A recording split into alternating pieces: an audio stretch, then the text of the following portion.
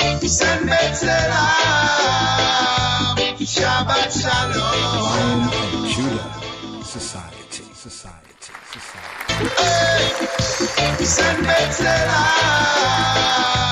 Shabbat Shalom. Lion of Judah Society.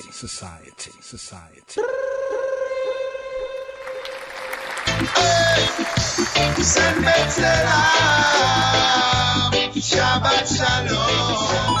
Lion of Judah Society.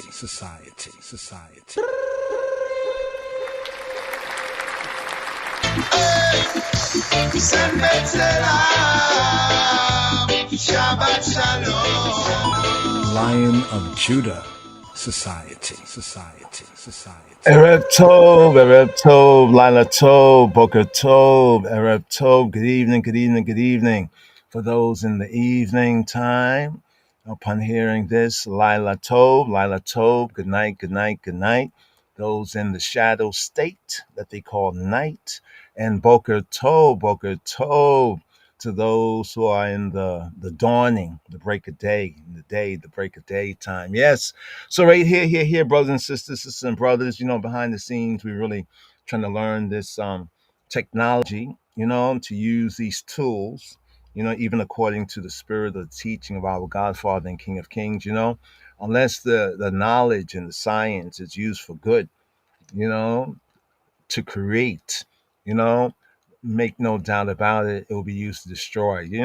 The sane way of, looking at this world and even these latter day tools, the technology. So yeah, brothers and sisters and brothers, just getting some of the presentation together, as we go through the Torah reading and feeding. So here for this the 6-day podcast, it's called the Friday, the TJ. Here for the TJIF. Also, I hope that the timing, for those who like to join I for the live, I hope the timing is good for ones. Sought to come on earlier, but in the background, getting some of the slides, the audibles, what is to be presented, and also according to what we have, before us, even with this Torah reading and feeding. So here, Wayyesheb, here we're at the 9th sabbatical study for this Shabbat strong, and also Hanukkah. We haven't spoken about Hanukkah actually here in the season, Hanukkah. Also some of the books, some of the books, the documents like the Testament, Jubilees, the Book of Jubilees, particularly the Book of Jubilees, and the testimony of the 12 patriarchs. Also, would like to hail up Zion Lex and was the brother Shar Ahraya. That is kind of like a mouthful. Some of their paleo, limited vowels, enunciation of Lashawan, Kadash or Kwadash. But it was an honorable, as it says, to honor the brotherhood, So it was a very, good reasoning, discussion. It wasn't so much a debate, it was like more of a conversation, and both parties, Zion Lex and Brother Shar, they presented their sides, and hopefully, we can grow in grace and in knowledge. So we shared some of that earlier, the Tuesday podcast, part of the Tuesday podcast, at least the opening. We went into a reasoning, a conversation, and a kind of a share of some basic points that Zion Lex was making concerning why Lashawan Kwadash fails. In other words, this one West approach to the biblical, or what's called the Paleo Hebrew. But when it's done with honor and brotherly love, hopefully, iron can sharpen iron, and we all can grow, in grace and the knowledge, especially of Adonai Yeshua HaMashiach. Yes, Rastafari. So right here for the TJIF right here. Thank Jah, it's Friday. How was your Shabua? How was the Shabua? The Shabua, the 7 days. Hopefully it went well, for ones and ones, every Shabua is a little bit different, but, coming through, especially if one, it was about, work and, certain productive and progressive activity. Coming to this time, hopefully, can really get into that Shabbat, the Shabbat heart and mind. In fact, we haven't shared this. Do we still have this up here? It was on Yeshaya, Isaiah chapter, like to be reminded, and also to remind. There we go. Yeshayahu, Isaiah chapter 58, Hopefully go into a little more commentary on some of the points that was raised, concerning, the biblical Hebrew, and what is the proper and also the authentic approach, for us to reclaim that which we have lost, for the once lost, now found, the Beta Israelites, at home and abroad, irrespective of a certain, camp or camp doctrine, or, mansion, as ones and ones will say. We're just getting to the truth of the matter. It was a very, very, very good presentation. I hope some of y'all caught it and will catch it. It's on the what's the radio? What's the radio called again? Something inside the radio. Well, we'll get some of the memes and just share it again. But it's out there. Check, huh? There we go. Toda Rabba, Miskana. Inside the nation radio, But right here for the Shabbat, Isaiah chapter 58. Listen to this Medi right here, and we will go in it. So Yeshua Shalom, Chabarim Shalom, Shabbat Shalom, Sembet Salam. But hear this right here. Chapter 58. Cry aloud, spare not, lift up thy voice like a trumpet, and show my people their transgression and the house. Chapter 58. Cry aloud, spare not, lift up thy voice like a trumpet, and show my people their transgression and the house of Jacob their sins. Yet they seek me daily, and delight to know my ways, as a nation that did righteousness, and forsook not the ordinance of their God. They ask of me the ordinances of justice. They take delight in approaching to God. Wherefore have we fasted, say they, and thou seest not? Wherefore have we afflicted our soul, and thou takest no knowledge? Behold, in the day of your fast ye find pleasure, and exact all your labors. Behold, ye fast for strife and debate, and to smite with the fist of wickedness. Ye shall not fast as ye do this day, to make your voice to be heard on high. Is it such a fast that I have chosen? A day for a man to afflict his soul? Is it to bow down his head as a bulrush, and to spread sackcloth and ashes unto him? Wilt thou call this a fast, and an acceptable day to the Lord? Is not this the fast that I have chosen? To loose the bands of wickedness, to undo the heavy burdens, and to let the oppressed go free, and that ye break every yoke. Is it not to deal thy bread to the hungry, and that thou bring the poor that are cast out to thy house? When thou seest the naked, that thou cover him, and that thou hide not thyself from thine own flesh? Then shall thy light break forth as the morning, and thine health shall spring forth speedily, and thy righteousness shall go before thee. The glory of the Lord shall be thy reward. Then shalt thou call, and the Lord shall answer. Thou shalt cry, and he shall say, Here I am. If thou take away from the midst of thee the yoke, the putting forth of the finger, and speaking vanity, and if thou draw out thy soul to the hungry, and satisfy the afflicted soul, then shall thy light rise in obscurity, and thy darkness be as the noonday. And the Lord shall guide thee continually, and satisfy thy soul in drought, and make fat thy bones. And thou shalt be like a watered garden, and like a spring of water, whose waters fail not. And they that shall be of thee shall build the old waste places. Thou shalt raise up the foundations of many generations, and thou shalt be called the repairer of the breach, the restorer of paths to dwell in. If thou turn away thy foot from the Sabbath, from doing thy pleasure on my holy day, and call the Sabbath a delight, the holy of the Lord, honorable, and shalt honor him, not doing thine own ways, nor finding thine own pleasure, nor speaking thine own words, then shalt thou delight thyself in the Lord. And I will cause thee to ride upon the high places of the earth, and feed thee with the heritage of Jacob thy father. For the mouth of the Lord hath spoken it. Amen, amen, amen. Shabbat shalom, sembet salam. That word right there, a reminder to the law and to the prophets. Right there, there. Isaiah, Yeshaya, Isaiah chapter 58. 6 days shall thou labor, and the seventh day take thy rest.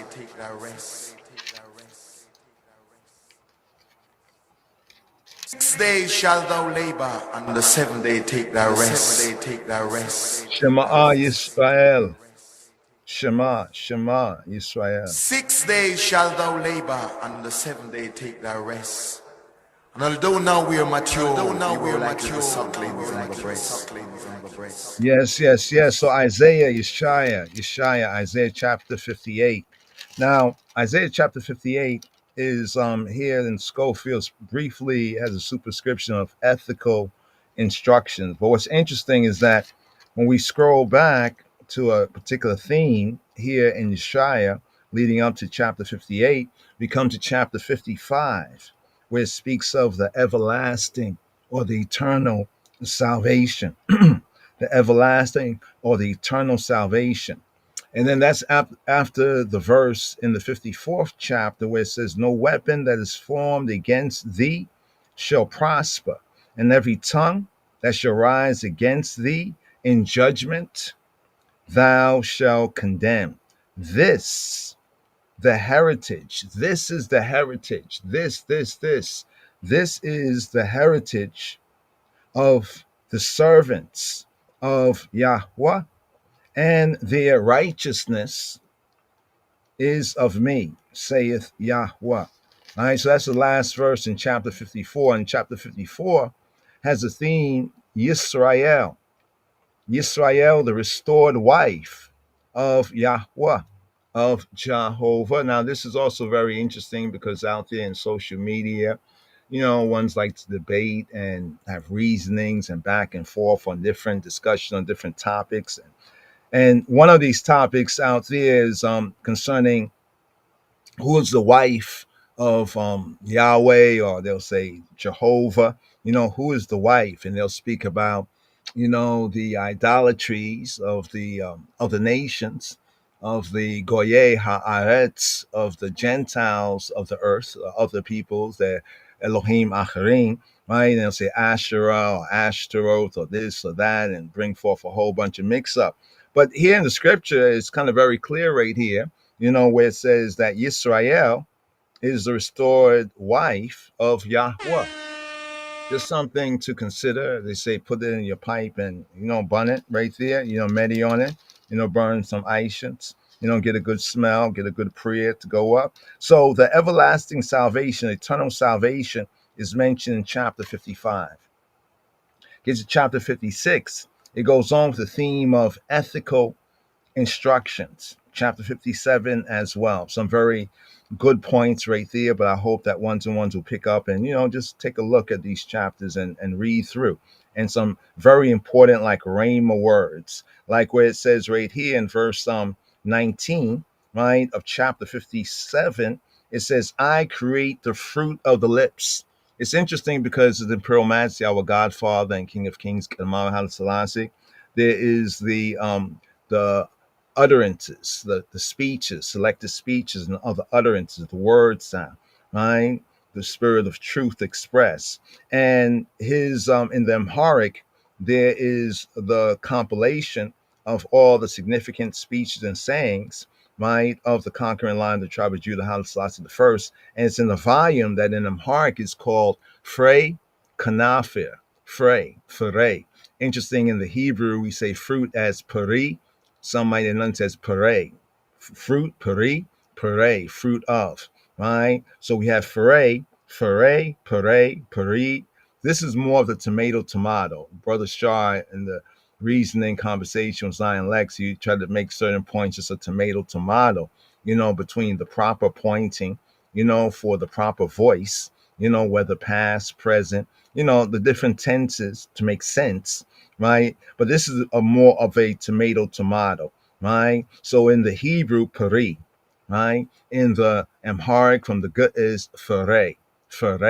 But sometimes also in the Hebrew, the peri is also pointed as feri or even fere. So right there, we can see more of a true Afro-Shemitic tomato. But here in verse 19 it says, I create the fruit of the lips. So His Imperial Majesty, the official, you say the official documents that contain, I think it's about 3 or 4, perhaps more. I think we have 2 or 3 from they're in the Royal Amharic, they're in Amharic, but many of them are like the speeches that we know, from the translations in English and the book Selected Speeches. LOJ has a copy available for ones that want to get an official copy, because some of the speeches, many of them were officially translated into the English. So although we don't know, maybe all of us, the Amharic, we can get the official translation. Others can translate it, we can translate it, but to get the official translation. So the volume is called Frey Kanafir. Frey, the fruit of Kanafir, the fruit of the lips. So here it says in Isaiah Yeshaya, chapter 58, verse 19, I create the fruit of the lips. It says shalom or salam. Shalom, shalom. It says shalom, shalom to him that is far off and to him that is near, saith Yahweh, and I will heal him. Let's pause on this for a moment right here. Let's pause on this for a moment, because here I want to just share all this just live and direct right here. This is on another reasoning, concerning sin. Because, many of us, no doubt, are sin conscious, or we hear the word, and in basic principle, we know what it is, whether we want to acknowledge it in a religious way, or like one would say, that's ucked up, that's uckery. Well, in a sense, that kind of brings out the sense. It missed the mark. It fell short. It's lacking, right? It's a violation, of law, or of what is right and proper. But here it says, and he that doubteth is damned if he eat, because it's not of faith. For whatsoever not of faith is sin. And it's kind of interesting, because one was commenting on smoking, like marijuana, and said that this was their particular, addiction. It's interesting, smoking marijuana and eating shrimp. Right? Hail up to Zaryak, you know what I'm saying? For real, and ISUBK, but also, when I say our captain, our brother, Captain Azania, we had some very good discussions, and also to Lawrence Davis, if you can check it out. I think it's on the Anchor FM. It's a series out there. It's called What You Know About God and His Chosen People, right? A series, with Israelite, Beta Israelite, and Hebrew Israelite brothers, and also I and I Rastafari, the Rastafarites. What Babylon feel like? I and I are Israelite. Having several reasonings. I think it's maybe 13, 15 parts. I'm not too sure, right? Exact number right there. But we'll share, we'll share that link right there. So anyway, we're speaking about that, and as I listen to his testimony, just listen to the next brother's testimony, because one might say, oh, that's not a sin, that may not be a sin to you, so from so on. But when he started to speak about certain, his mind state, his thought about it, even while he did it. Sometimes people will do things, and then after they do it, they would have like a desire to do it, and after they do it, they would start to feel a way or to doubt why they did it, so forth and so on. And I began to think, I said, he should have never even been bunning to begin with. And then I recall back in the days concerning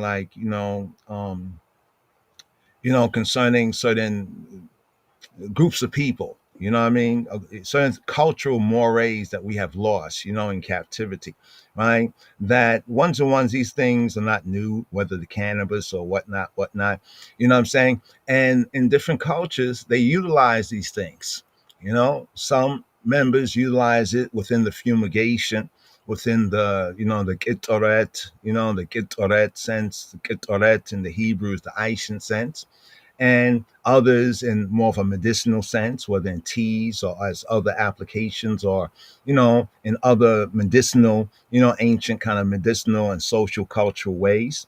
And we recall an example that they said that, like in certain tribes, like they would have things like either marijuana or things like the cannabis, and they would have everyone like the young males, certain young males, to see whether they could come into the priesthood.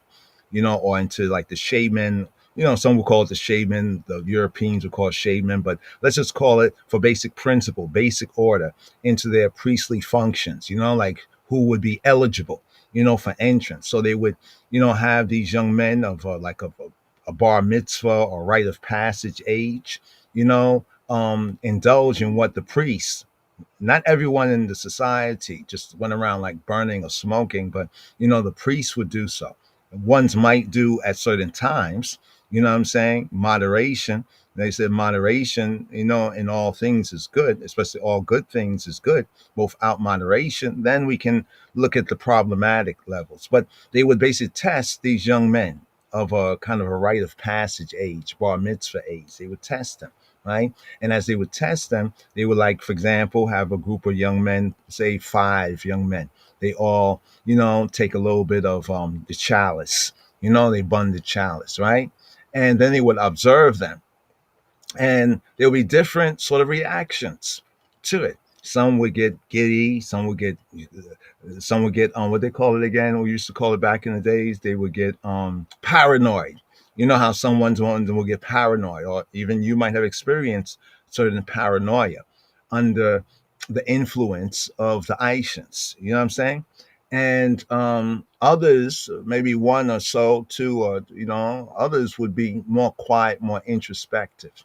And as we would say today, and I'm saying more deep, but more, you could say more composed, more peaceful, more quiet, more higayon, meditative, and in the meditation, right? So those who had the reactions, like they would laugh, they would get paranoid, or they had some psychological imbalance, would be encouraged. And even within the societal, the code of society, they would be discouraged, from partaking in that way, as a burnt substance. When we understand even the use of fire, even the scripture brings out some of these basic, of course, it brings out these basic principles, that the basic principles are universal, like there's water. We all got water. This one believes that, this one believes this, but we all got water, we all got earth, there's air for us to live, to breathe, you know what I'm saying? The spirit, right? And we all, have access, to fire. But now what people do with it, this really shows either the God, the inclination to the good, or the devil, the inclination to the evil, right there, right? But it was interesting because the brother said that, well, to him, like drinking, drinking is not a sin. I guess he was going from a kind of a pseudo biblical, point of reference that drinking is not a sin. I said, that's interesting. I began to think about that. And I was like, drinking, it doesn't overtly say thou shalt not drink alcohol. You know what I'm saying? There's no verse like that, like thou shalt not. And what's interesting is that we do have cases and examples. And immediately, what I thought of, brothers and sisters, as we read it right here? I thought of this Torah reading and feeding.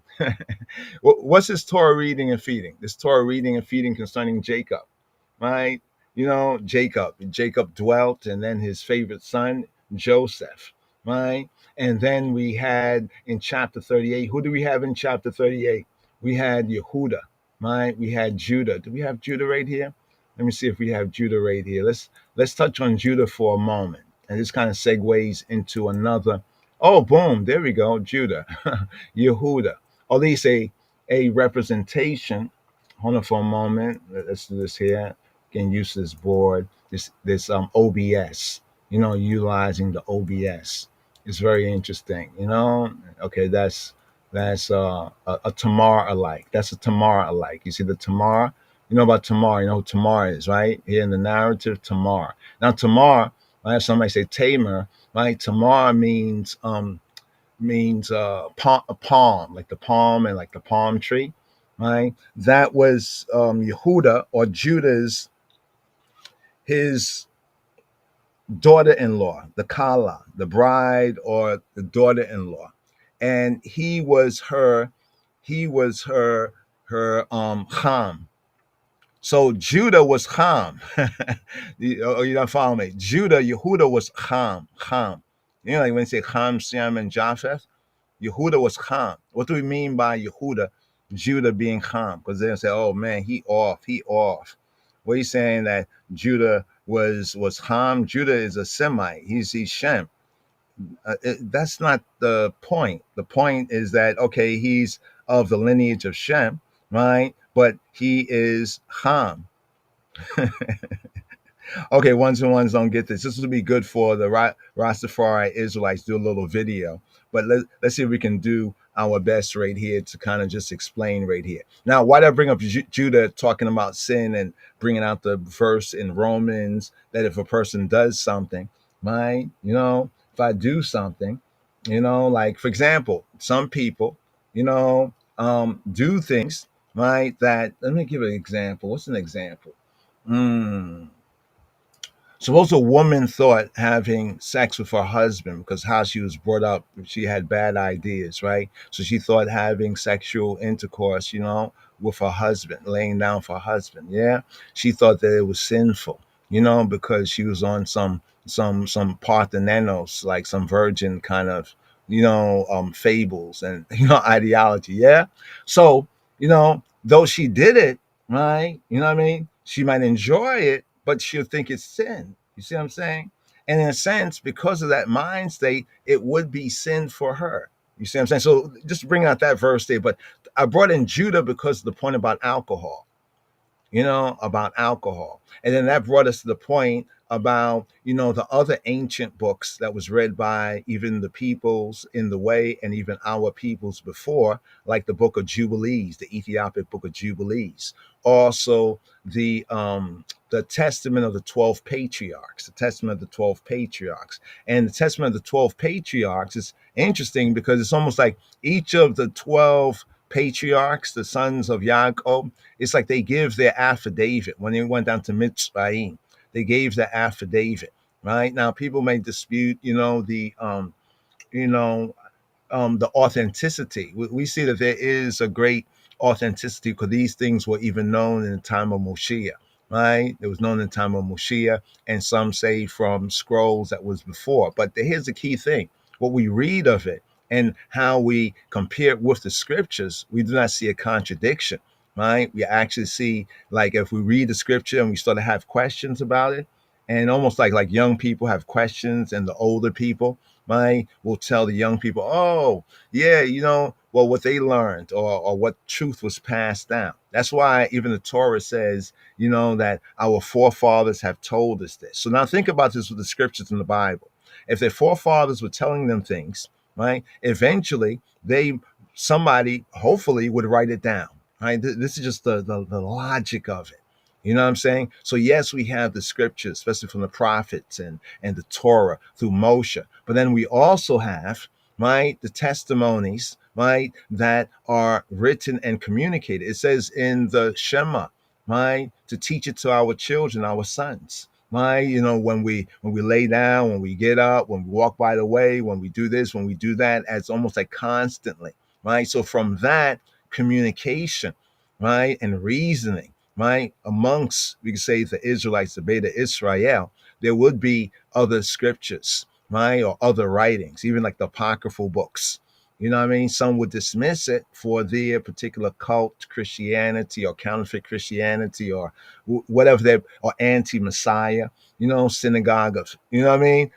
Doctrines, right? But Judah, he had an alcohol problem, right? He testifies in the testament, right, of Judah, right, to an alcohol problem. Now, I mentioned this because when we're looking at the narrative here in this Torah reading and feeding, right, the 9th sabbatical study, Wayyesheb, picking up with Genesis chapter 37, right, we read that Joseph, what did he do?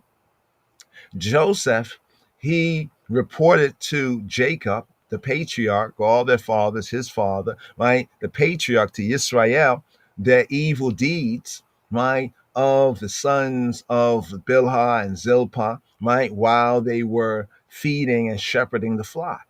But here's the thing, it doesn't tell us, well, what it was. Do you think that anyone in the past times, even before we came down into these exile times, in hearing and reading, and listening to the read and reasoning on it. Didn't ask questions, didn't reason about, hey, what do you think this was? And why do you think the Torah, Moshe, why do you think he spoke that there? Even to understand how we even get the Torah, right? Right, based on the Torah is sort of clear, but there's other things that are questionable. Who wrote Genesis? We say Moshe did. We don't doubt that Moshe wrote it, but how do we know? Right? Well, we know that he wrote it, right, according to the evidence that we have, because we have documents like the Ethiopic Book of Jubilees, right? Because how did he know, right, what happened, right, all that time before he was even born, right? He's testifying to things before he was even born, right? I mean, how would they know these things? How do you know things about your own family? Those who have, families where people have, told things, you might grew up hearing certain things, and then you learn more things about these things. And what's interesting is it seems as though people in ancient times communicated these sort of teachings and stories and related their own history, and what was passed on to them. There's that psalm, forget the number of it right now, where it says that, that we've heard what our forefathers have told us, and we will not forget these things, and we will pass them on to our children. Right. So therefore, these writings such as Jubilees, as well as the testament of the 12 patriarchs, are very, very important. And we're just presenting it right here, right now, because it kind of brings in the evidence. But let's talk about Judah being Ham, right? Judah. It says, then said Judah Yehuda to Tamar, his daughter-in-law, remain a widow at thy father's house till Shelah, my son Beni, be grown. For he said, right, lest peradventure he die also as his brethren.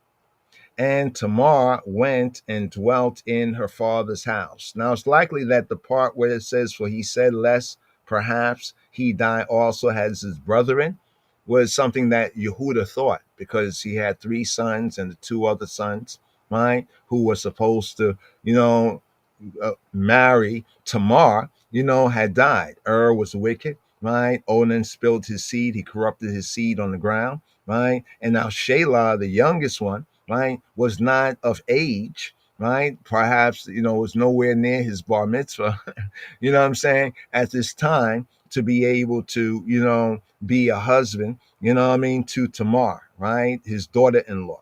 Now, it says right here, and her, father-in-law. Right, here we go. Verse 30, chapter 38, verse 13. Chapter Genesis 38, 13. And it was told Tamar, saying, behold, thy father-in-law goeth up to Timnath to shear his sheep.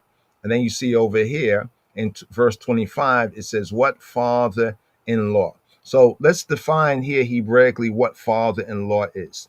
We're just going to go into the main word, but we could bring out the verse if so necessary, right, in the Ivrit. But here, Genesis 38 and 13, right, you see what it says, behold thy who? Behold thy Ham. There we go. Behold thy who? Behold thy Ham. Go look it up. It's the same word. Right. Now, some would say, well, the number is different.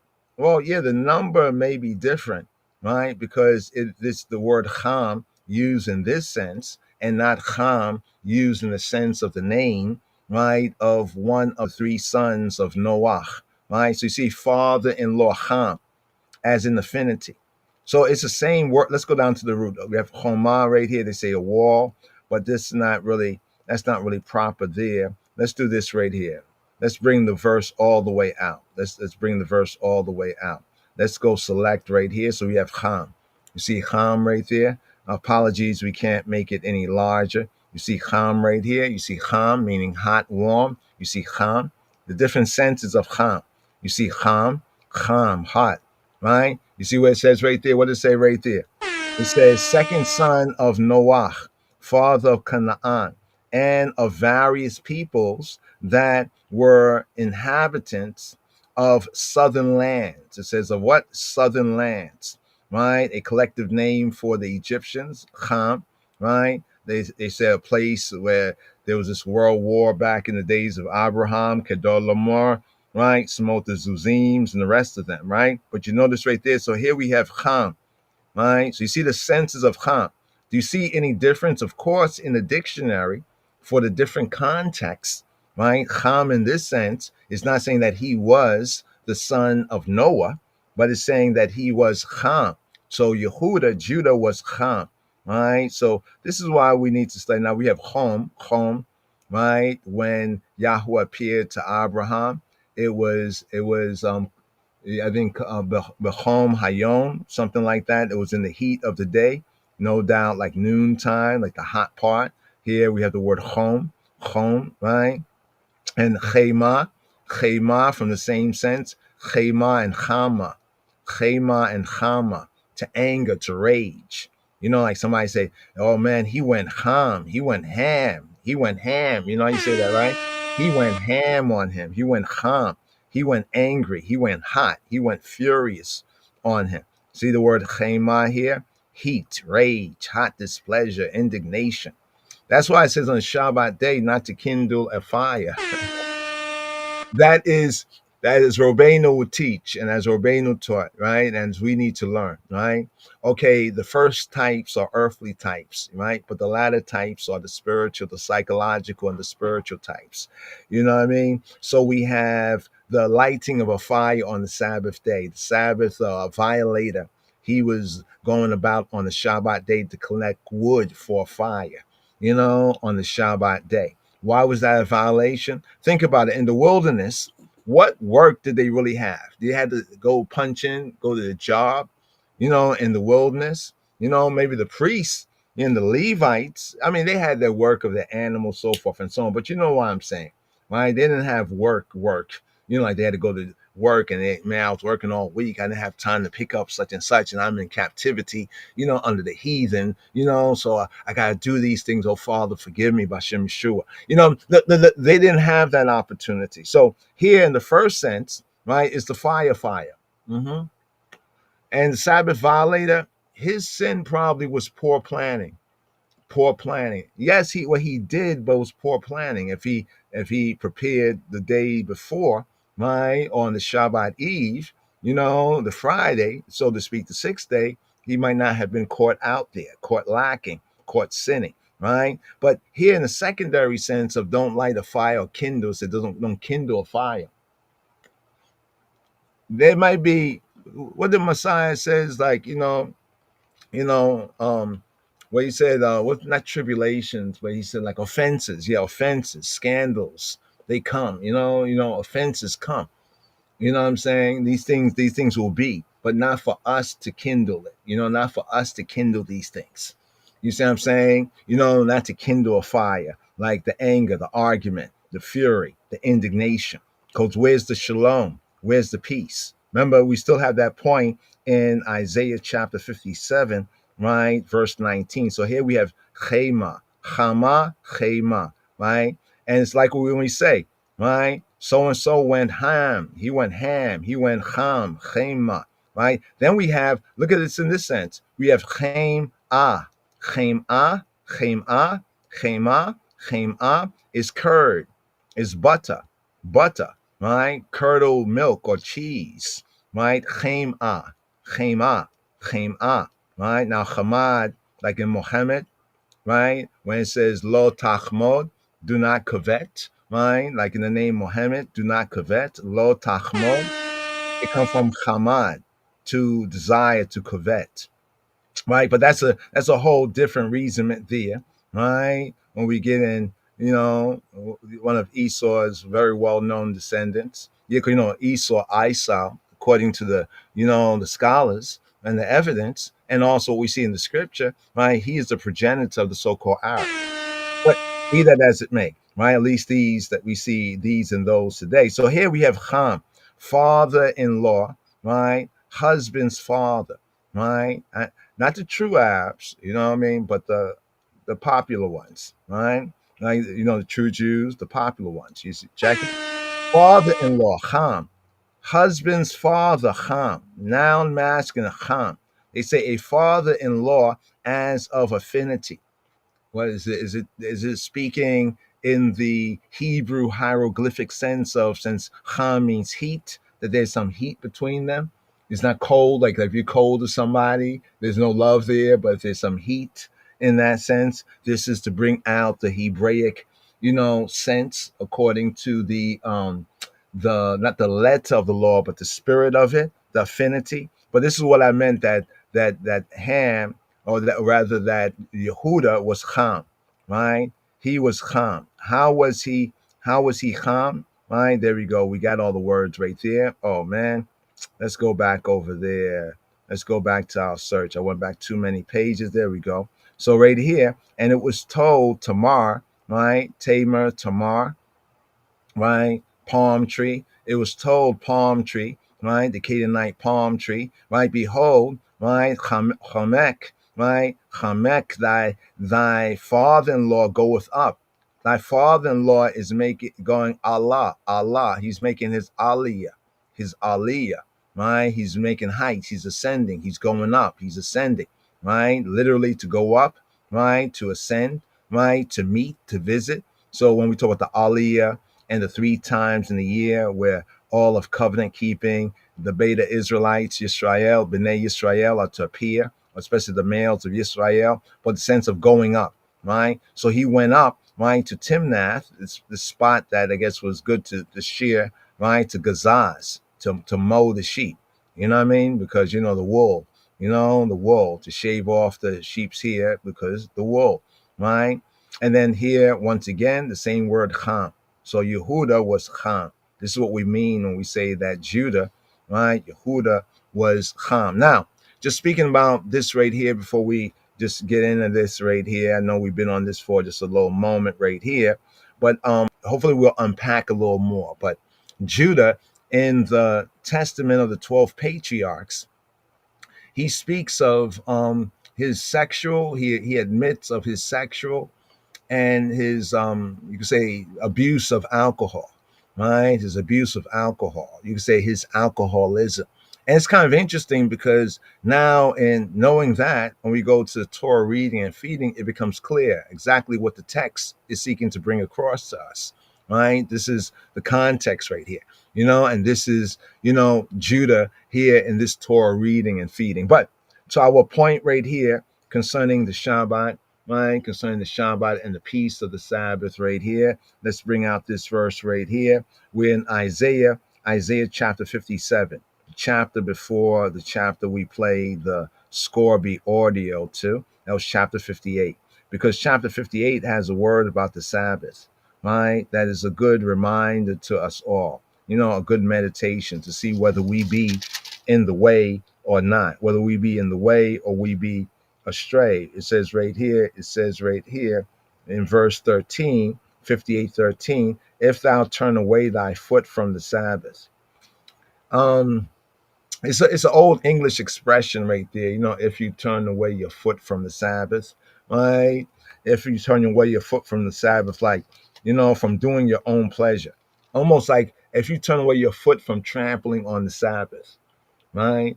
And now some interpret this as like, by time Shabbat time, we should just kind of remain kind of local, unless there is something like a pikuah nefesh, unless there's something that is like a life-saving procedure.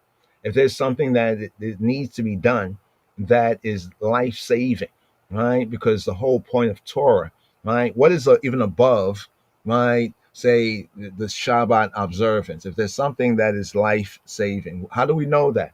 Right? Because he says, if we do these things, right, it's in them and through them that we live, right? In and through the things that Torah teaches us and tells us to observe, right? This is how we live, right? In this do we live. Let's bring this out right here.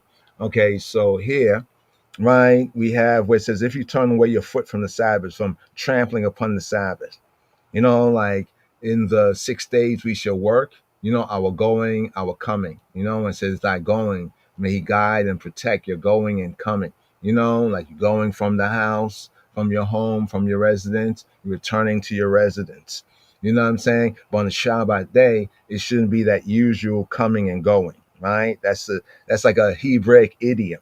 if you turn away your foot from the Sabbath, right, from doing thy pleasure on my holy day, right, and call the Sabbath a delight. Okay, here we go right here. Since I'm reading this to you, got this on the screen. It'd be good for you to see this right here. Now, of course, let's put this in simple text. Okay, if thou turn away thy foot from the Sabbath, doing thy pleasure on my holy day, right?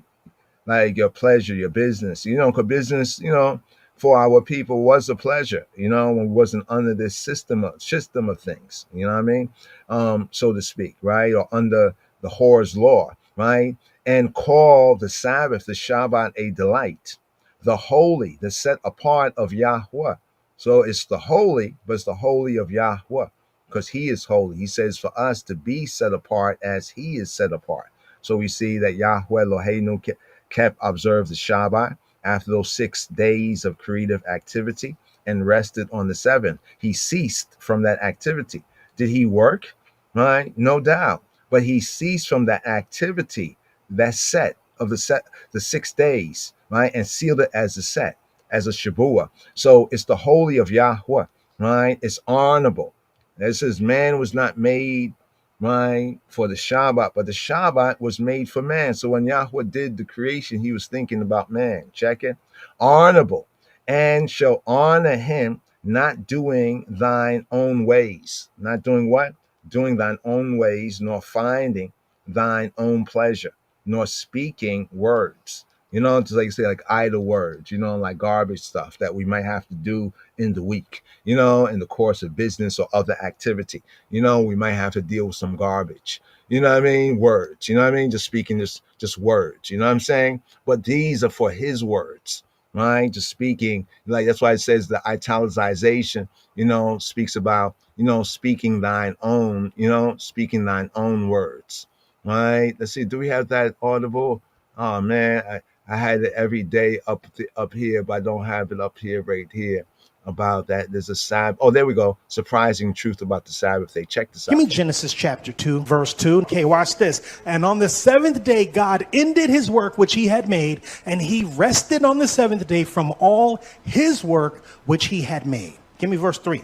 And Yahweh blessed the seventh day and sanctified it, because that in it he had rested from all his work which God created and made. Now, you know what people usually say to me right around this time? They say, that's the Old Testament. And you know how people do that. In order to discredit the fact that you just read the word of God to them, they will say, well, bro, that's the Old Testament. I mean, Mark chapter 2. Verse 27, it says, and he said unto them, the Sabbath was made for man, and not man for the Sabbath. Okay, who came first? Man or the Sabbath? Wait, who came first? Who was created first? Man was created on the sixth day. What was the very first thing that man was allowed to do? The only thing he could do is rest. He was created to enter into rest.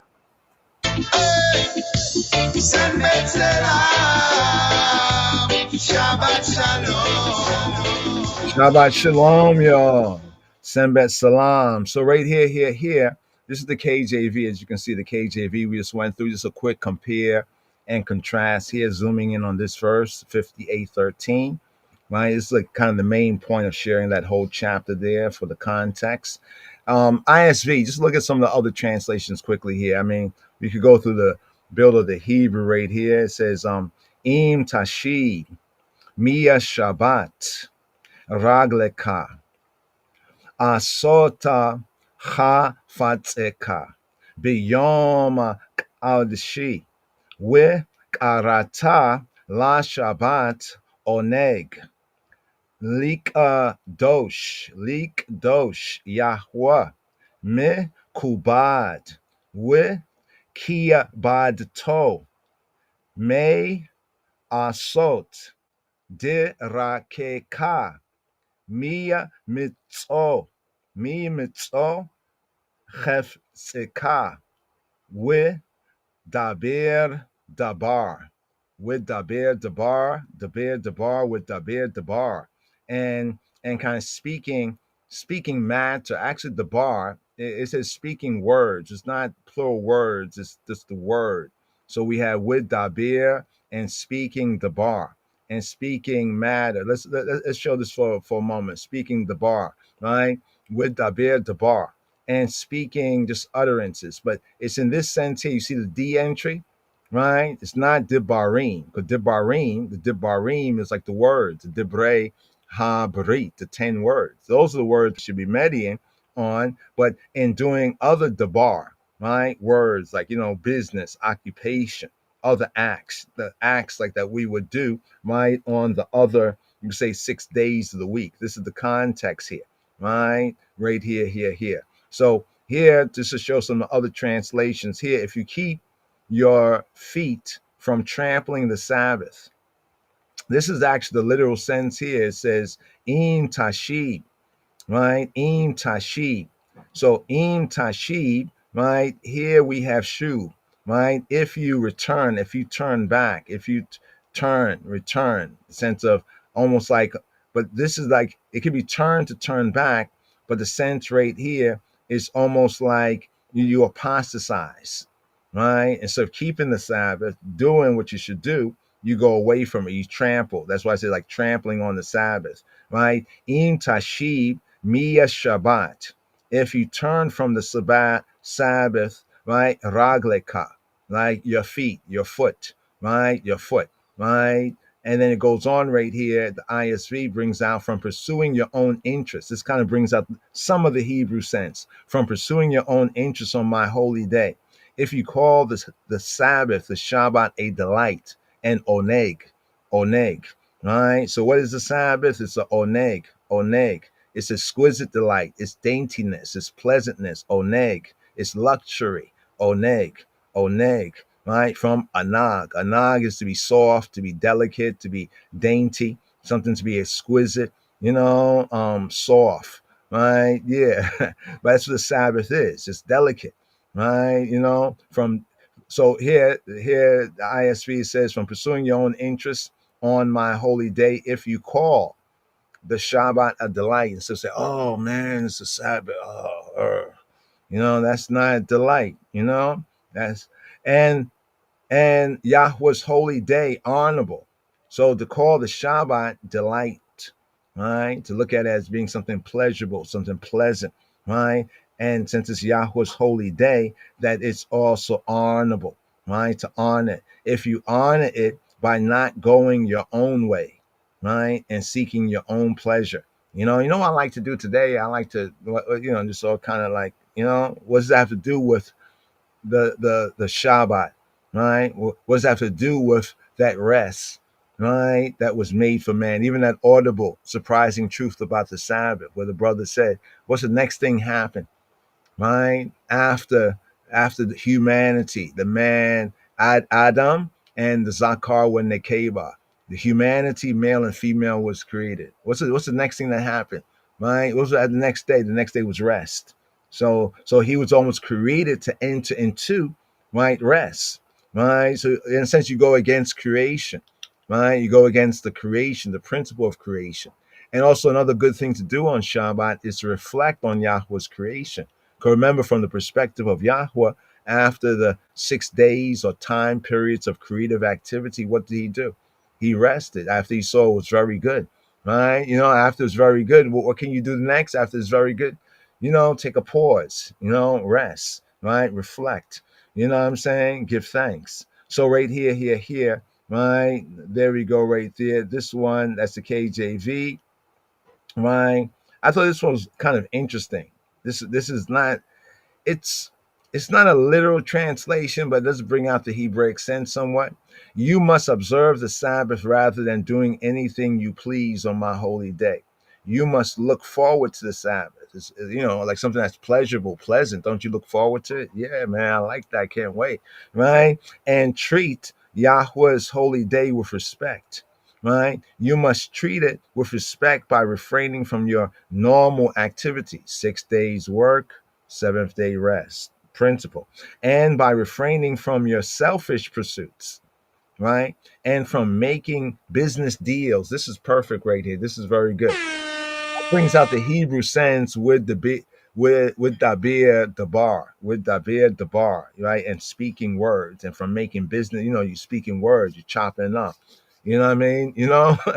And this is how business is usually done, right? Speaking words, right? So that's why ones and ones who understand this, right, would seek to refrain, from that on the Shabbat day, right? Refrain from that. But now, if it's something to save life, right, this is a principle that ones and ones just looking at the verse here or looking at the command just as one away and not studying to show yourself approved. And when we say line upon line, precept upon precept, seeing how it connect with other areas of Yahweh's instruction to give us a fuller picture. You know what I mean? A fuller picture, right? Because it says that that we are to observe and to observe his instruction, right, and to do that which, because in that is our life. So you see the principle. So the observance of Yahweh's way, right, is all about life. So there's something known as the Pikuach Nefesh, and it's a kind of a principle that has been reasoned from the sages, ones and ones like us and others. We chopping up, we're going through the scripture, asking, what does this mean? What does that mean? And everything. And from the study of scripture, it was shown that for certain things, like if right now you're observing the Shabbat and there's an emergency, it's life or death, you take care of that life. That's a principle, right? Because the Torah was given for life. You know what I'm saying? So it's keeping with that principle. It's not violating that. But now, don't play games. You know what I'm saying? There's ones who say don't play games because Yahweh knows. Well, so yes, so right here. Shabbat Shalom. And to segue right into this right here, right into this, I create the fruit of the lips. This is what we was reading earlier. Peace, right? What is it? Shalom, right? Shalom, and getting a fuller sense of shalom and the tenses, right, of the shalom. The shalom is the verb, right? Shalom is the noun. Some say shalom, shalawam, right? What? Right? Shalom, right? Completeness, soundness, welfare, peace, right? Health. You see how to connect to shalom, health, right? So we just think peace and we might not connect health. We think shalom, peace, we might not connect prosperity, right? Or fearing well, right? Fearing good, right? Peace, quiet, tranquility. Love this word here, contentment, because Rabbi Shaul, aka our brother Paul, right, he says he had learned, right, as a Torah scholar himself, right, he had learned in whatever state he was to be content. That is that ashrei. When we talk about the ashrei, blessed, or the beatitude, blessed, that's that ashrei ha'ish, right? Doesn't mean there's not more work to do. It doesn't mean there's not something that has to be worked out or changed or improved, right? But there's a certain contentment, right, of soul and of spirit, right, that therefore can kind of emanate, right, into the body. Because a lot of, they say, sicknesses are psychosomatic.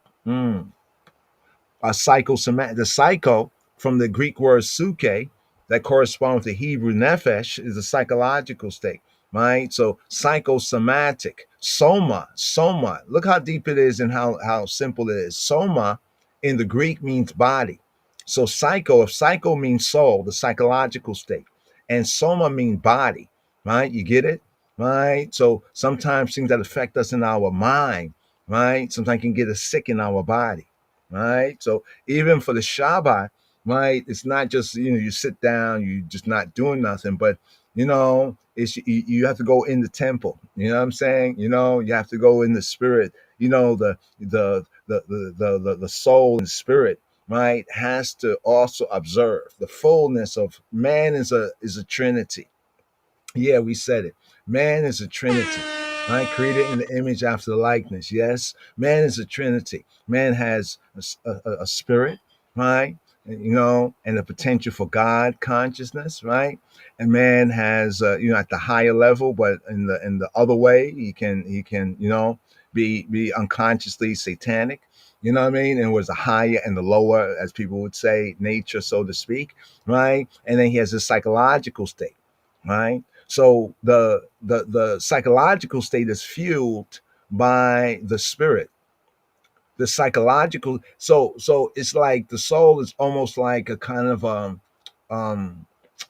kind of I'm an immaterial battery in a sense, right? In a sense, just for example here, right? And you know how you charge, like there's like rechargeable, you have like rechargeable batteries. So you kind of recharge a battery, you know what I mean? In that sense. Now, putting it in another sense, it's almost like a car has gasoline. If you put the right sort of, fuel in it, right, it functions well. If you put the wrong sort of fuel in it, it functions poorly. So, in other words, if we were to draw it in a diagram, it's like draw three circles, a big circle, a circle in it, and then put a dot in the center. Right? The dot in the center would be somewhat like the spirit, right? And then the circle around it is like the soul, right? And then the bigger circle is like the body. So even looking at that as a diagram and understanding, when we talk about the soul, we're talking about the psychological state. This is why if you start to then understand that and you read the Psalms and you read the scriptures, like when it says, my wish for you is that you prosper, that you prosper even as your soul prospers. I'm not quoting it KJV verbatim, right? But there's a verse right there, almost like may you prosper. You know what? So we're talking about the Shabbat, so that the Shabbat hopefully can be, as meaningful for all of us as possible, right? Let's go prosper, right? And let's go soul. Also, prosper is a big theme in this Torah reading and feeding with Yosef, right? Let's go right here. There we go. It's 3 John, 3 Yohanan, chapter 1, verse 2. It says, Beloved, I wish above all things that that you may prosper and be in health. I mean, what better baraka than this? You can understanding the principle of this word sound, you can turn it around as a prayer. Oh, Father, may you do for me that I may prosper and be in health. Pray for prosperity that you may have the potential to prosper, right? You need to have the discernment, so you can choose, righteously, right? And be in health. And be in what? And be in health. Even as thy what? Even as thy soul. You see that? So be in health, and the health, of course, is of like the body, right? Even as thy soul prospereth. So you might hear these modern psychological and medical terms like psychosomatic, somatic conditions, something affecting your mind, your soul, your thought. It can cause certain things in the body, certain diseases, right? It's not, you see, call the Shabbat an oneg. Call it like an ease, a delight, something like an ease, right? Right? Because it's made for man to be healthy, right? So that man may prosper, right? So here, this is a beautiful word here. I want to share it with you right here. Beloved, I wish above all things that thou mayest prosper and be in health, even as thy soul prospereth. Or we can turn this into a prayer. Oh, Abba, Father of our Lord and Savior, Yeshua Moshiach, right? Above all things, may I and I, give to I and I that we may prosper and be in health, even as I and I, as our soul, right? As our psyche, as our psychological and mental state prospereth, right? So you see that connection right there, right? Let's go over here, right? Okay, look, they say wish. Look at that. Wish, they say, or pray. Because I know some people say wish, right? Wish. Right? Okay. This is eukomai. Eukomai. In the Greek, it's eukomai. Eukomai is like to pray to God. Right? So let's read it one more time. Beloved, I pray to Elohim Ha'ab Hashem Yeshua above all things that thou mayest prosper and be in health, even as thy and I soul prospereth. So right there, just a word right there. And also, there's a principle here, so we can understand, what is man, right? You say, what is man that thou art mindful of him, right? Man was created in his image after his likeness. And a good example of that is the Shabbat. So he created us in his image after his likeness and give us the power to choose, or some say will, right? Willpower, the power to choose, right? So notice he command, right, Yisrael to observe the Shabbat. even as he in the beginning observed the Shabbat. You see that right there? A man can choose. Man can choose not to. So what happens? He effectively breaks the image. He effectively breaks the image. This is how he breaks the image, right? Because he's given a power of choice, right? But here it says, "I create the fruit of the lips." Look at that, the fruit. Right now we can connect this with the fruit of the Holy Spirit. You know what I mean? The fruit of the Holy Spirit, and also the power of word. That's why it says, "Thou should not kindle a what?" Right? A fire on the Shabbat. Not just looking at it literally, right? But that other kind of fire. Like someone would say, that smokeless fire, right? I create the fruit of the lips. Peace, peace, shalom, shalom to the one far off. The words "to him that is," to him that is not there. So the force of the Hebrew is shalom, shalom to the far off, to the far off ones, and to the near, right? To those far. Isn't how this is how we talk, right? That's how we talk, right? Yo, shalom, shalom to the far off, shalom, and to the near, saith Yahweh. Right? They say if Elohim is one of us, right? Yeah, right? Or whether we are of him, because he created us in his image after his likeness, saith Yahweh. And look at this right here. Look at the last part of it. And I will heal him. So we've been seeking to say like shalom to those who love Yeshua, those who love shalom, right? And no shalom to the wicked, says Elohai, Halai. But here it says the fruit of the lips, right? And there's a lot of other verses that speak about the fruit of the lips. Is it literal fruit? Like you have apples and oranges coming out of your mouth? No, no, no, no. We get the sense, the fruit, the good word, right? Shalom, right? Shalom, right? Shalom. So notice the two shaloms here, the peace here. You get the sense? It's shalom to the far off ones, and it's shalom to the near ones. All right, get that? So it's like shalom, shalom, right? Almost like somebody give you two and say, okay, here, these two right here, give this one to the far off one, right? And give this one to the near, right? So shalom, shalom to the far off ones, and shalom to the near, saith Yahweh, and I will heal him.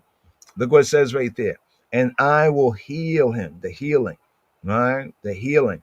But the wicked, right? The who? Now here use the word Rasha. Now they define this as wicked criminal. But as you get deeper into the roots and understand the root of the word and how it's built and the grammar, you begin to recognize this word also means the defiant, one who is defiant. In fact, during Passover, Pesach time, most ones who observe Passover with the Haggadah and go through the reading, as we have in our first Rastafari Pesach Seder book, you know that there are the four children. There's four children, right? And one of the children, right, is the Rasha. They don't say that child is the wicked or the criminal. Instead, they say in the translation that child is the defiant. So this teaches us something where it becomes practical. We can understand it, even as we say, we can give it kind of a Hebrew, point of reference, because we already see it in life, in reality, and now it's like, oh, word. Oh, so it's already there. Yahweh, ain't nothing new under the sun. The Rasha is a defiant one. So if there's something that is, for example, Yahweh says keep the Shabbat, and I say, well, you don't have to keep the Shabbat. It's like who the sin are you, or who the uck are you? You know what I'm saying? That's very defiant. That's wicked. That's criminal, right? That's hostile, right, to Elohim, right? So here, and look at what it says over here. It's wicked. It's guilty of sin, both against Elohim. It says or man, but we say to you against Elohim and man, because he created man in his image after his likeness. It's wrong. Morally, it's wrong. Like it's bad. You say bad, right? So the sense of this here is that the one who is defiant, it says, like the troubled sea, right? Like the troubled sea. What? They say there's no rest. They say there's no rest to the wicked. You ever been restless and then you really wanted to rest and you can't get no rest, or you're restless? Let that thought come in your mind, come come to mind, right? Pause, right? Yeah, let it come to mind for a moment. Let it come to mind. What I mean by that, it happened, and I'm thinking like, wait, what the hell, and it's almost like, what's wrong here, right? And there's no rest of the wicked. What are you defiant on? You see what I'm saying? What are you defiant on? You see that connection right there, right? But I like the what? The troubled sea. The word garage. Look what it says: to drive out, to expel. This word sometimes can be used to divorce, right? Like somebody divorced, they drive out the other person, right? They expatriate, right? Not repatriate, but they expatriate. Remember I said that Yisrael, right, according to the prophecy, is almost like an unfaithful wife and was divorced from Yahweh, was driven out, was expatriated, right? That's why, when Yahweh says, like, tell your mother, that she's not his wife and these not his children, but then later on, within the grace, what I mean? There's the coming together again in righteousness to drive out. They're like the drive out sea, the troubled sea, when it cannot rest, right? When it cannot rest. And you know what the word rest here? It's the word shakat. Sheket. We say sheket. Sheket, like to say quiet. Sheket, like quiet. Be tranquil, easy, be undisturbed. Can't be undisturbed, right? Can't be undisturbed, right? So if you can't rest, you got to ask yourself, well, what it is, right? Is it wickedness? You know what I mean? Whose waters cast up mire and dirt. Remember what Yeshua said? That those who have faith in him, it's like that living water, the fresh water, the clean water, not the waters that cast up mire and dirt. And here is this verse here, right? No peace, no shalom, right? Saith Elohai, Haliai, no shalom, right? To the wicked, right? No shalom, saith my God, to the wicked. So right there, that's the chapter before, right? Just to put that into context and share that right there. Cry aloud, spare not, lift up thy voice like a trumpet, and shew my people their transgression, and the house of Yaakov their sins. Now notice, this is a beautiful chapter as a sabbatical meditation, because as we go through the chapter, it talks about fasting, in the time and in the season. But the Shabbat is not really a time to fast. We hear there's some doctrines out there, among even some Rastafari mansions and ones about fasting on the Shabbat day. The Shabbat day was not meant for fasting. You know what I'm saying? It was not meant for fasting. Of course, for health or other reasons, certain things are necessary, not as a rule, but as an exception to the rule, right? But right here, this chapter right here, right? Boom, boom, boom, boom, right? And how it ends right here, right? With the Sabbath, right? Calling the Sabbath, right? A delight, right? And calling the holy day of Yahweh honorable. It's honorable. It's a delight, right? And it says that if we do those things, right? Let's just sum up right here. Sum up right here. Once again.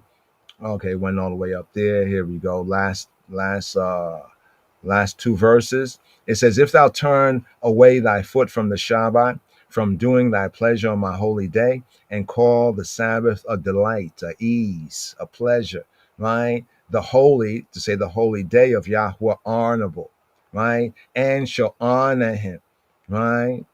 Not doing thine own ways, nor finding thy own pleasure, nor speaking thy own words, nor doing thine own business. Then shalt thou delight thyself. Then, look at that. Because delight thyself in Yahweh, right? And I will cause thee to ride upon the high places of the earth, and feed thee with the heritage. Here we go. The heritage of Yaakov.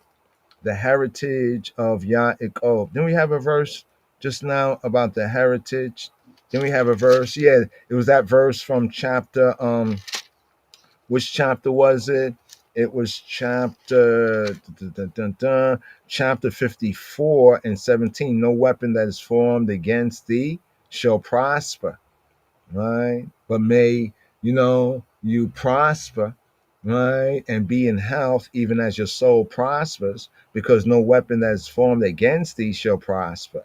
Right? So shaket, relax. And every tongue, right, that rise up, right, against thee in judgment, thou shalt condemn. Yeah, here goes. This is the heritage of the servants. Well, see that key word right there? Right? The servants. If you're somebody's servant, what must you do? Right? If I'm somebody's servant, right? If I'm somebody's employee, I must be employed. And therefore, if I'm employed, I'm doing a certain work, right? Just this principle, right? Right. So here, I'm over here in this chapter right here, because I want to connect here in Isaiah these chapters right here. From chapter 54, right? Begins chapter 55 of Isaiah, it speaks about the eternal salvation, since salvation. Right? It says all of Israel, all of Israel, right, according to the word, shall be saved. Right? So here it says, this is the heritage of the servants of Yahweh, and their righteousness is of me. Now, go take that right there, saith Yahweh to the new covenant, the Brit Kadasha. See, when you take that to the new covenant, check this out.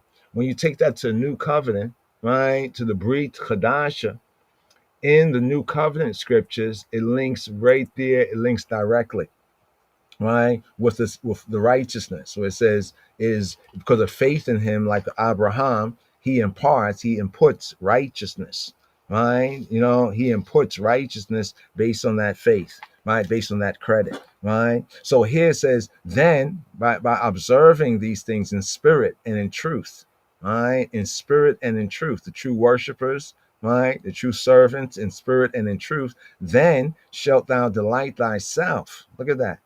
Delight thyself. Right? Not that he's going to delight you, but then you can delight yourself in Yahweh. Sometimes ones have, they seek God or they seek the Creator, right? But it's kind of difficult. It's like, oh man, I'm seeking God, I'm seeking the Creator, but it's like, it seems challenge, like they can't delight themselves, right? Or we may be challenged to delight ourselves.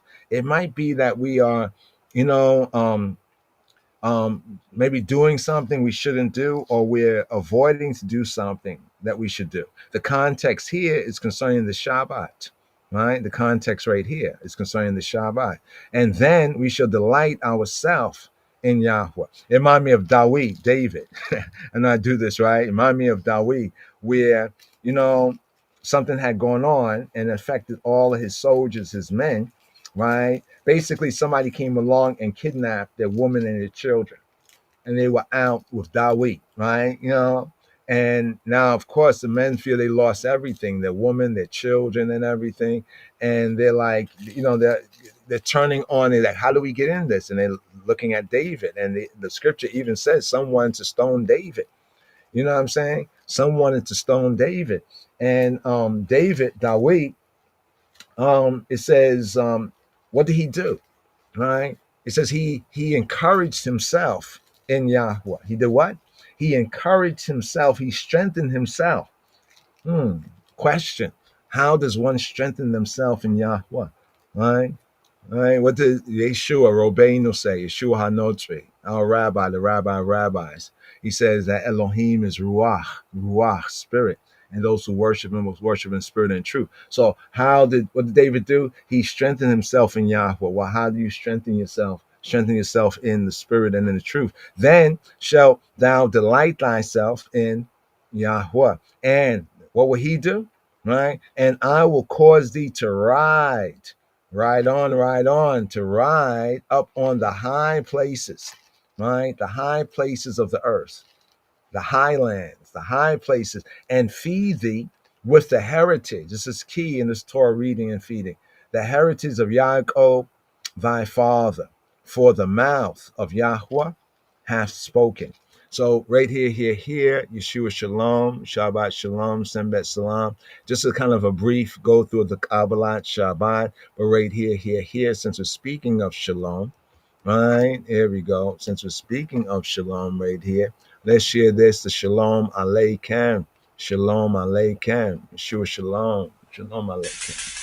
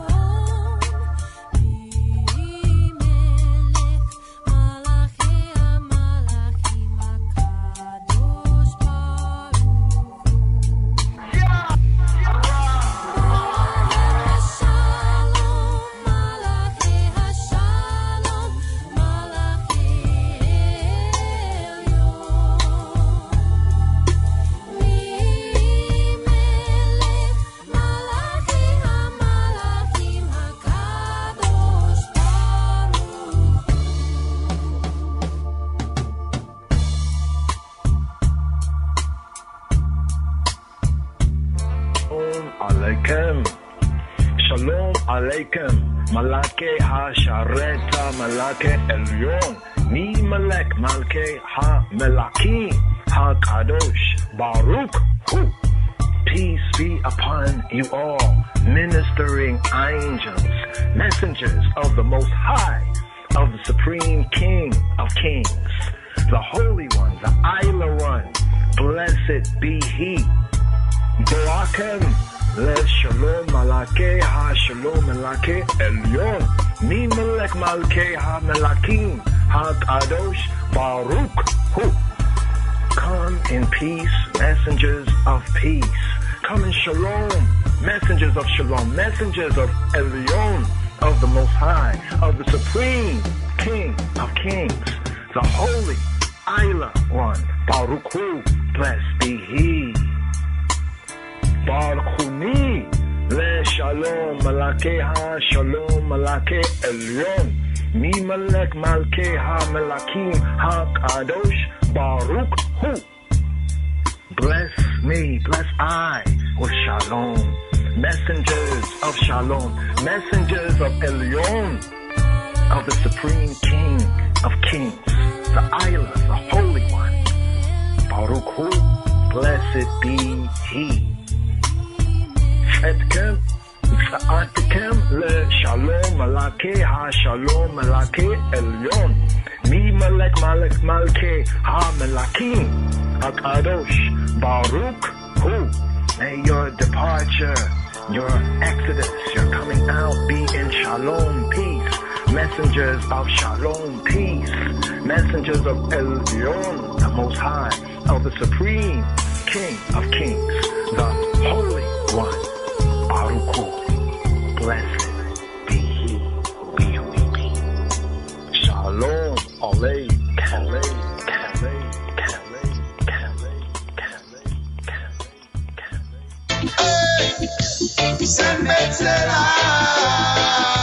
Shabbat Shalom. And the Yahweh spake to Moses, saying, Speak to Aharon and to Benaiah, his sons, saying, On this wise ye all shall bless the Bnei Yisrael, the sons, the children of Israel, saying to them, Dabir il Aharona we illa Benaiah wa lemora, koh,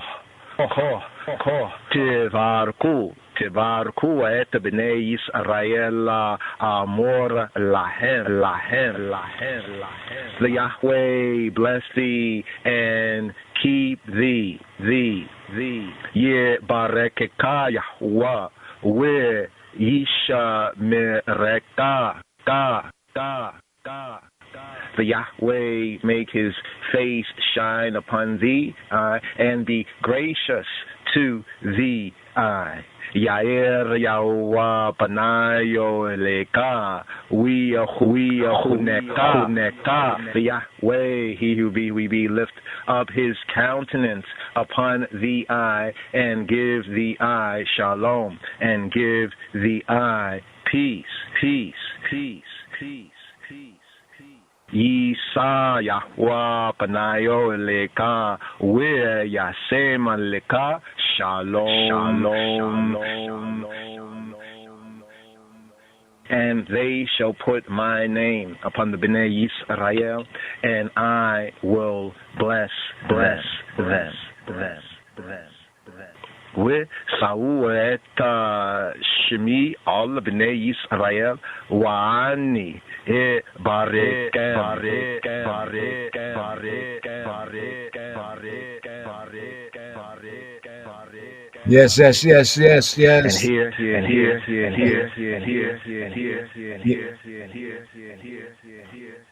And here the priestly blessing from Numbers chapter 6, full of it. You could go from verse 22 to section 22, and Yahweh spake to Moshe, saying, Speak to Aharon, Benai, and his sons, Lamor, saying, On this wise y'all shall bless the Bnei Yisrael, the sons of Israel, saying to them, Yahweh bless thee and keep thee. Yahweh make his face shine upon thee and be gracious to thee. Yahweh lift up his countenance, his face, his perception up on thee and give thee shalom.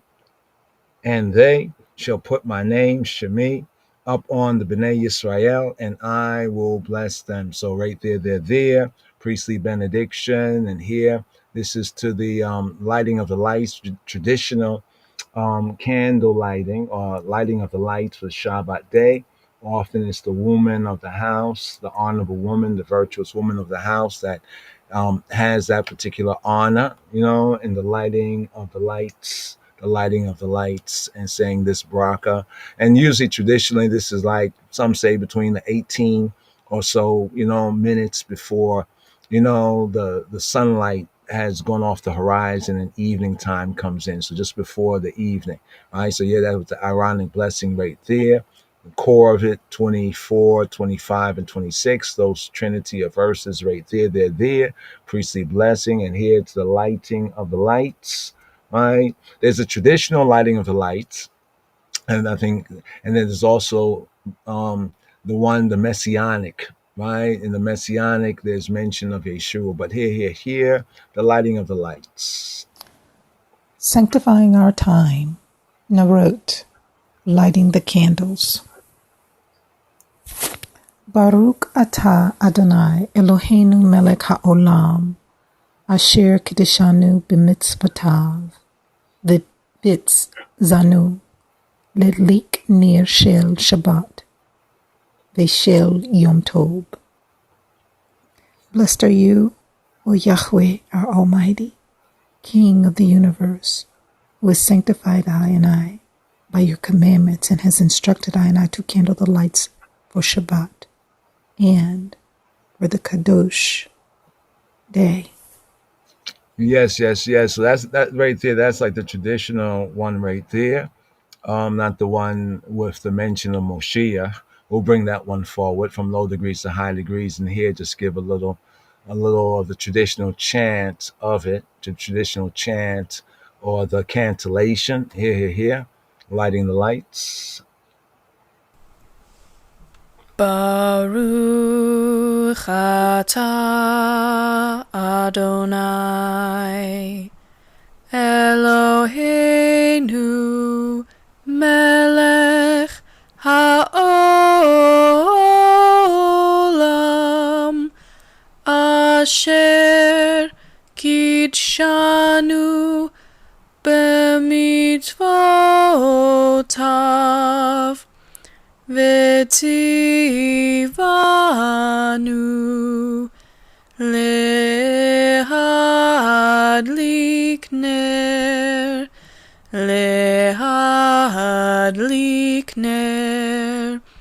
shel Shabbat.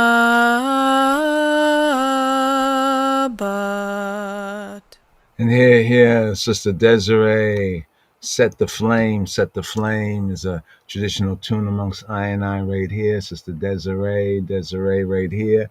Set the flame.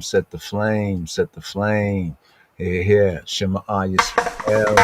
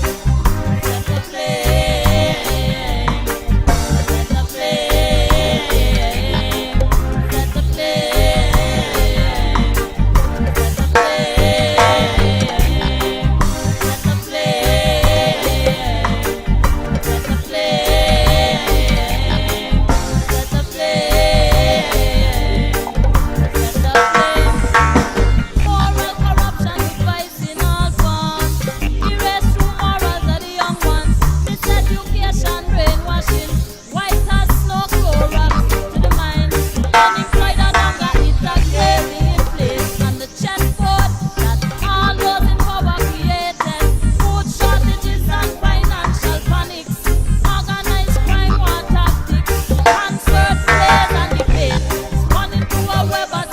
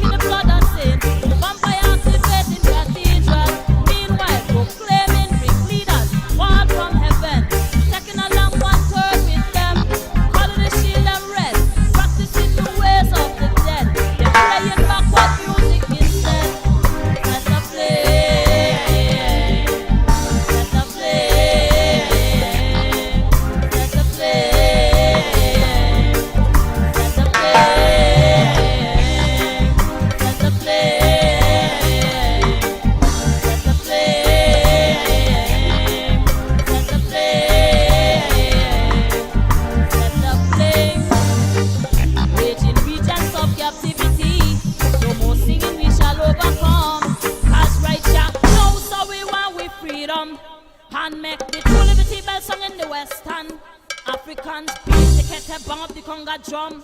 Bringing out, come out about your people, come. Some depend the Indian reservation. Some will go on to repatriation. Some will claim the land of Canaan. And of the slave driver, them be a possession. Oh, oh. Set the flame and let them go. The flame. Set the flame. Set the flame. Set the flame.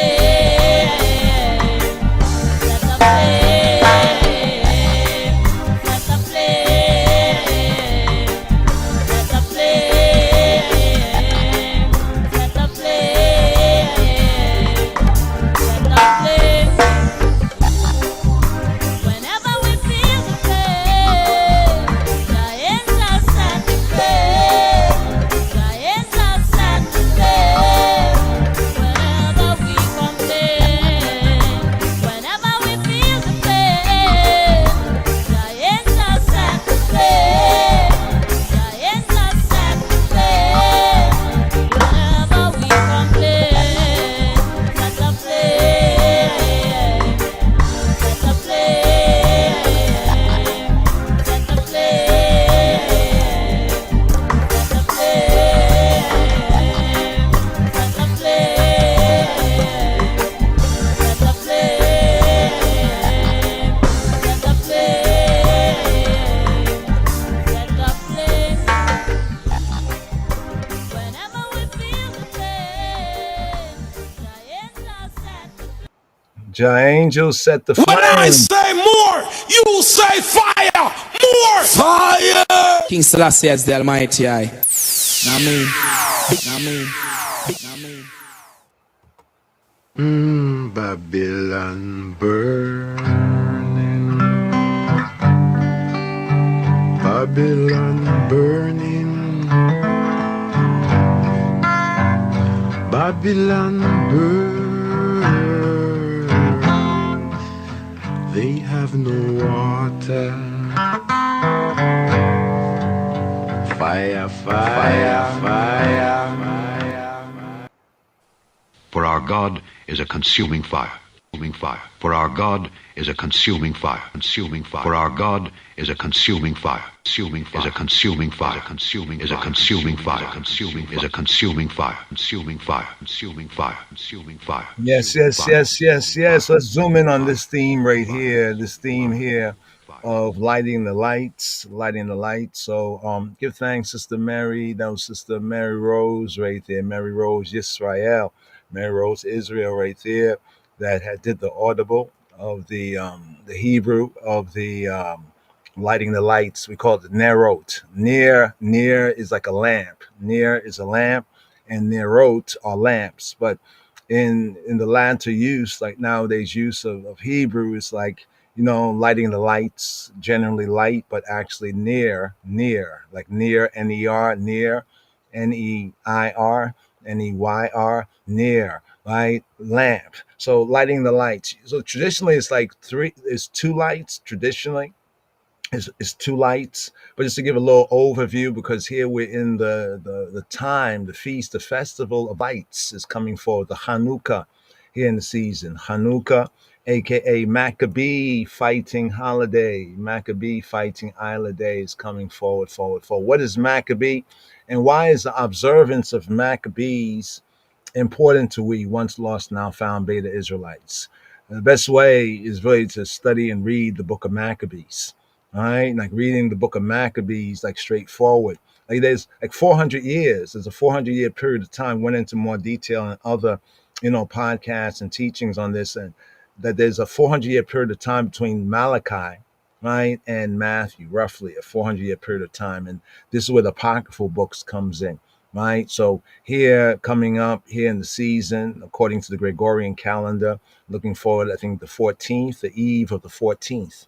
Right, first day they call Sunday, eve of the 14th, right? But to touch on that, we need to touch on that because it kind of resonates with the Torah reading and feeding here, even with Joseph and Jacob and the sons of Jacob, the Bnei Yaakov, and what's happening here, the going down right, into denial, going down into denial, down deep in the Nile Valley. It's interesting because the Nile, when we look at it from a geographic, like a a geographical perspective, it's like a depression. It's like a lowland. That's why they built like pyramids, because there's really no mountains. You check that out. There's really no mountains. The artificial mountains, what they call the mirrors or the pyramids, right? But be that as it may, there's a theme there, as well. Like in the darkest part of the year, where this is the winter season. This is outer season, right? This is outer season. So we have in season, right? And we have outer season. So we are actually in the time, right? That is actually outer season. So there's a 3 times in the year, right? The first 7 months, right? You can say from March, April, Abib, until we get to the 7th month that they call Tishri. That's called, in the later sense, Tishri, the 7th month. Now we are out of that time right here. So we're moving into the time in the season of Hanukkah, right? The Hanukkah season. And apologies, brothers and sisters, we really didn't bring it forward, in this Shavua, because it was so much to really touch on in the story of Yosef, the story of Joseph. But just a little brief right here, Hanukkah, the biblical calendar in the month that's known as Kislev, modern Hebrew say Kislev, right? The AEJs, the Ashkenazi Eastern, Jews, we can say, the other Jews, because their mother tongue, right? The W, they pronounce it differently, but we, like the Yemenis, Yehudi, the Kislev, right? Kislev, they'll say Kislev, right? Kislev, right? This is the 9th, right? The 9th month of the Shana, Kislev, right? Counting from Abib, aka Nisan. And also we're in the time that's one of the darkest. So if you're in some place or some time that's very dark, the thing that you'll be looking for is more light. So here, this is the true light, right? In the Hebrew, we say the Or Emet Zoreach. Or, the word for light in Hebrew is Or. Like either or, like we say or light amet, the light of, or amet, the light of truth, or amet zoreach. Zoreach means that it rises up, like in the dawn. When dawn happens, before you see the sun even come on the horizon, you see the light, everything lightens up, that sense there. Or amet zoreach. Amet Zoreah, or Amet Zoreah. So here we're in the darkest time of the Shana of the year. And around this time, these Torah portions come up, Yosef, right? And it's also the time when the family is going to descend down, right, down the Nile, right, into Mitzrayim, right? So there's an interesting darkness theme, and even a mystery theme, right? There's also the theme of darkness. Was it darkness, mystery? There's another one. There's another one right there. It just left me for a moment, but it'll come again. Darkness. So it's a darkness, mystery, time, right? And therefore light is important, right? Light is the necessary importance. With the days progressively in this season, it's time that we're in getting shorter and the nights getting longer. Oh, there's the third one. Dreams, right? Dreams. So darkness, right? Mystery in that sense, like you can't see something. Who goes there? You can't see. There's no light. You turn on the light, you see who goes there. You see how that goes, right? And also dreams. Was it all a dream? Right? Was it all a dream? Yosef and his brothers. And also we see also a kind of a disillumination, a lack of light, right? Or lack of love, amongst the B'nai Yaakov, among the sons of Jacob. And now this is at the very, you could say this is like the adolescence, when the patriarchs were youth. Now, of course, as we said before, a lot of us have experienced, if we've lived for a certain amount of time, and you can, grow, and you remember, like, man, we were crazy, yo, man, and sometimes we regret certain things as well. we're going to see this more and more in the brothers. Right now, remember there's 12, and they say there's 12 mazalot. And when they say mazel tov, like mazel tov, they say mazel tova. We say mazel toba for B, toba, like Toby. Yeah, Toby mean my good. But anyway, Tob, right? Right? And the Mazel is like the time and the season. Like we know by the heavens. Because the heavens for days, for years, for signs and seasons. Yeah. So here, what are the signs and seasons right here? Well, it's shorter days, and it's longer nights. And therefore, that's more inducive to what ones will call sleep or rest. You know what I'm saying? Um, the winter solstice, what's called the winter solstice. It's a certain alignment. I know there's other peoples in their gods or whatever they call them. You know, they do other things, but it's to understand what the Father has created and what it's really for, like what the sun, the moon, and the stars. It's kind of interesting because here with Yosef, we kind of get a kind of a sense of a Hebrew, right? A Hebrew one astrology. Right? Astro means star, and logos mean word, star word. Right? The brothers got offended with Joseph's Hebrew astrology. He said the sun, the moon, the 11 stars were bowing and prostrating, and in a sense, based on the word, worshiping, so to speak, my star. Right? So we put it all together. We have the sun, the moon, right? Here, expressly mentioned, and the 11 stars. So this means that there's a context to it that is good. Remember the whole tree of the knowledge of good and evil? It's interesting because when man was created, the sense we get is that he was good. It was good, right? But then when he reached his hand out, for that which wasn't, it got mixed up, right? So many ones get mixed up about this whole thing, astrology, so forth and so on. But what's interesting is that we have these 12 and what Yosef says here, right? And the winter solstice time, what does that represent? Like for us living in the land under Yahweh's heaven, under the Malkut Shemaim, under the kingdom of heaven, right? What does that mean to us? How do we pace and gauge ourselves? How did the patriarchs? This is why the book of Jubilees is important, because in Jubilees tells us that Abraham, during the 4 to 5 winter moons that we are in right now, this was a time for him to study, right? To study the Hebrew, to study the scripts, so it's also a time to study. It's shorter days, only so much you can get done in the day. The day go quickly, right? But the nights are longer, right? So often the winter solstice, it occurs, right? Often, right? Hebraically in the last week of the ninth month. So coming from our and Yahweh's way of telling time, right? We will, know how to, what the signs, seasons, days, years are for, right? And therefore the week, the Shabua, the 7 days of Hanukkah, it often kind of straddles, so to speak, the months of the 9th and the 10th, or Kislev and Tevet, right? Often contains the longest night of the year. So we're coming to the time with the longest night. Now, come on now, night is dark, it's the darkness, dreams, right? Or maybe for others, nightmares. Hopefully not for y'all, Bashem Yeshua, but this is a time of dreams. So notice how many dreams we have. We got a lot of dreams going on here.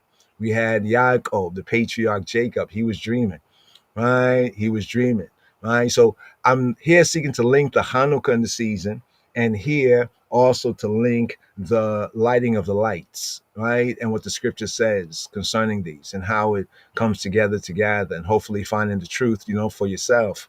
It is no wonder that among other things, the holiday, it's a holiday. The difference between Hanukkah and like Purim and other holidays, and we say the 7, is that the 7 that Yahweh gives us in the Torah, these are according to the covenant, right, to keep us in good standing in the covenant. But these other observances also point to the covenant, like Hanukkah, right? So the holiday of Hanukkah, right? And what does Hanukkah mean? For the disciples who've been studying with us, you know that in Numbers, is it Numbers chapter 7 was the first Hanukkah, right? Hanukkah. It's connected with the word in English dedication and dedicating. So if you look in the KJV Bibles and look at the what they call it there, the with like the blue letter or, the interlinear, you'll find the underlying word in Numbers. I think chapter 7, if I'm correct, chapter 7 for dedication and dedicating comes to Chanukah and Chanuk. But note this also, that the name Chanok is Enoch. It means like to initiate. Actually, the sense of the word is to initiate, to be like learned, studied, right? It has that sense of the dedication of the altar, right? The Mizbeach, the communal altar we have in Numbers, right? Bamidbar. In Bamidbar in Numbers, we have that chapter 7. So often that chapter, parts of that chapter is used over the 8 days of Chanukah. So from that livication or dedication, rededication of the communal altar, the Mizbeach, till we get to the time of the Maccabees, Chanukah. So this time, how is it practical for us in the way? Well, it's practical for us in the way because an appropriate time to kindle or to rekindle the light, the illumination of the true faith, right? Of the faith of the King of Kings Christ, of the Emunah, of our credit. Credit, we interpret credit as the real meaning of faith, right? In the application in this English language. And to remember, right? To remember, because you don't want to have a bad credit. You don't have bad credit. You know what I'm saying? Bad faith. And to remember the light of the world in the Moshiach, right? Yeshua and Yeshua HaMoshiach, Jesus Christos, and the world, who the world called Jesus Christ, in his advent. Some say the first coming, but in his advent to earth, to the earthly plane. So the word Chanukah, just briefly right here, just a little quick highlight on Chanukah, right? So we're looking forward to December 14th after the sunlight down. Often in some traditions, that's when the first light will be lit, and it would run until the second day of the Shavua coming after that, Monday, December 22nd at sunlight down, right? But the word Chanukah means dedication or livication, right? From the root Chanak, right? And it marks an 8-day winter, right? Winter celebration, libration that commemorates the victory of the faith, the true faith, right? The true Emunah, right? Over the ways, right, of the world, the worldly wisdom, the ways of the world, speculative reason, and the reasoning of the world, flesh, satanic seclorum. And it demonstrates, right, the Greco-Roman system, the same system of this world, same system of the Anglo-American Gentile, and demonstrates the power, right, of what some might call, for lack of a better word, the miracle. Right? In Hebrew, the word miracle, niflaot, it tends to have the sense of that which is wonderful, but it's difficult to understand. Doesn't mean that one cannot possibly get a better sense of it, but it's something that is difficult, wonderful, right? Like when Yahweh said, right, to Abraham and Sarah, is there anything too hard? To Sarah, is there anything too hard for him, right? Too wonderful, too difficult. That's the sense. That word fala is a root word for nifala, niflot, right? Niflot, like a miracle. In the face of the humanism, the ism schism, right, of the Gentiles, right? So remember, in that time it was the Greek, the Greco, right? That's where you get democracy from, right? And then later on came the Romans. That's where you get republic from. And this world system today is a Greco-Roman system. That's why they mix democracy and republicanism, these two systems, because this is the times of the Gentiles. So we're in similar times as those before us. And so we can use this time to keep the light lit in the darkest, right, part of the year. Also in many regions, the coldest part of the year, right? Keep it lit, right? Although it is customarily observed by some Yehudim and some of our people as Festival of Lights. That's what they call Festival of Light. Hanukkah is actually really and truly a fighting holiday.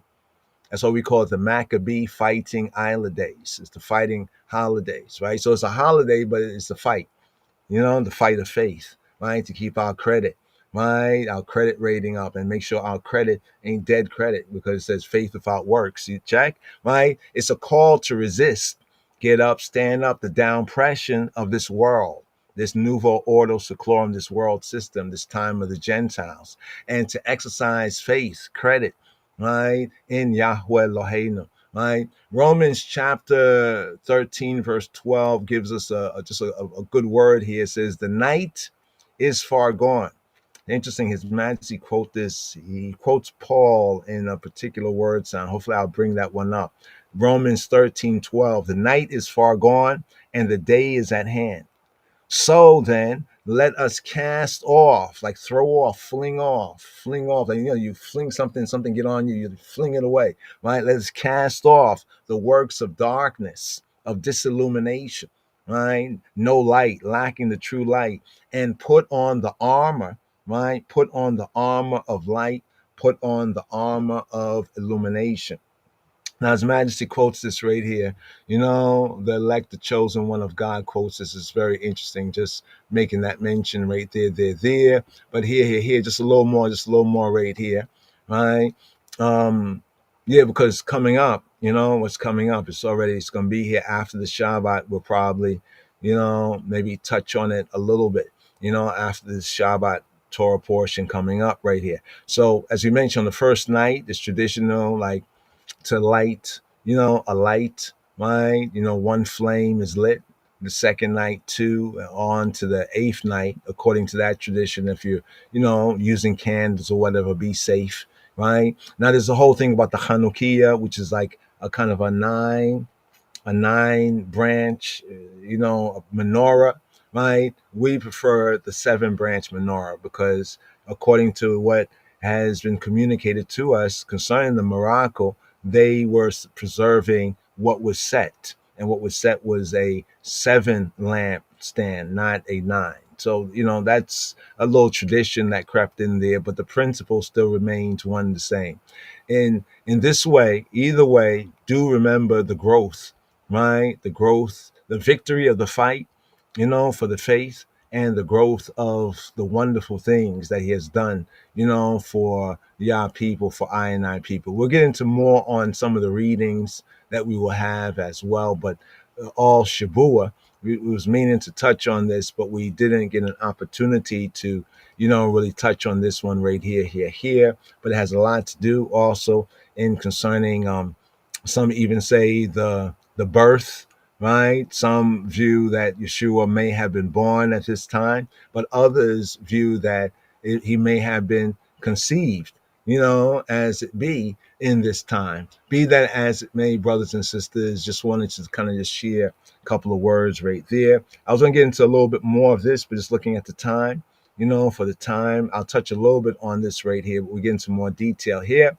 We downloaded this from Hebrew for Christians, Ivrit Lenotzrim, Ivrit Lenotzrim in the Hebrew. Ivrit, Hebrew for the Notzrim. Hebraically, the followers of Mashiach were called Notzrim. Notzrim basically means like Nazarenes, right? Because Yeshua is Yeshua of Nazareth, Yeshua HaNotzri, right? But here, the blessing over the Shabbat candles, right? Now, traditionally, it's often like 2 candles, but in the pic that we shared with you right there was 3 candles, right? But I am the light of the world, right? Yeshua says to us, whoever follows me will not walk in darkness, but will have the light of life. Will have the light. Do you get it? The light of life. What's the light of life? Right? The light of the liberty, of the life. Right? Because Yeshua came to show us the life. You know what I mean? And even that life that overcome death. That's what He came to show us and demonstrate. Right? So now, concerning the light of the world and the Shabbat candles, because this is like for the sisters, the daughters. So we have to get the sisters, the daughters who may be interested in, learning the chant, right? Because this is something that may be and should be observed, in families, but some of the basics here is Shabbat candles. So now we have candles. Before it was like lamps, and the lamps ran off of oil, right? We know that. But either way, with candles or with oil, be safe, be very safe, Yeah, people get get one of those, like you get those like little mini like fire extinguishers. No, for real. Just in the time we live, be safe. Shalom. Lakem, peace to y'all. Sabbath candles are lit by the elders, often according to the tribe by the eldest woman of the house, the Gevurah, or the Imabate, no less, usually according to tradition, 18 minutes before sundown on Friday evening, before the Shabbat begins. So why do we say before the Sabbath begins, before Friday evening? Because by the time the evening comes in, the new day has begun. That's basic Torah. That's basic Genesis. That's Genesis chapter 1, right? Evening and morning is a day. Boom, right? So before the Shabbat begins. So when the sunlight is there's no light. The sun you might not even see the sun, but you still see light in the sky. Well, there's still a little bit of evening. When that's gone and it's dark, it's night. Well, that's when the eve, right? That's it right there. The new day has, according to Yahweh's way has begun. After kindling the candles or lights, right, she waves her hands over the flame 3 times, right? 3 times, Father, Son, Holy Spirit, as if welcoming in HaShabbat, as if welcoming in the Shabbat, and covering her eyes with her hands so as not to see the candles burning when she says this. Now, people might say, why the covering of the face? You know, in other traditions, people did things and they kind of looked at the fire and other kind of things. So, so it's more internal, right? It's a more internal meditation. So this is what would be said right here. This is the messianic one. This is the messianic one right here. Let's read the Hebrew here. It says, Baruch Atah. Now, traditionally one say, Baruch Atah Adonai Eloheinu melech haolam, asher kiddushanu b'mitzvotaya, witzewano le hiyot or le goyim, we natan lanu et Yeshua Mishachenu or ha-olam. So again, Baruch Ata Adonai. So generally, because of the holiness of the Hashem, Hakadosh Baruch Hu Baruch Hashem, the name, right? Even in the time of Moshiach, right? The name was known, of course, but once took caution to not violate the command of lifting up the name in vain. But the full of what's written is Baruch Ata Yahweh Eloheinu melech haolam. Now, this is almost like a formula, an ancient formula for blessing, right? Because of what's contained in the phrases. Baruch, blessed. You are blessed. You are empowered to prosper. Ata, you male. Yahweh, he who be who he be, right? Baruch Ata Adonai Eloheinu, our Elohim, the Elohim of Anu, of us, Eloheinu, our creator, our judge, our almighty power. Melech ha-olam. Melech ha-olam, some translate as king of the universe. Sometimes we'll say universal king. But more correctly from the Hebrew as we know it, Melech ha-olam may be translated as eternal king. And we can show you where Paul, he makes a prayer and he defaults to this kind of expression. So even through the Greek, you can see that it was a Hebrew thinker, somebody who thought in Hebrew. But this is the opening right here. Blessed are you, right? Adonai, our Elohim, eternal king, right? Asher, the one who, Kiddushanu, who has set Anu, us apart, Asher, Kiddushanu, Be Mitzvotayo, right? Others will say Be Mitzvotav, but that's the Ashkenazi Eastern European because of their speech, right? Mother tongue. But we say Afro-Shemitically, Asher, Kiddushanu, Be Mitzvotayo, right? Who has made us set apart, b'mitzvotayo, b'mitzvotav, b'mitzvotayo, by way of his mitzvot. What is mitzvot? Mitzvot are commandments, right? Imperatives. So note what this is saying. We're saying that Yahweh Eloheinu, right? Melech haolam, right? The prospered one, the blessed one, right? Has set us apart. How has he set us apart, made us holy, in other words? Asher Kiddushanu, Bin Mitzvotayo, by way of his commandments.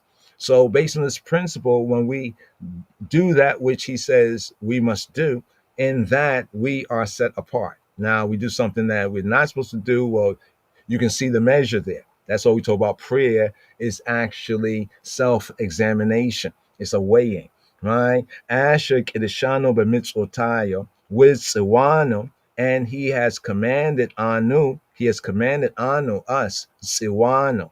Some would say, Viz Savano, right? And that's not Yiddish, that's just the Eastern European mother tongue enunciation, right? Where the wow becomes a vav. But for us, the wow is a wow. With Iwanu, right, has commanded us, Lihiyot, to be, to higher, Lihiyot has commanded us to be, to become, right? With Iwanu, Lihiyot, or has commanded us to be, or to be light, Legoyim, who has commanded us to be light to the nations, to the Gentiles.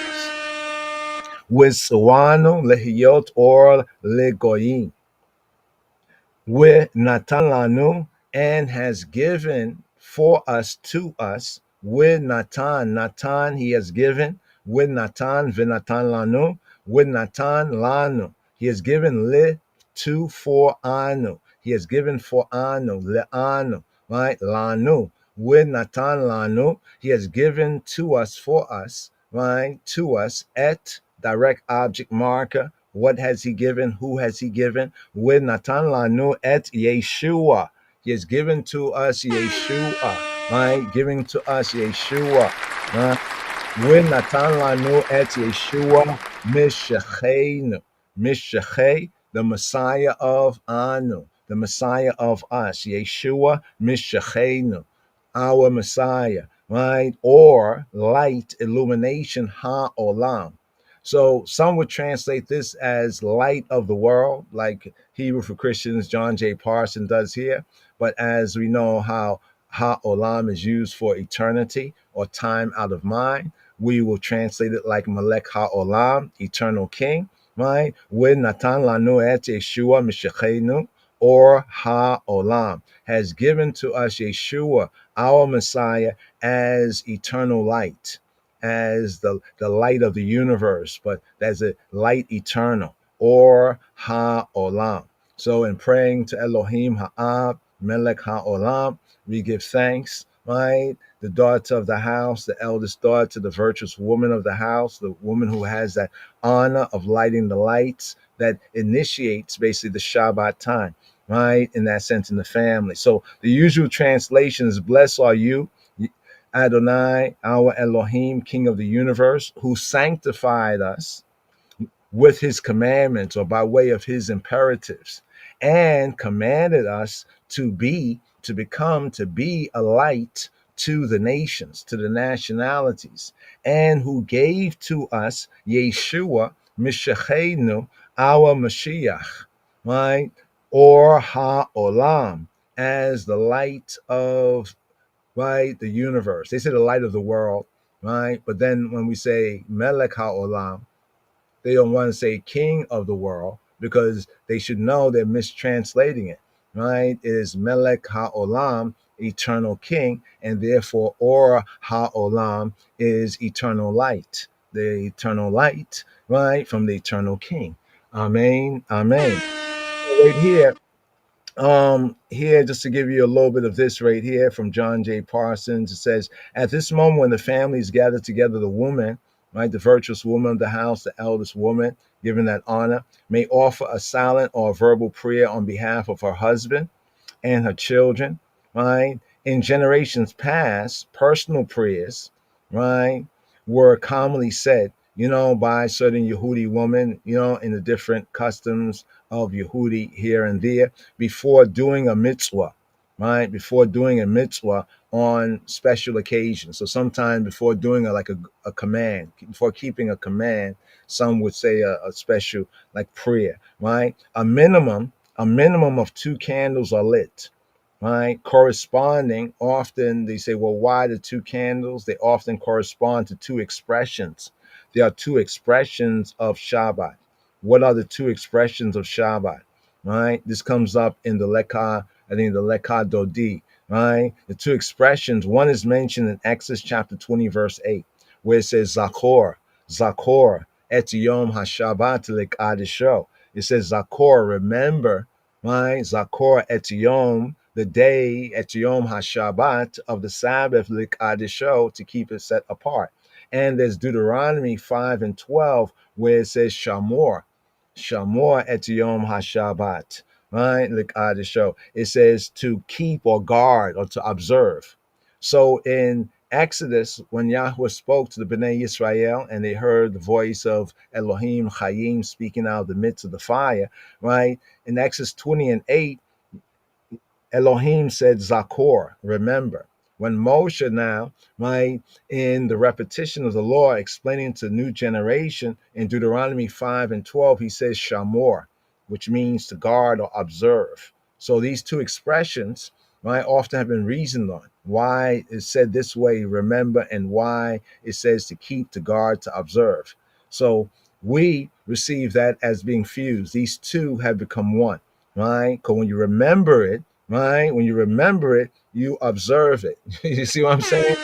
You remember it, you observe it. So in Deuteronomy, Moshe kind of goes over, right, what has happened before in the Torah narrative, giving a summary, right, and the best practices and principles to a new generation. So there he says Shamor. So these two candles, so you can say one Zakor, one Shamor, right? Some women add an additional light. Some women may add an additional light, right, with the birth of each child and continue lighting it through the years, right? Now, the lampstand or candlesticks are often made of precious metal, such as silver, and maybe family heirlooms. That's why among some of the other Yehudi, if you check it out sometime, it's like somebody came in, there was a robbery. Oh man, they took the candelabrum, the precious candelabrum that we had in the family for X amount of generations. You know what I mean? So it's kind of interesting understanding these things because these things also have service and they also have value. You know what I mean? Instead of just like random jewelry, you know what I mean, for foolery, right? So right here, let's see, this one here, is it, yeah. Okay, this is the Hebrew of it. That's the Hebrew of it, the transliteration. Now, the usual one that one says, so that one there, right, with Natan Lanu et Yeshua Meshechenu or HaOlam, that's the, we said the messianic, right, way. What's interesting that Yeshua, he speaks many things that are rabbinical and that were studies of the sages, right? Sometimes affirming some things, sometimes correcting certain things. Just want to point that out. So in rabbinical Judaism or Yahadut uses this baraka for Erev Shabbat, candle lighting. So often amongst, you could say, rabbinical Judaism or Orthodox, and this tradition does have some anciency to it, right, in some of our studies, but this is what it said. This is the basic, what you heard earlier. Baruch atah Adonai Eloheinu melech haolam, asher kedeshanu b'mitzvotaya, with Sawano, right, with Sawano. So after, and he commanded us in the new covenant sense, he commanded us lihiyot or legoyim, right? He commanded us a light to the nations and gave us Yeshua, our Messiah, as Or HaOlam, as eternal light, right? That is the messianic, right? You know, in the way of Moshiach, right? The King of Kings Christ. But that was built off of this. Baruch atah Adonai Eloheinu melech haolam, asher kedeshanu b'mitzvotaya, with Sawano, and commanded us with Sawano, or Visavanu, li hadlik, and commanded us to kindle, hadlik, li hadlik, kindle near a lamp, a candle, a lamp, shel Shabbat, the light of the Sabbath, a candle, Sabbath candles, but it's actually like a singular light. This light can be taken in the plural sense as the light of the Shabbat. Commanded us to kindle the light of the Shabbat. And that goes to some traditional observations where some really Orthodox might not, turn on some lights or do certain things, turn on appliances and all that. That we do not advocate that, right? But it's interesting to have that discussion, principally speaking, right? Since that is a form of fire, but that's not what we advocate right there, right? Not in the way, the truth, and the life, but to study it, yeah. A note right here. Most messianic it says believers would object, right, the fact that in fact Yahweh has not commanded us to light the candles of Shabbat. So some might say, well, actually Yahweh has, where has he commanded it? This is what we do in the Midrash, bite Midrash, to reason it. We bring it out, we reason, but then we ask the difficult questions, like where has he commanded? So some would object, even some messianic. And since Yeshua is the true light, right? To see the true light, he's the true, or Olam, the true light of the world, eternal light, who alone gives us the true rest in the innermost of the innocents, prefer to recite the Baraka, right? The first one, right? Listed right at the top of this page right here. And we do too, but we had that one there. There's another one we have from the sister, but we need some sisters. If you can and you can record the messianic one, you know what I mean? Then we'll share that, but I think it's a good practice, even for some of the basic Hebrew studies, right? In most cases, barakot, right? The blessing is recited first, as we recited the priestly blessing from Numbers chapter 6, verses 24 to 26, those 3 verses, followed by the performance of the mitzvah, right? In the case of this baraka, this blessing, however, the woman, right, the woman of the house, the mother of the house, lights the candles, the light first, right, and then pronounces a baraka, right? Since once she has pronounced the baraka, she has accepted the Sabbath, the Shabbat restrictions upon herself, and therefore would be unable, right, according to some traditions, to light the candles afterward, right, because of what is written about kindling, right, kindling fire, as we mentioned earlier. Last note right here, a Friday night service, right, as our Friday night service, call it the Kabbalat Shabbat, is normally offered, right, at the synagogue or the Jewish church called the synagogue, right? It's often offered there in the gathering after the candle lighting time, right? But before the Shabbat meal, right? From the time the candles are lit until the Kiddush, right? The Kiddush is like a service, a holy service, of recitation of certain areas of scripture and Psalms is made. It said that one should not eat or drink anything. That's what he says. One should not eat or drink anything. Okay, that note there is a curious note at the end right there, but I put a question mark right there because we prepare our food, generally speaking, so we don't have to labor and sweat over food. Like when, like you can just relax and there's food already prepared and you can just go just get something. That's the sense. So you can focus on reading or study, or just thanking God and just relax, just prosper, may you prosper, and be in health, even as your soul prospers. So right there, they're there, brothers and sisters and brothers, right there on the lighting of the lights. A little extended because we have Hanukkah, right, right there. You know what I mean? But Shabbat Shalom, Sembet Salam. Yes, I. Rastafari is Almighty. Rastafari is Almighty. Rastafari is Almighty. Ever living, ever faithful. Ever living, ever sure. Ever sure. Ever sure. Ever living, ever faithful. Ever sure. Yeah, he's the only king of the Sabbath, and the Sabbath is our only future. Yeah, he's the only king of the Sabbath, and the Sabbath is our only future. Yeah, he's the only king of the Sabbath, and the Sabbath is our only future. Hey, yo! Yeah. There's something about that. That's from Sizzler, I think, on the world rhythm. I forget which the tune is. Or he says right there, he says he's only king of the Sabbath, and the Sabbath is our only future.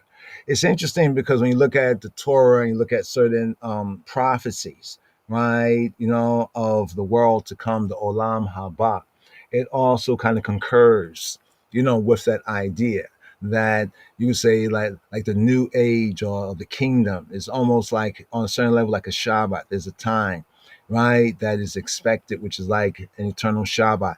And it said that if we were able to keep even one Shabbat, right? According to the true spirit and intent, that even if we are in captivity, that, freeness and redemption would immediately, ensue. And this is why I think that the Shabbat meditation is a very important meditation. But right here, we're going to go short on the Psalm right here. Usually we could go a little bit longer right here, but the Kabbalat Shabbat Psalms right here.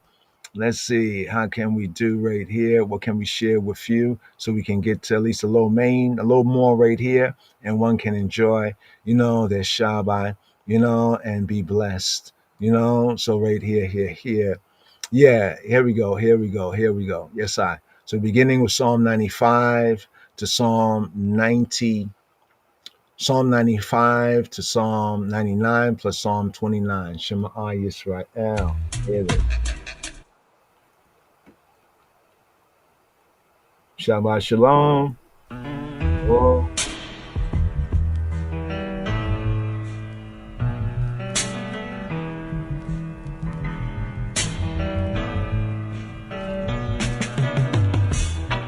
Psalm 95.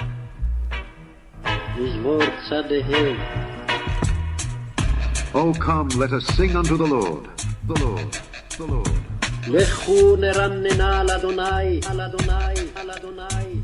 Let us make a joyful noise to the rock of our salvation. Salvation. Salvation. Let us come before his presence with thanksgiving. Thanksgiving. Thanksgiving.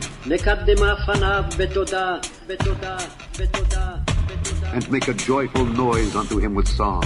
With song. With song. For the Lord is a great God. Great God. Great God.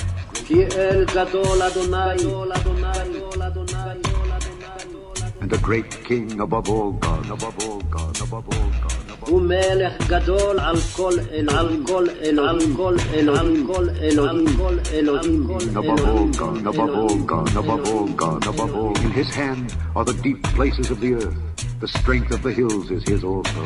The sea is his, and he made it, and his hands formed the dry land. Oh, come, let us worship and bow down. Let us kneel before the Lord our Maker. For he is our God, and we are the people of his pasture, and the sheep of his hand. Today, if ye will hear his voice, harden not your heart as in the provocation, and as in the day of temptation in the wilderness. When your fathers tempted me, proved me, and saw my work. 40 years long was I grieved with this generation, and said, it is a people that do err in their heart, and they have not known my ways. Unto whom I swear in my wrath, that they should not enter into my rest, my rest, my rest, my rest, my rest, my rest, my rest, my rest, rest, rest, rest, rest, rest, rest, rest.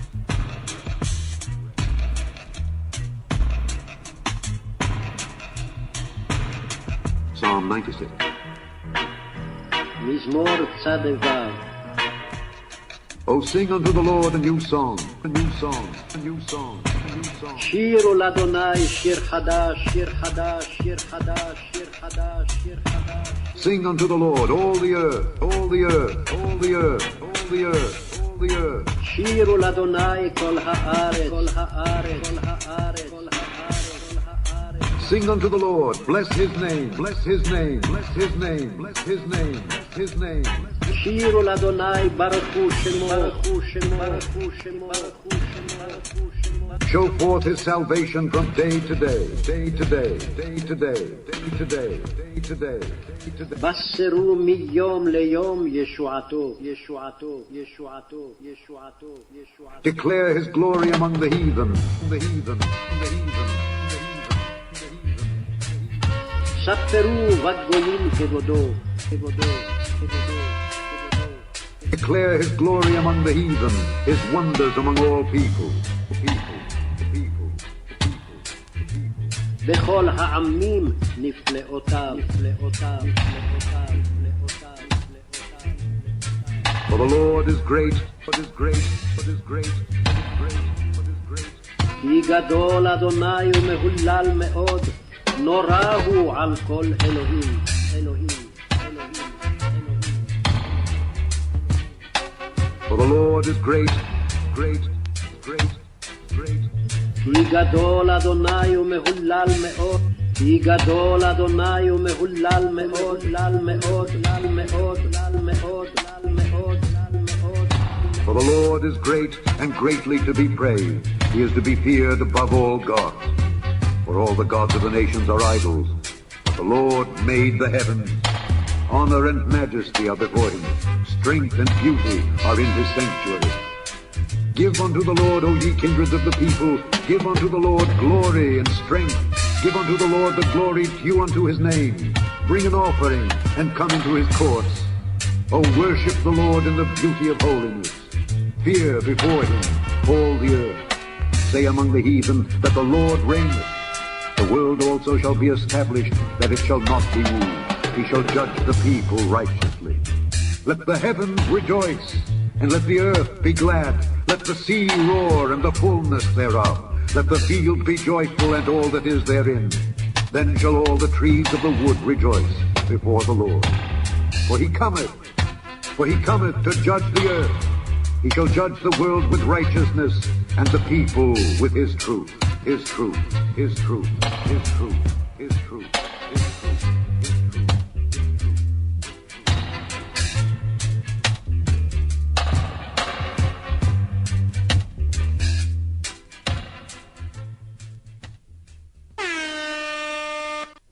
Psalm 97. מזמור צד זין.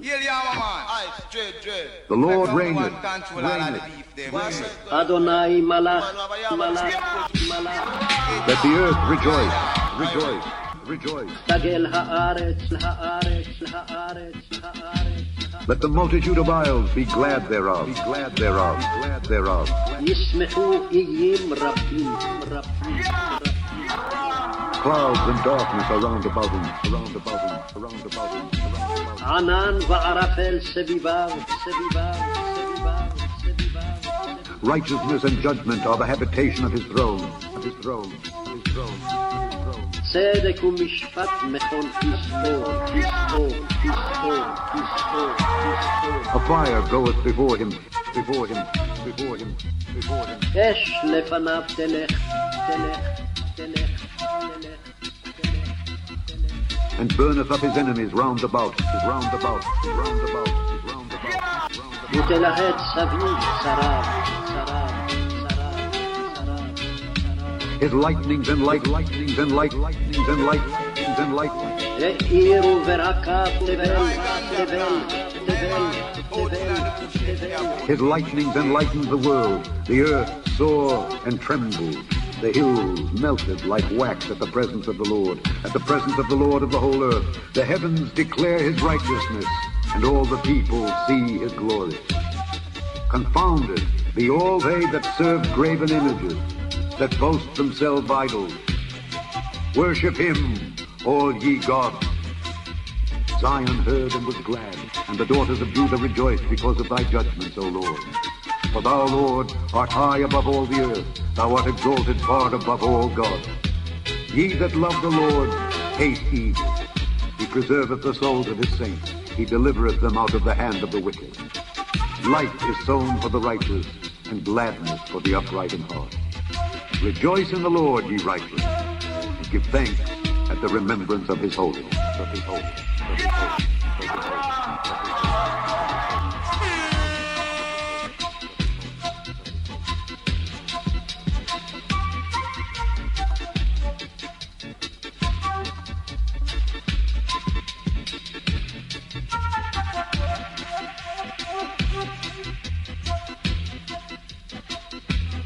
Psalm 98. מזמור צד ח' מזמור, מזמור, מזמור, מזמור. Oh, sing unto the Lord a new song, a new song, a new song, a new song. שירו לאדוני שיר חדש, חדש, חדש. For he hath done marvelous things, marvelous things, marvelous things, marvelous things. כי נפלאות עשה, עשה, עשה, עשה. His right hand and his holy arm, holy arm, holy arm, holy arm. הושיע לו ימינו, ימינו, ימינו, ימינו, ימינו. hath gotten him the victory, the victory, the victory, the victory. וזרוע קודשו, קודשו, קודשו, קודשו, קודשו. The Lord hath made known his salvation, his salvation, his salvation, his salvation, his salvation. הודיע אדוני ישועתו, ישועתו, ישועתו.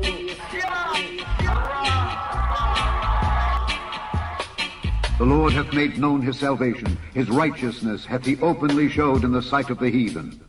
He hath remembered his mercy and his truth toward the house of Israel. All the ends of the earth have seen the salvation of our God. Make a joyful noise unto the Lord, all the earth. Make a loud noise and rejoice and sing praise. Sing unto the Lord with the harp and the voice of a psalm, with trumpets and sound of cornet. Make a joyful noise before the Lord the King. Let the sea roar and the fullness thereof, the world and they that dwell therein. Let the floods clap their hands. Let the hills be joyful together before the Lord. For he cometh to judge the earth. With righteousness shall he judge the world and the people with equity, with equity, with equity, with equity, with equity.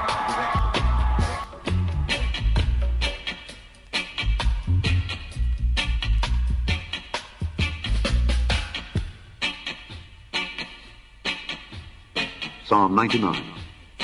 מזמור צ"ט, The Lord reigneth, reigneth, reigneth. אדוני מלך, מלך. Let the people tremble, tremble. ירגזו עמים, ירגזו עמים, ירגזו עמים. He sitteth between the cherubim. Let the earth be moved, be moved, be moved, be moved. יושב קרובים תנות הארץ, הארץ. The Lord is great in Zion, and he is high above all the people. Let them praise thy great and terrible name, for it is holy, for it is holy, for it is holy, for it is holy. The king's strength also loveth judgment. Thou dost establish equity. Thou executest judgment and righteousness in Jacob.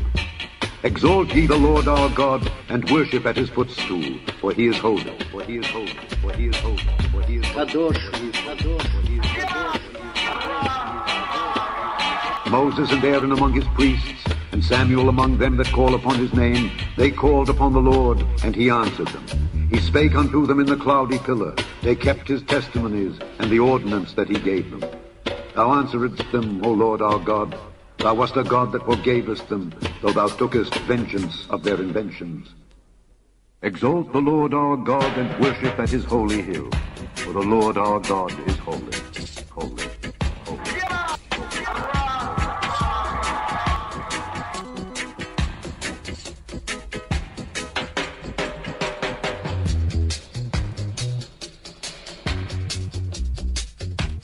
Psalm 29. מזמור כ"ט, מזמור לדוד. Give unto the Lord, O ye mighty, ye mighty, ye mighty, ye mighty. הבו לאדוני בני אלים, בני אלים, בני אלים, בני אלים. Give unto the Lord glory and strength, and strength, and strength, and strength. הבו לאדוני כבוד ועוד, כבוד ועוד, כבוד ועוד, כבוד ועוד. Give unto the Lord the glory due unto his name, to his name, to his name, to his name. הבו לאדוני כבוד שמו, כבוד שמו, כבוד שמו, כבוד שמו. Worship the Lord in the beauty of holiness, beauty of holiness, beauty of holiness. השתחוו לאדוני בהדרת קודש, בהדרת קודש, בהדרת קודש. The voice of the Lord is upon the waters, upon the waters, upon the waters, upon the waters. קול אדוני על המים, המים, המים, המים. The God of glory thundereth, thundereth, thundereth. אל הכבוד הרעים, הרעים, הרעים. The Lord is upon many waters, many waters, many waters, many waters. אדוני על מים רבים, רבים, רבים, רבים. The voice of the Lord is powerful, powerful, powerful, powerful. קול אדוני בכוח, בכוח, בכוח, בכוח. The voice of the Lord is full of majesty, full of majesty, full of majesty. קול אדוני בהדר, בהדר, בהדר, בהדר. The voice of the Lord breaketh the cedars, the cedars, the cedars, the cedars. קול אדוני שובר ארזים, ארזים, ארזים, ארזים. Yea, the Lord breaketh the cedars of Lebanon, of Lebanon, of Lebanon, of Lebanon, of Lebanon. וישבר אדוני את ארזי הלבנון, הלבנון, הלבנון, הלבנון, הלבנון, הלבנון, הלבנון, He maketh them also to skip like a calf, Lebanon and Syrian like a young unicorn. The voice of the Lord divideth the flames of fire. The voice of the Lord shaketh the wilderness. The Lord shaketh the wilderness of Kadesh. The voice of the Lord maketh the hinds to calve, and discovereth the forests. And in his temple doth every one speak of his glory. The Lord sitteth upon the flood. Yea, the Lord sitteth king forever. The Lord will give strength unto his people. The Lord will bless his people with peace. Peace, peace, peace, peace, peace, peace, peace, peace,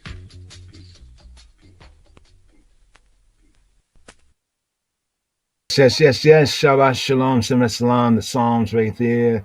Psalms for 6 days of the week here, bringing it here. Now, in there, Bekoah.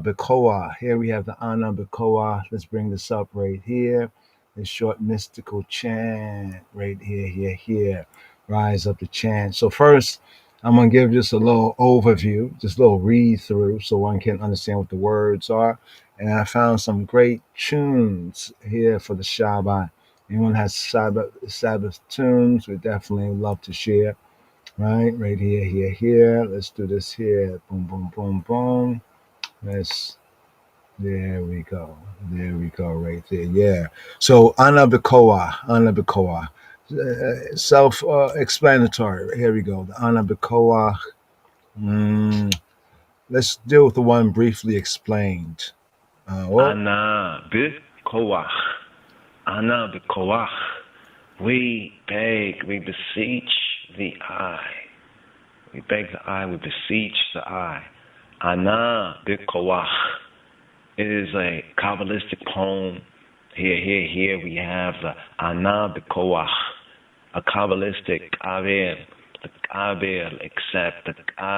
Kabbalistic poem, many say of unknown authorship. Although the Ana Bekoah is traditionally, it's attributed to a sage of the 2nd century. Some even say of the 1st century, the rabbi named Nehemiah. But when they say that it's a poem, a composition, and of unknown authorship, many times we see this as being one of our own. Because if it was one of theirs, they would definitely have given name in the 1st, 2nd, and 1st century. This is still I and I ancestors in ancient time. Because this is a time of the New Testament, of the Gospels, the Brit Chadash, and here we have the Ana Bekoah, a Kabbalistic poem said to be of unknown authorship, traditionally attributed to either a sage of the 2nd century, or some say of the 1st century, and they name, namely, Rabbi Nehemiah. Now the Ana Bekoah, we beseech, we beg the eye, it pleads for Yisrael's redemption, for the once lost, now found, black and brown sheep of the Beit Yisrael's redemption from the exile. Ana Bekoah, pleading for Yisrael. Are ye not as the children of the Ethiopians unto me, O children of Yisrael? Yisrael's redemption plea and prayer, this Kabbalistic poem right here, pleading for Yisrael redemption from exile. It has 7 lines of 6 words each. There are 7 lines in the Ana Bekoah. Their first letters are said to spell out a secret divine name. And this has served as the basis of much mystical meditation, reflection, speculation.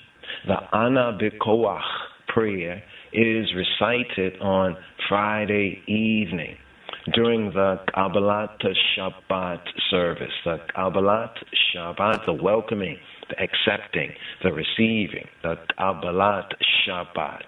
And we have this, the Ana Bekoah, a Kabbalistic Kabbal poem composition. So the Ana B'Koach prayer being recited on Friday evening during the Kabbalat Shabbat service, just prior to the singing of the Likha Dodi, the Ana B'Koach, the Ana B'Koach. Ana B'Koach Gedulata Yemineka Tatira Zerura Avela Rina Ta'amekach Zagvenu at Ahrenu Nora Nagivora Dorshe Yehudeka Tevata Shamre Barchema Tahrema Racheme Tzidk Ateka Tamid Kamle Chasin Kadosh Berova Tuveka Nahel Dateka Yachida Ge'eh Le Ameka Pene Zokre Kedushateka Shawatenu Kavel Ushmas Aikatenu Yodea Ta Elumot Baruch Shem Kovod Malkuto Ale Aulam Wa'ed Wa'ed Wa'ed Wa'ed Wa'ed Ana B'Koach Gedulata Yeminecha Tatira Tzurah. Please, by the great power of thy right hand, oh, set the captive free. Avil Arina Ta'ameka Asagvenu Tahrenu Nora. Reverent God, accept thy people's prayer. Strengthen us, strengthen I and I. Cleanse us, cleanse I and I. Na gibor dorsheya yehudeka kubvata shamreim.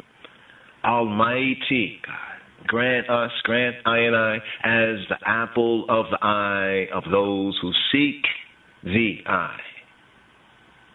Barchem tahreim rachmei tzidkateka tamid gamleim. Bless them, cleanse them, pity them, ever grant them thy truth. Chasina kadosh berovat ubeka nahela edateka. Mighty, holy Isla God, in thy abundant grace guide thy people. Yachida ge'eh le'amecha pene zokreya kedushateka. Accept I and I our prayer. Hear I and I cry. Thou who knowest secret thoughts. Shawatenu kabelo ushmaz aakatenu yodea ta elumot. Blessed be the name of His glorious majesty forever and ever. Baruch Shem Kovoda Malkuto Le'olama Wa'ed Wa'ed Wa'ed Wa'ed Wa'ed. Yes, just a little breakdown, little background, but just a couple of the Kabbalat Shabbat. Here's, for the Kabbalat Shabbat right here, Ana B'Koach, Ana B'Koach.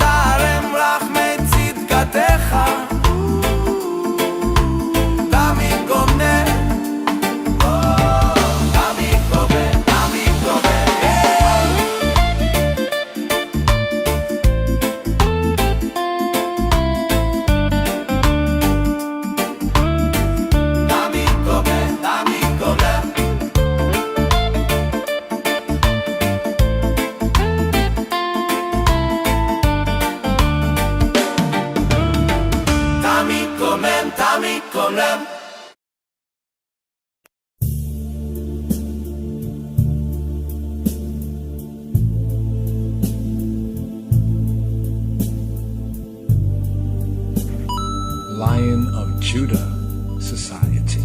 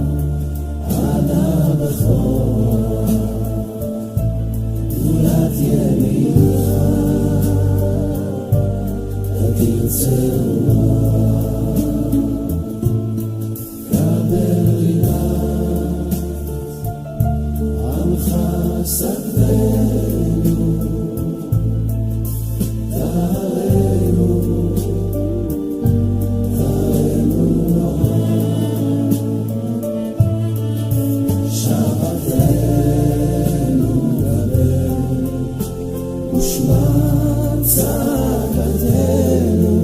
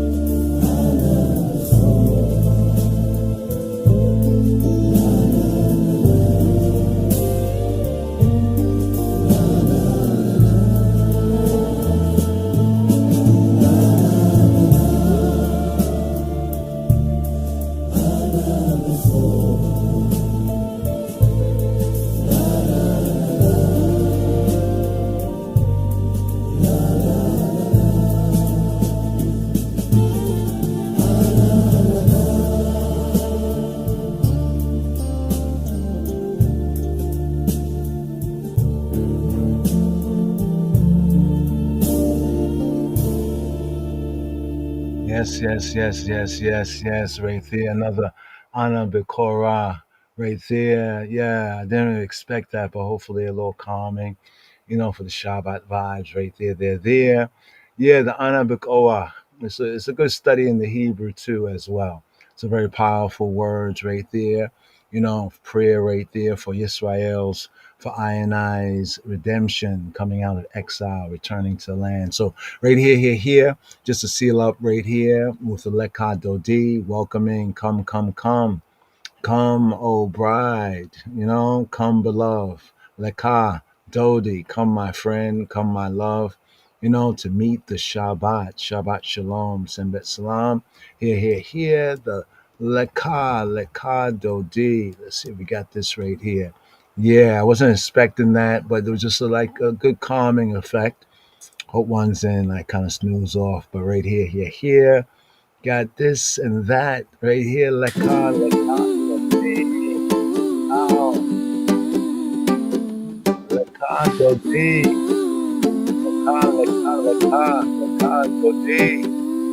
Lekha.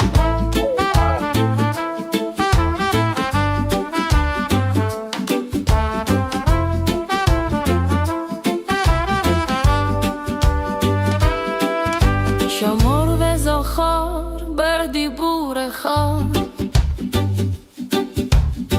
השמיענו אל המיוחד guardar y recordar fueron pronunciados en uno Hashem es uno y su nombre es uno salgamos al encuentro del Shabbat fuente eterna de bendición, el Santo nos llama a reposar en su luz y su creación. Lecha Dodi, Ligrat Kala, Bene Shabbat, Lekavela. Ven amado mío al encuentro de la novia, recibamos el rostro del Shabbat.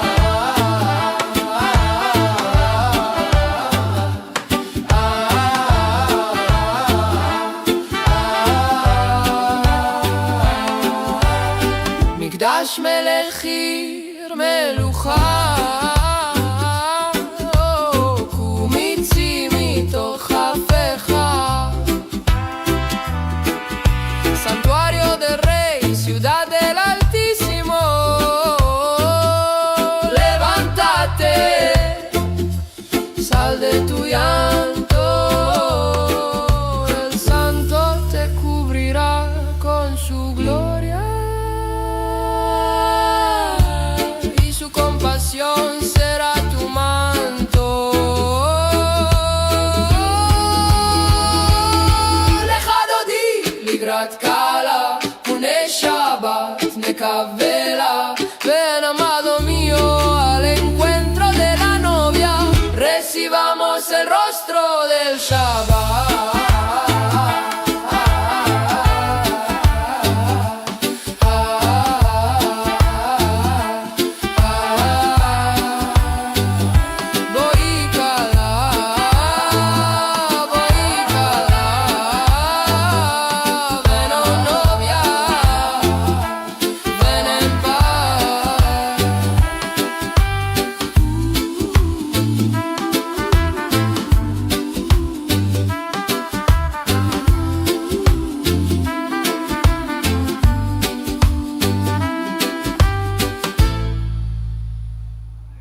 Yes. Lekha Dodi, right there. Couple different versions, like this version. Hope you like this version right here. But just a little bit of the words, at least the chorus line right here. Just to bring this out right here. The Lekha Dodi. Come, my friend, come, my beloved. Right here we go. Just a little bit of the chorus line right here. Traditional Shabbat chant. Lekha, come, Dodi. Come, my beloved. Lekha Dodi, Likrat Kala. Come, my beloved, to meet. Likrat, to meet. Kala, to meet the bride. Lekha Dodi, Likrat Kala. Penei Shabbat, Nikabala. Penei Shabbat, the face, literally it's like the face or the presence of the Shabbat. the Shabbat, Pnei Shabbat, the face, the presence of the Shabbat, Nikabala, Nikabala, Kabbalah, Kabal means to welcome, to receive. Nikabala, let us welcome, let us receive, right? The face, the presence of the Shabbat. Here they have, beloved, come to meet the Sabbath, but more directly, the full of the Hebrew, Pnei Shabbat, the presence of the Shabbat, the face, the presence of the Shabbat, Nikabala, Nikabala. Let us welcome, Nikabala, Nikabala. Let us welcome, Nikabala. Let us receive. Pnei Shabbat, Nikabala. Shabbat Shalom U Meborak. So as a greeting, Shabbat Shalom, peaceful Sabbath U and Meborak. Modern Hebrew, other speech, U Mevorak. Other speakers, U Mevorak. Ancient pointing, U Meborak. Shabbat Shalom U Meborak. A peaceful Sabbath, Shabbat, and a blessed one, Meborak, Mevorak. So here, just some of the lyrics, some of the relics here. The chorus line, Lekadodi Likrat Kala, Pnei Shabbat Nikabala. And we've gone through this right here, but just to give ones a kind of a little taste for what they hear. Shemor with Zakor B'dibor Echad. Hishmeanu El Ham Yuhad. Adonai Echad Ushemo Echad. L'Shem U'Tiferet V'Litehila. V'Litehila or V'Litehila. Here. Let's scroll down here and just give you a couple of the, okay, so here, just an idea of what's being said. Beloved, come to meet the bride. Lekad Dodi, Likrat Kala. Right? Pnei Shabbat Nikabala. Beloved, let us come to greet, to welcome the Shabbat, the face, the presence of the Shabbat. Keep and remember. Shamor with Zakor. Remember those two words, two candles? In Exodus, it says to Zakor et Yom HaShabbat, to remember, Zakor. And then in Deuteronomy, it says Shamor. So here, the sense of Shamor with Zakor.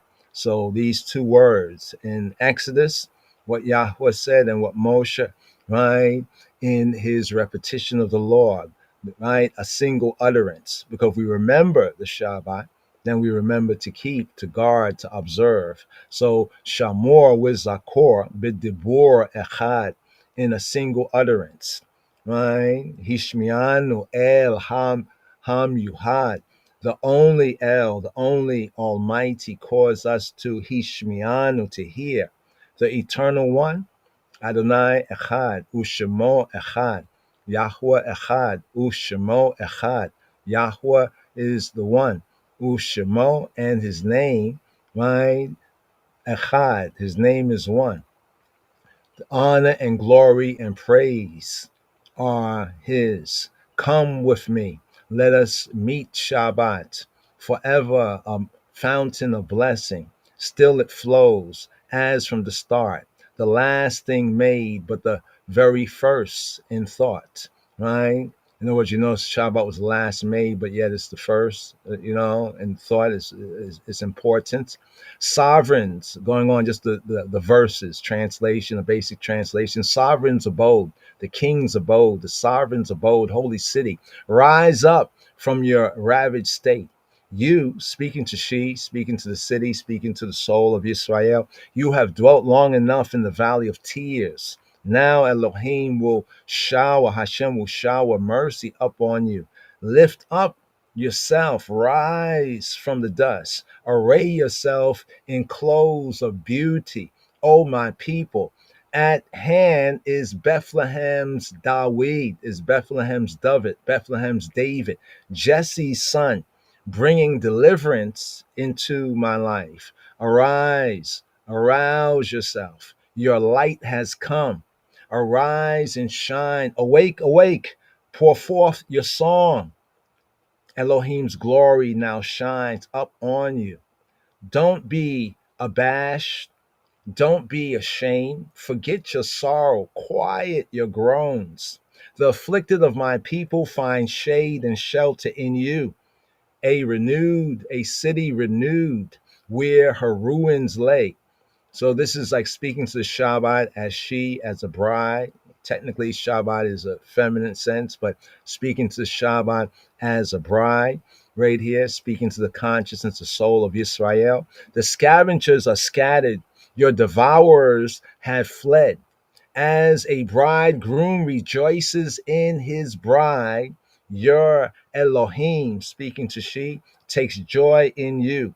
To the right hand and to the left, you will burst out, standing in the awe of the Eternal One. Thanks to the power of David's ear, of Dawid's ear, of Perez's line, of Perez's lineage. And so shall we rejoice and find delight. Here, at this time, going through this here, it's interesting because the Torah portion, Wayyesheb, is speaking of the births of Perez line, right, from Tamar and Judah. Enter, Boe, right, Boe Kala. Here he comes to the conclusion. Enter in peace, O crown of her mate. Enter in gladness and enter in joy. In the midst of the faithful of this treasured people. And this final verse from the Ivrit, the Hebrew, Boe, come in, speaking to she, speaking to the Shabbat, right? Speaking to the presence, the perception, right? Boe Kala, come in, enter in, O bride, Boe Kala. So this is often sometimes taken into song, right? Boe Kala, come in, O bride, come in, O bride. Boe Kala. Kala is a bride or like a daughter-in-law in that sense, a bride. Boe Kala. Here's one more. And before we just seal up right here, let Kado be.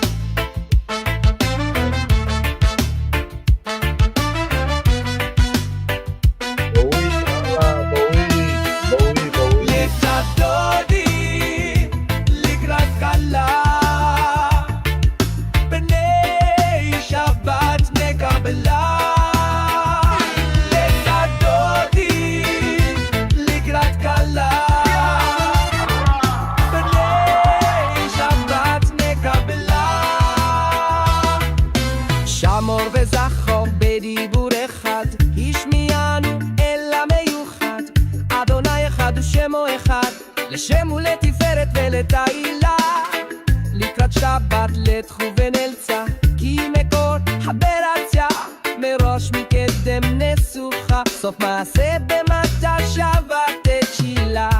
לשדודי לקראת קלה, בני שבת נקבלה.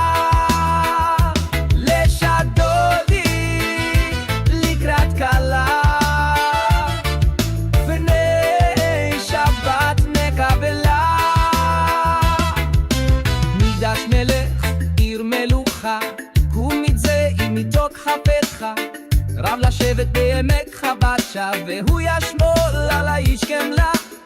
התנערי מעפר קומי, לבשי בגדי תפארתי שמי, על יד בן ישי בית הלשמי, קורבה אל נפשי גאלה. לשדודי לקראת קלה, ירה לה, בני שבת נקבלה.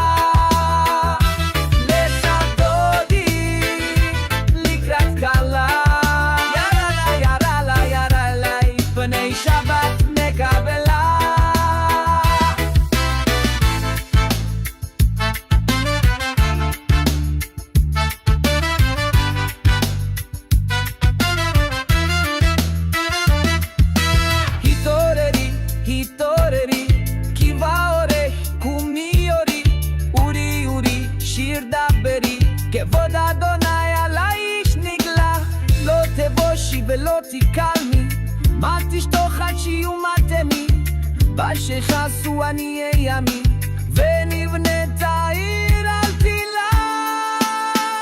לשדודי לקראת קלה, ירה לה, בני שבת נקבלה.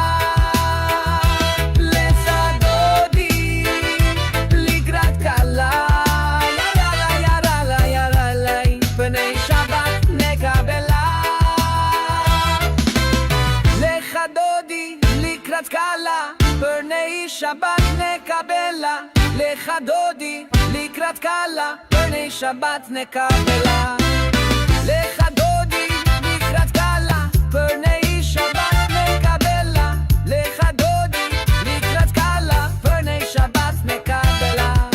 וחיו למשיסה שוס האיש, ורק חכו כל מבל האיש, יסיס על האיש אלוהי, כמסוס צ'טן על קלה, ימין ושמאל תפרוצי, ואת אדוני תריצי, על יד איש בן פרצי, ונשמחה ונגילה. Wow, wow, wow, wow, wow. Right there. I thought there was one more line he was going through right there. Right there. V'nismach v'nagila. V'nismach v'nagila. So this that last part right there. Boi v'shalom ataret ba'ala. Right, gam b'simcha uaviz ohala. The toka emune. Segula, boi kala. That last line. Some make that last line the song right there. That's the part right there. Yeah. So, lekado d. Interesting. We can reason on it. Hopefully, break it down and reason so that he ended at the part right there where it was to the right. Was it to the right and to the left? You will burst out, standing in the awe of the Eternal One. Thanks to the power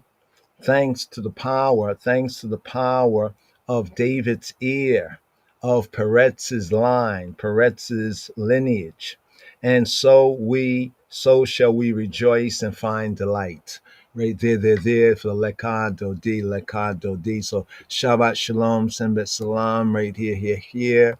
Kind of a little different than the service. Sembet Salam, Shabbat Shalom. Yeah. Looking to the time right here. We have Psalm 122. This Torah reading and feeding is so very interesting here. Joseph's story, also the time and the season that we're in right here. The winter moons, shorter days, longer nights, time of dreams. Here we have the dreams right here.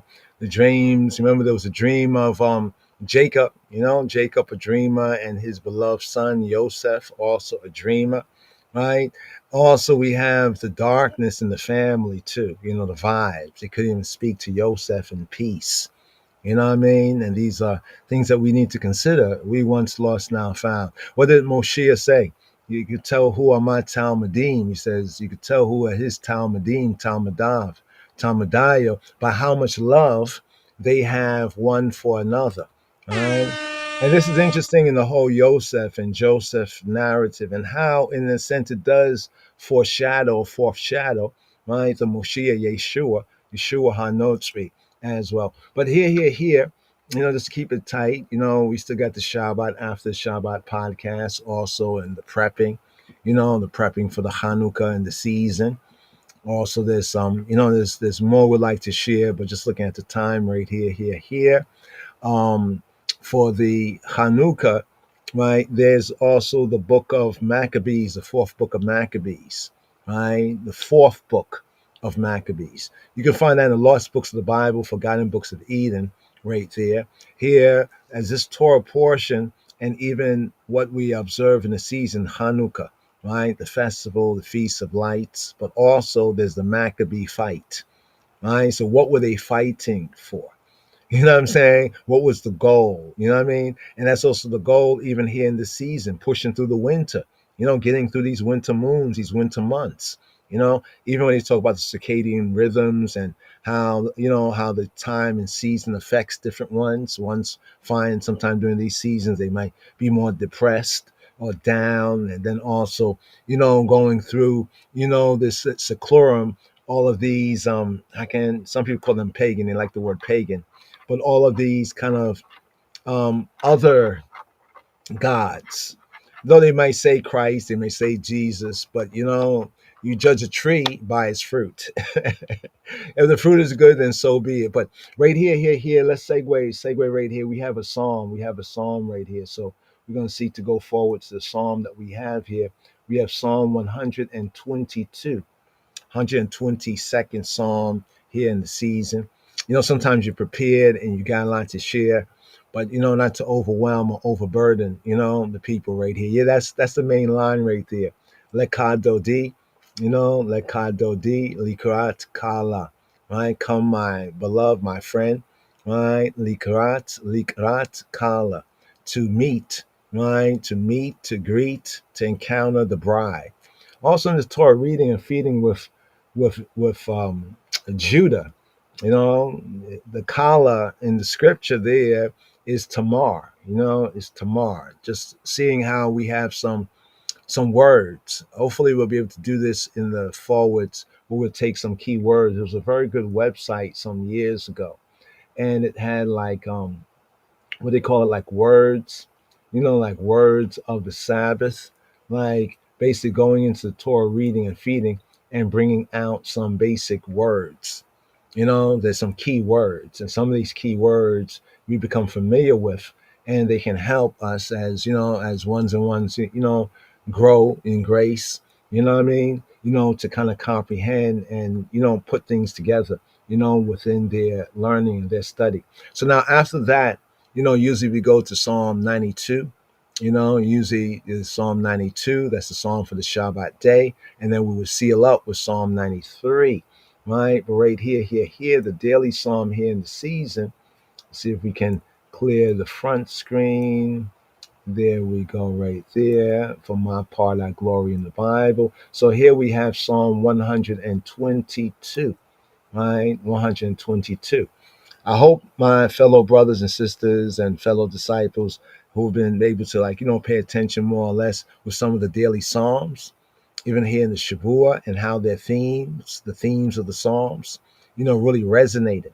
Like Psalm 35, we had Psalm 35, we had Psalm 22, you know, and this theme is content, even with Yosef and Joseph's narrative.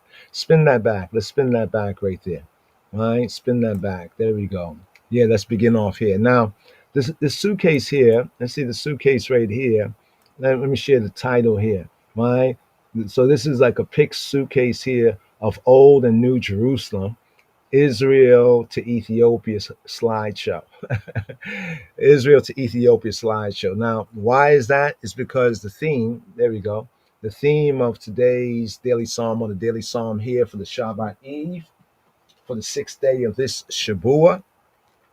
We got a Shabua long feast festival of lights, right? Hopefully we'll be able to unpack a little bit more on why Hanukkah here in this season. We've done it before, but, you know, for those who are giving ear, Shema'ah, here. We have Psalm 122, right? So a theme of light and darkness, both temporally, like in the outer, like outside of us, like in the earth around us, but also on the psychological and spiritual level, and even in the inner state. You know what I mean? Both in the narrative, but also in the season and in the time. You know? So right here we have, this psalm is the Pilgrim's Joy, Psalm 122. Right? So let's touch on this briefly here, today's daily psalm. Or do we even put up the audibles? Yeah, we got the audibles right here. Let's share. Boom, boom, boom, boom. What do I have there? There we go. The basics of today's daily psalm. Psalm 122. I was glad when they said unto me, Let us go into the house of the Lord. Our feet shall stand within thy gates, O Jerusalem. Jerusalem is builded as a city that is compact together, whither the tribes go up, the tribes of the Lord, unto the testimony of Israel, to give thanks unto the name of the Lord. For there are set thrones of judgment, the thrones of the house of David. Pray for the peace of Jerusalem. They shall prosper that love thee. Peace be within thy walls, and prosperity within thy palaces. For my brethren and companions' sakes, I will now say, Peace be within thee. Because of the house of the Lord our God, I will seek thy good. Good.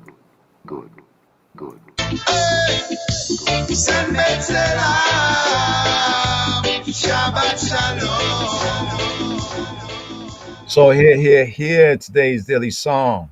Mizmor Kof Kaf Beit. From the Sefer Tehillim, the Psalms, the Book of Psalms, Perek Kof Kaf Beit, Psalm 100, Kof, Hebrew letter Kof, numerical value of 100, Kaf, Kaf, numerical value of 20, Beit, numerical value of 2, second letter of the Hebrew alphabet, means more Kof Kaf Beit. So here we have Psalm 122, 122. Here's theme, the pilgrim's joy. The pilgrim's joy, the pilgrim's joy. Now, a targum Hebraically is like an interpretation, right? Interpretation. One targum, it makes the psalm here, right? Ancient targum, right? Makes the psalm here, Mizmor Kof Kaf Beit. It makes the psalm a pilgrim's happy meditation, a pilgrim's happy meditation, right? Like the pilgrim time, the pilgrimage time, a pilgrim's happy meditation, a pilgrim's happy meditation, right? After he had returned home from his visit to Yerushalayim, from his visit to Jerusalem, Yerushalayim. Actually, Shalayim is peace double.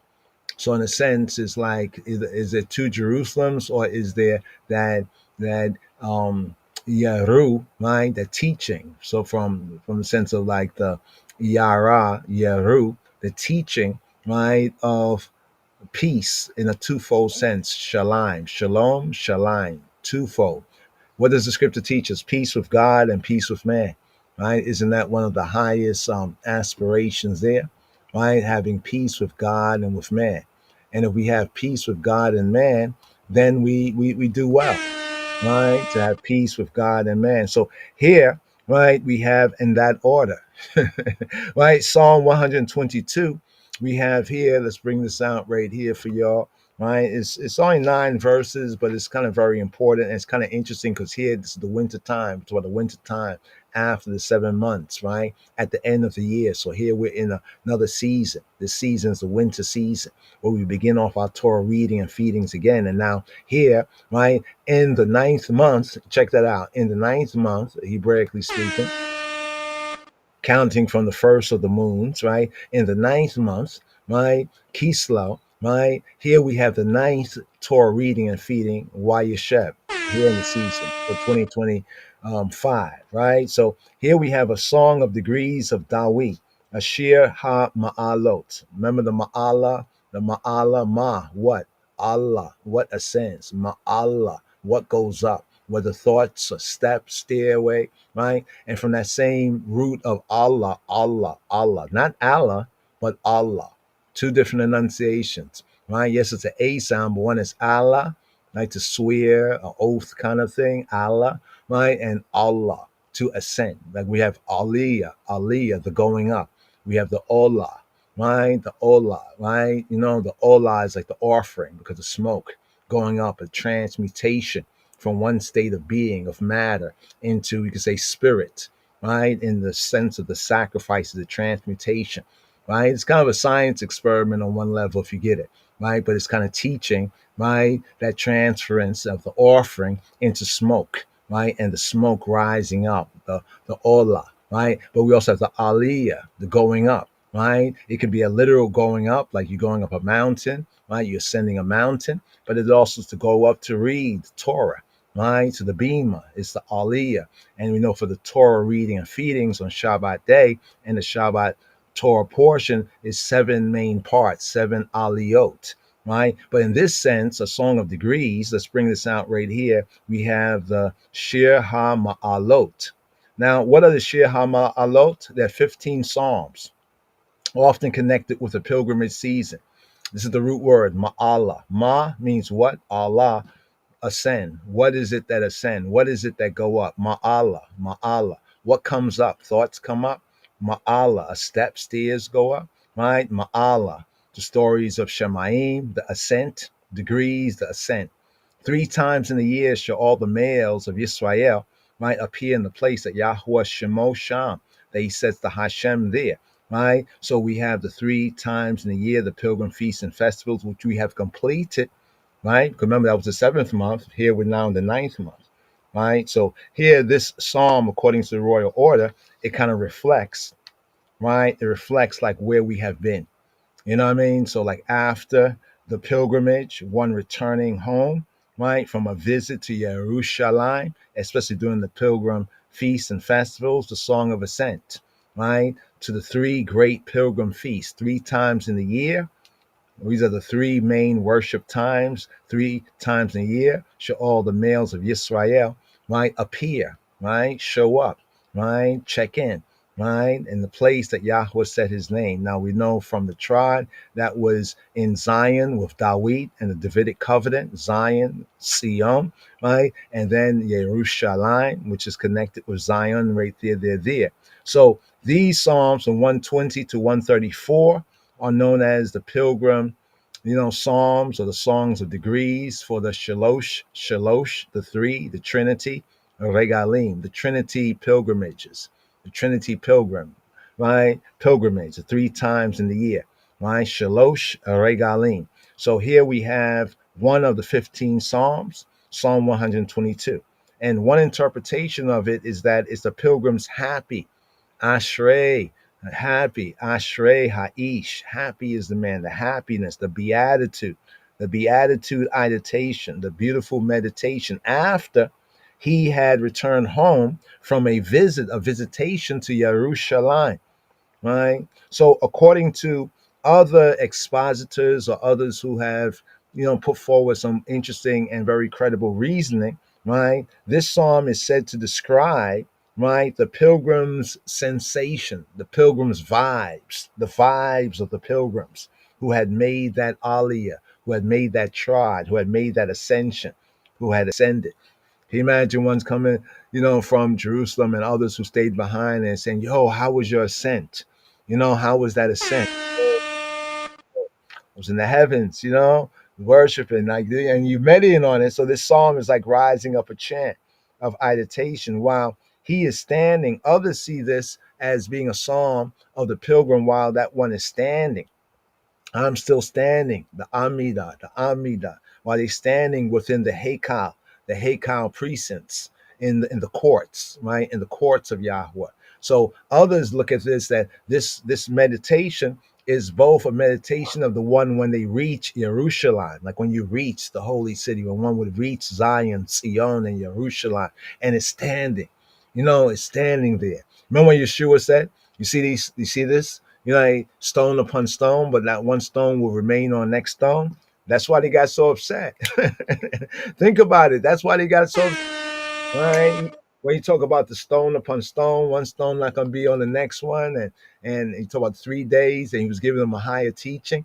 Robenu was giving a higher teaching, but some, they were kind of defiant. They were unable to receive that, right? And they was vexed. But he talked about he gonna tear down the temple.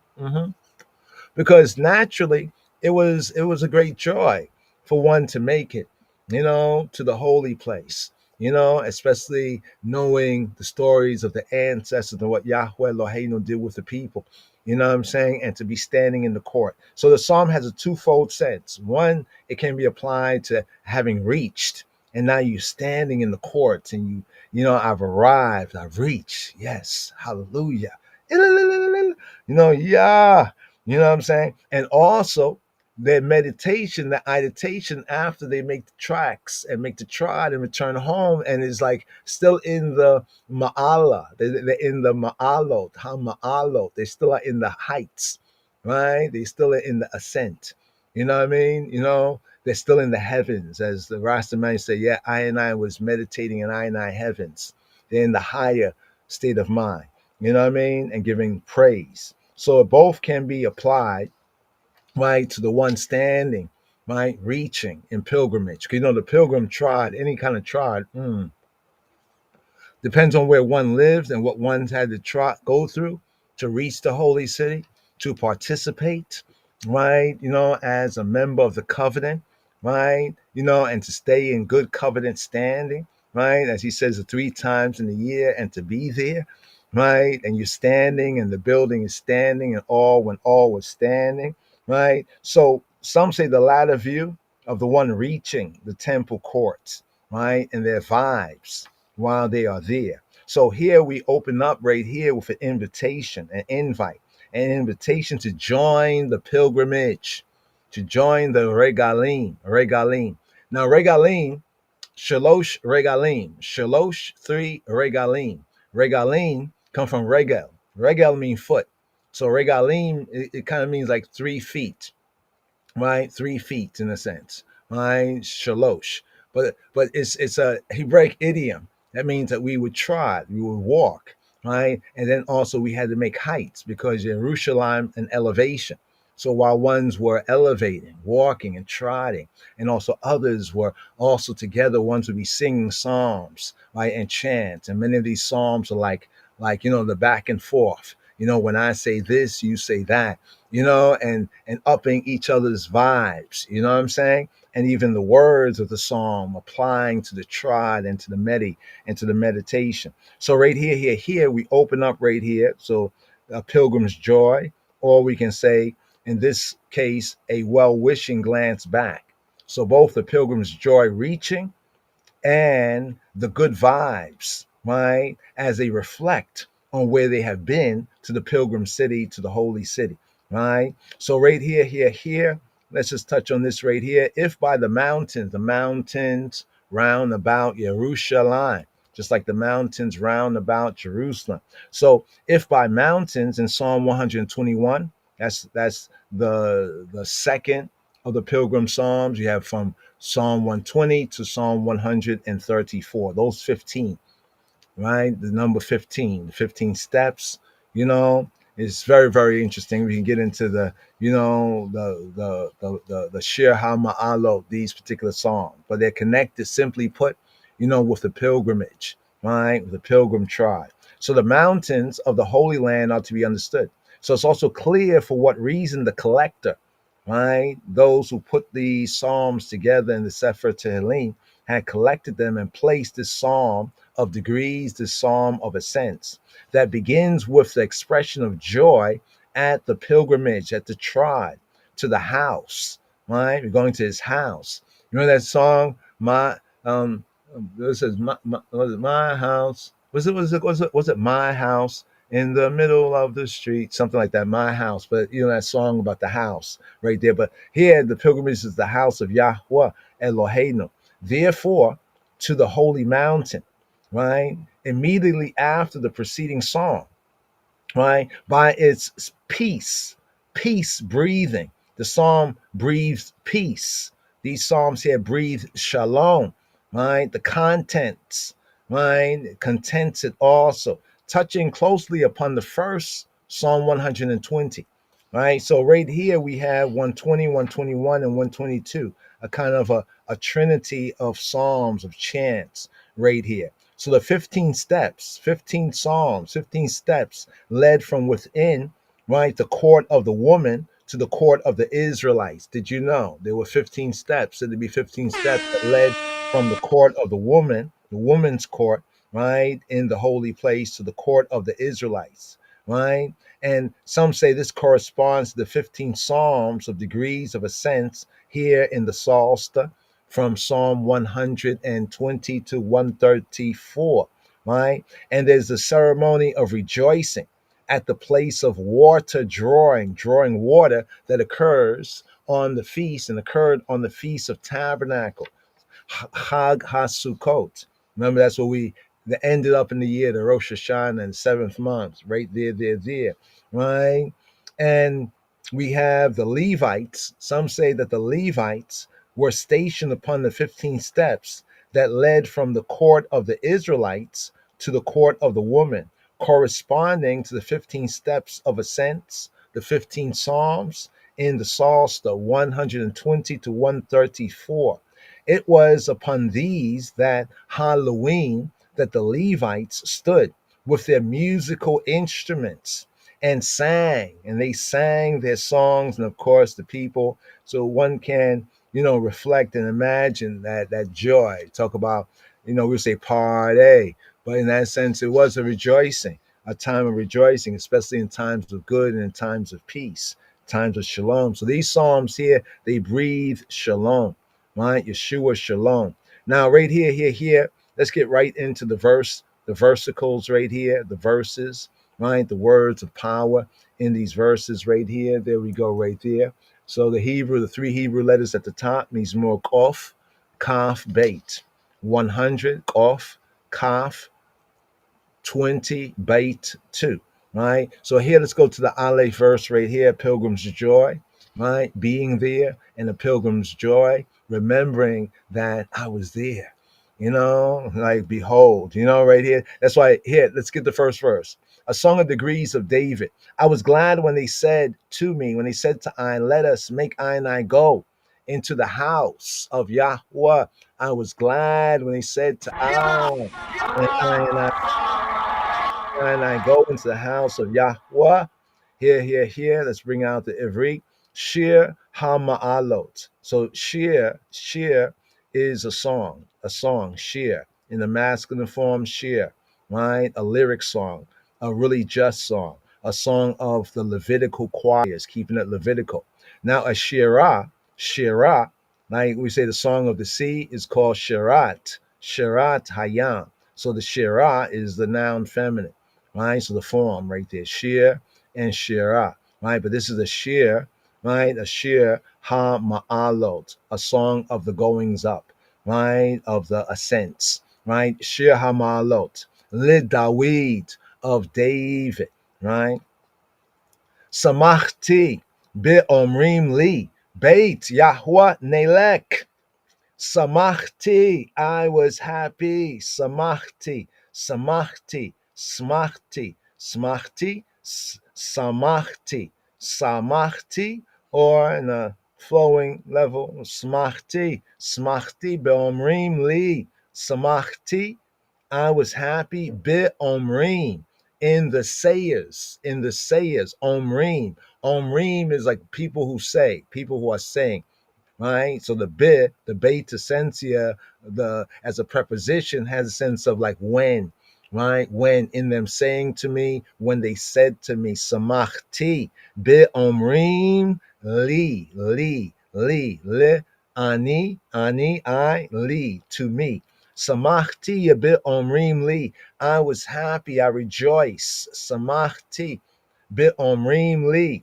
So using the feast and festival like Chag Sameach, the greeting is like Chag, feast, Sameach, like happy feast, Chag Sameach. So here he says Samachti, I was happy, right? Happy, Samachti, I was, Be'omrim, when they said Li, to me, Beit Yahweh, the house of the Beit, the house of Yahweh, the house of he who be, Nelek, make us go, make we go, Nelek. Right? Samachti be'omrim li, Beit Yahweh Nelek. Here is the invitation to join the regalim, to join the tribe, to join the pilgrimage. And here begins with Lid Dawid, two forms of it, right? David within the manuscripts, Dawid. So some of the targums, some of the older Aramaic and other interpretation, they omit this, and the contents of the psalm, because the contents of the psalm, when we look at the contents, they point obviously to a post and after the Davidic time.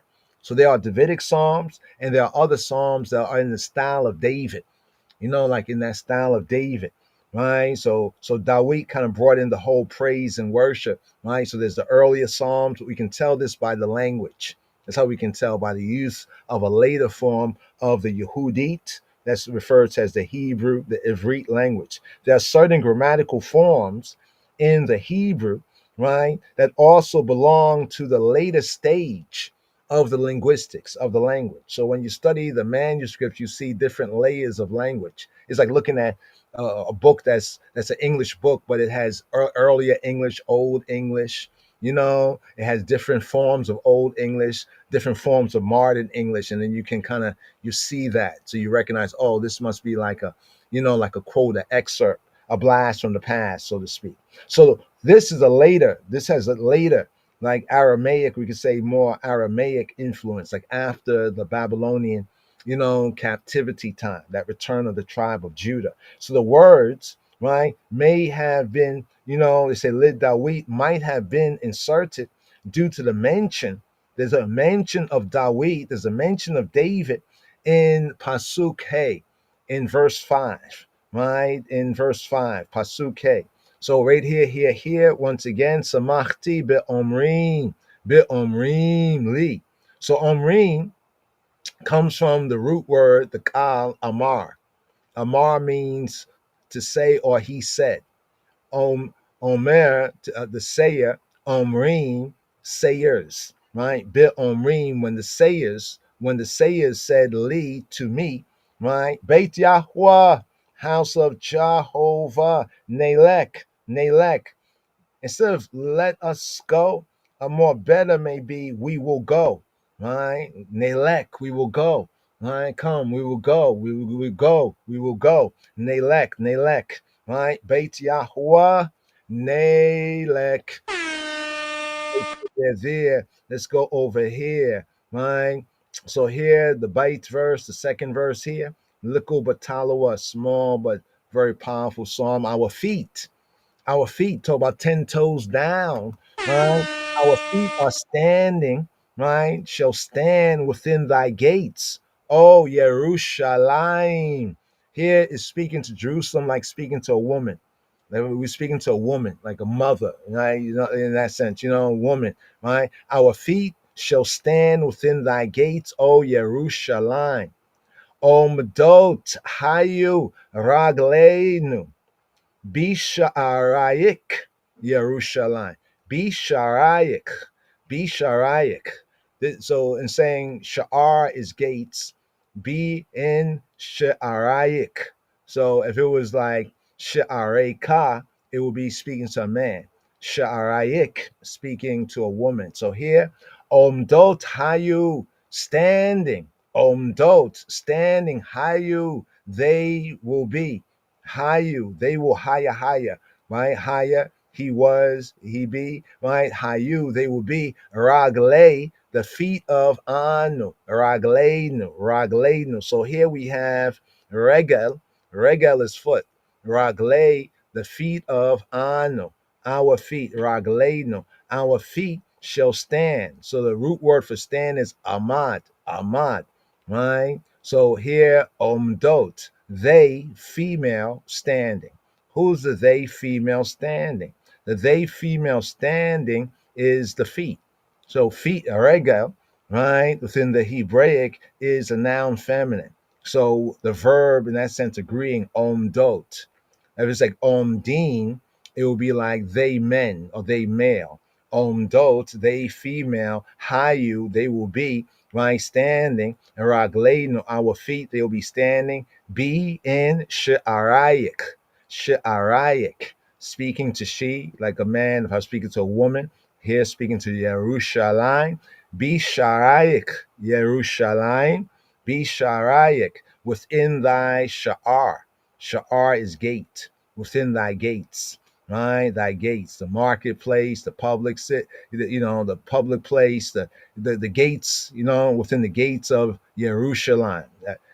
I will reach. This is like the confidence of reaching. So here, verses 2-5 is reflections. Some say reflections, right? In Jerusalem, right? Reflections, right? Expectation. I look at it more as expectation from the language, expecting, and then it's like both before and expecting. Like our feet, this is what they'll do. Our feet, like we tried it and we're like, man, it's like a way to try, but we chanting this like, yo, our feet gonna be standing there. Let's just push on. Our feet gonna be standing there. Omdot hayu ragleinu bisharayik Yerushalayim. Are standing, omdot. The verbal form is called omdot, right? The perfect of experience.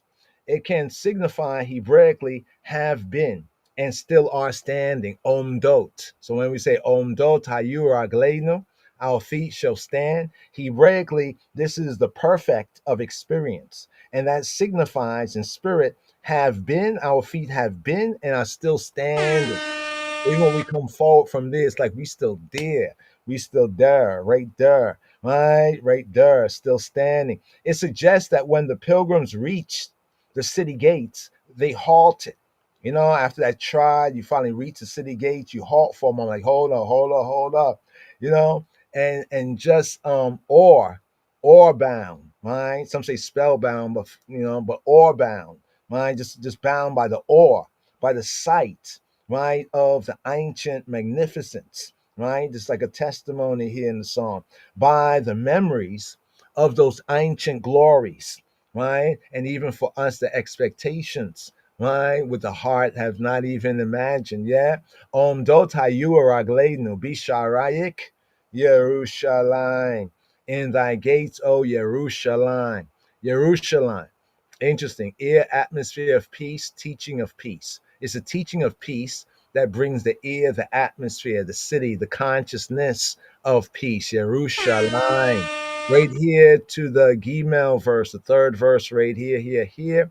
Yerushalayim, Jerusalem, is builded as a city that is compact together. Notice in the Brit Hadasha, the renewed covenant, Adis Al Kidah, it says that Jerusalem from above is our mother. Jerusalem from above is our mother. Overstand this here, right? Jerusalem, Yerushalayim, she, one which is she is builded. She's built, right, as a city that is compact together. Now it's interesting that the word build is used, because builded is used of Hawa, the one they call Eve, right? According to Genesis chapter 2, when it says like he made a woman, if you look at the Hebrew, he built her, right? And then also we have in the narrative, like with Rachel, she was like, she might be, and Sarah, right? When they say like they may be built up by the surrogate, right there, the sense of build, right? So Yerushalayim, she too, she is built. Yerushalayim ha-banuya.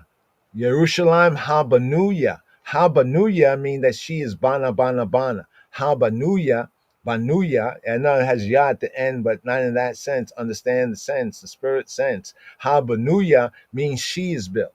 So if somebody said, well, how is she? Like, like using it in another sense. And I say, Habanuya, like she's built. She's built. Yerushalayim, Habanuya, she's built. My Ka'ir, she's built like a city. She Chubra lah, Yachdal. She is built as a city that is, well, here they say compact together. She's built as a city that fosters, right, companionship, that fosters the chabarim, It's that the word chabar, you see for the chabarim, says shalom chabarim, shalom my associates. The root of chabarim is chabar.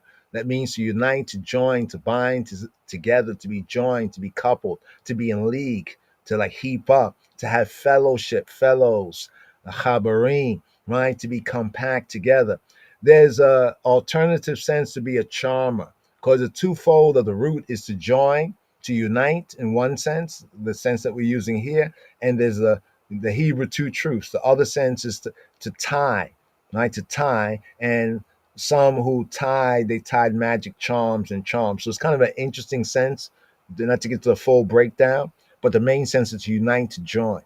Some to do certain sort of magic or whatever, they would tie, they would associate things. They call sympathetic. They say sympathetic magic, right? But that's not what we're talking about in this sense. But Hebrew words, you have to know the good and the, yeah.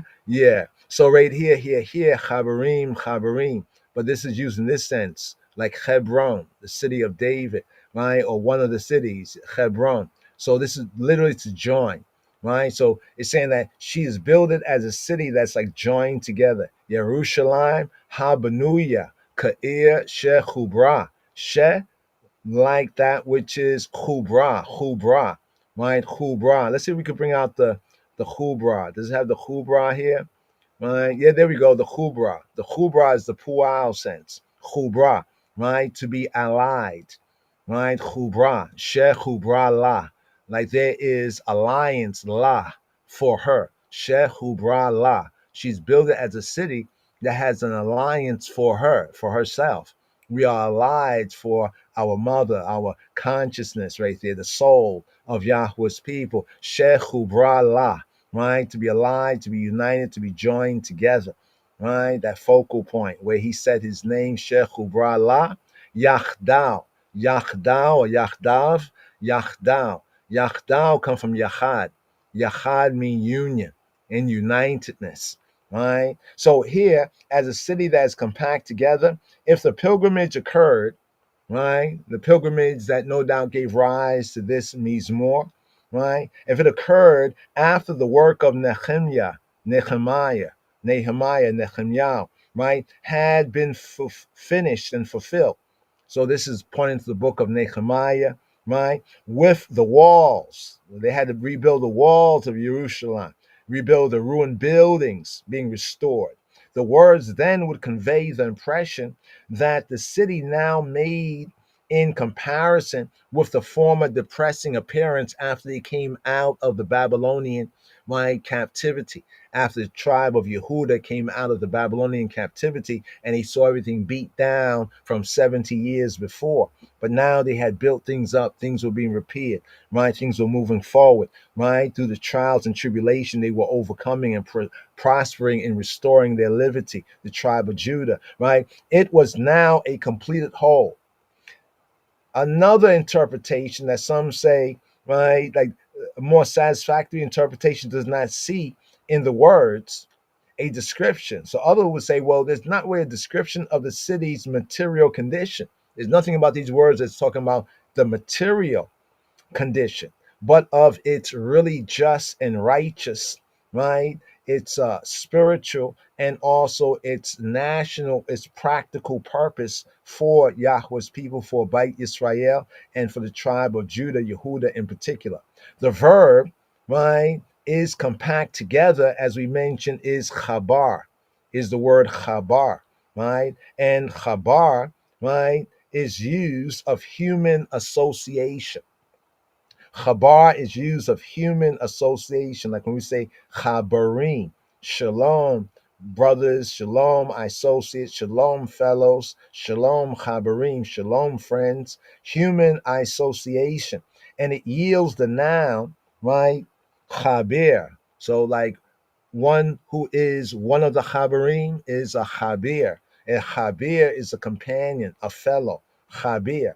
Now, some say this particular verse is difficult to translate, right? Because parsing the spirit sense of the Hebrew into appropriate, like English words. The phrase has the meaning, right? As a city in that companionship, right? This is Yerushalayim is a city in which companionship, the chabruta, the chabarim, right? Companionship together was fostered, right? It was the center. This was the center that held the scattered tribes, not just the tribe of Yehuda, of Judah that had returned out of the Babylonian captivity, but even the other tribes of Israel. It's the city that held the scattered tribes together as a coherent body, kept it a focal point, like an anchor. So Jerusalem, under the tribe of Judah, became that anchor from the time after the Babylonian captivity to the time of Moshiach, Yeshua HaNo. All right, just want to bring that out. So this verse here again, Yerushalayim, Ha-Benuya, Ka'ir Shechubrala, Yahdao. Here, to the Dalet, to the fourth verse. Let's keep it pushing right here. So remember, just keep the context. So from that verse, a city in which companionship together is fostered, whither, where the tribes, check it, the tribes go up, the tribes Allah, Aliyah, the tribes ascend, the tribes make pilgrimage, right? The tribes of Yahweh, the tribes of Jehovah, right? To the testimony of Yisrael, to the testimony of Israel, to do what? To give thanks. Yangful eyes is to the name, to the Hashem, Hakadosh, the Holy One, Baruch Hu, blessed be He, Baruch Hashem, to give thanks to the name, the Hashem of Yahweh. So here, let's bring this out in the Ivrit, right here. Shesham, She, right? She is Aramaic influence from Asher. The oldest Asher. So if this was Davidic, it wouldn't say Shesham, it would say Asher Sham. Asher Sham Alu, right? But because this is from the post-exilic times after the Babylonian and some of the influence of the Aramaic, it is kind of from Asher to Sheh. So it says Shesham, right? Shesham Alu, right? Where there, like almost like where there, that which there, right? So it's saying that Jerusalem that is built, right, is that like a city where companionship is fostered, Shesham Alu, and it's where, here we go right here, it's thither. Actually it says whither, but more it should be thither. Thither is like there, right? Shesham is there. Alu, ascending is there. Shesham is there, right? Is there that the tribes, right? Shesham, Alu. Oh, let's bring out the Alu from the Allah. Allah mean he went up. Allah, he went up. He ascended. He climbed. He ascended. He went up, right? Alu, they went up, right? So what it says here, it says Shesham, Alu, Shivatim. Shesham Alu Shabbatim. Shesham is thither, is there, right? Is there. Shesham Alu ascending. Shabbatim. The Shevets, all the Shevets. Shabbatim. All the Shevets. What's the Shevet? It's the rod, the staff, but this is the reference is both a rod in one sense, a staff, a Shevet. Some say Shevet, right? Shebet, right? A staff, right? A club, right? But in this sense, right here, is speaking about the tribes, the clans. It's like the 12 tribes. We're the 12 tribes, right? Shesham, Alu, Shabbatim, right? It's there that the tribes went up, they ascended, right? There the tribes ascended, right? Shesham, Alu, Shabbatim, Shibtei, the tribes of. So we have Shabbatim, tribes, and we have Shibtei, the tribes of. Shibtei Yah, the tribes of Yah. Here we have Jah, right? The English Jah, right? But here the Hebrew Yah. Shibtei Yah. Shibtei Yah. Shibtei Yah. So you see right here where it says the tribes of the Lord. It's not the tribes of Yahweh in the text, it's the tribes of Yah. It's the tribes of Jah, right? The tribes of Yah. See, we want to be able to see that just from the English there. They didn't do like they did in Psalm 68, verse 4. They wasn't consistent, right? It was inconsistent. But here being consistent is there, right? Yerushalayim, Habanuya, right? Is there that the tribes go up. Shesham, Alu, Shabbatim, Shibtei Yah, the tribes of Yah, to the testimony to do what? To testify. I got to testify, Edut Yisrael, the Edut to the testimony to the Edut. Here we go, the Edut to the Edut Yisrael, Edut li Yisrael, to the testimony of, for of, li Yisrael, Edut li Yisrael, to the testimony of Israel, to do what? Right? To give thanks, lihodot, Lehodot, to the thanksgiving. Lehodot, to the thanks, to handing it to him, to hand it to him, to give thanks and praise. Lehodot, Lishem, Yahweh, to give thanks to the Shem, to the name, to the Hashem, to give thanks to the Shem, to the name, to give thanks to the reputation, to fame, the glory, the Hashem, the name, to the designation, right? The memorial. You know when it says that his name is a memorial, right? Even his name is a memory, right there. To give thanks to the name of Yahweh. So in this verse, we have Yah, right? Special verse here, right? We have Yah, and then we also have Yahweh, the full of full, Yahweh.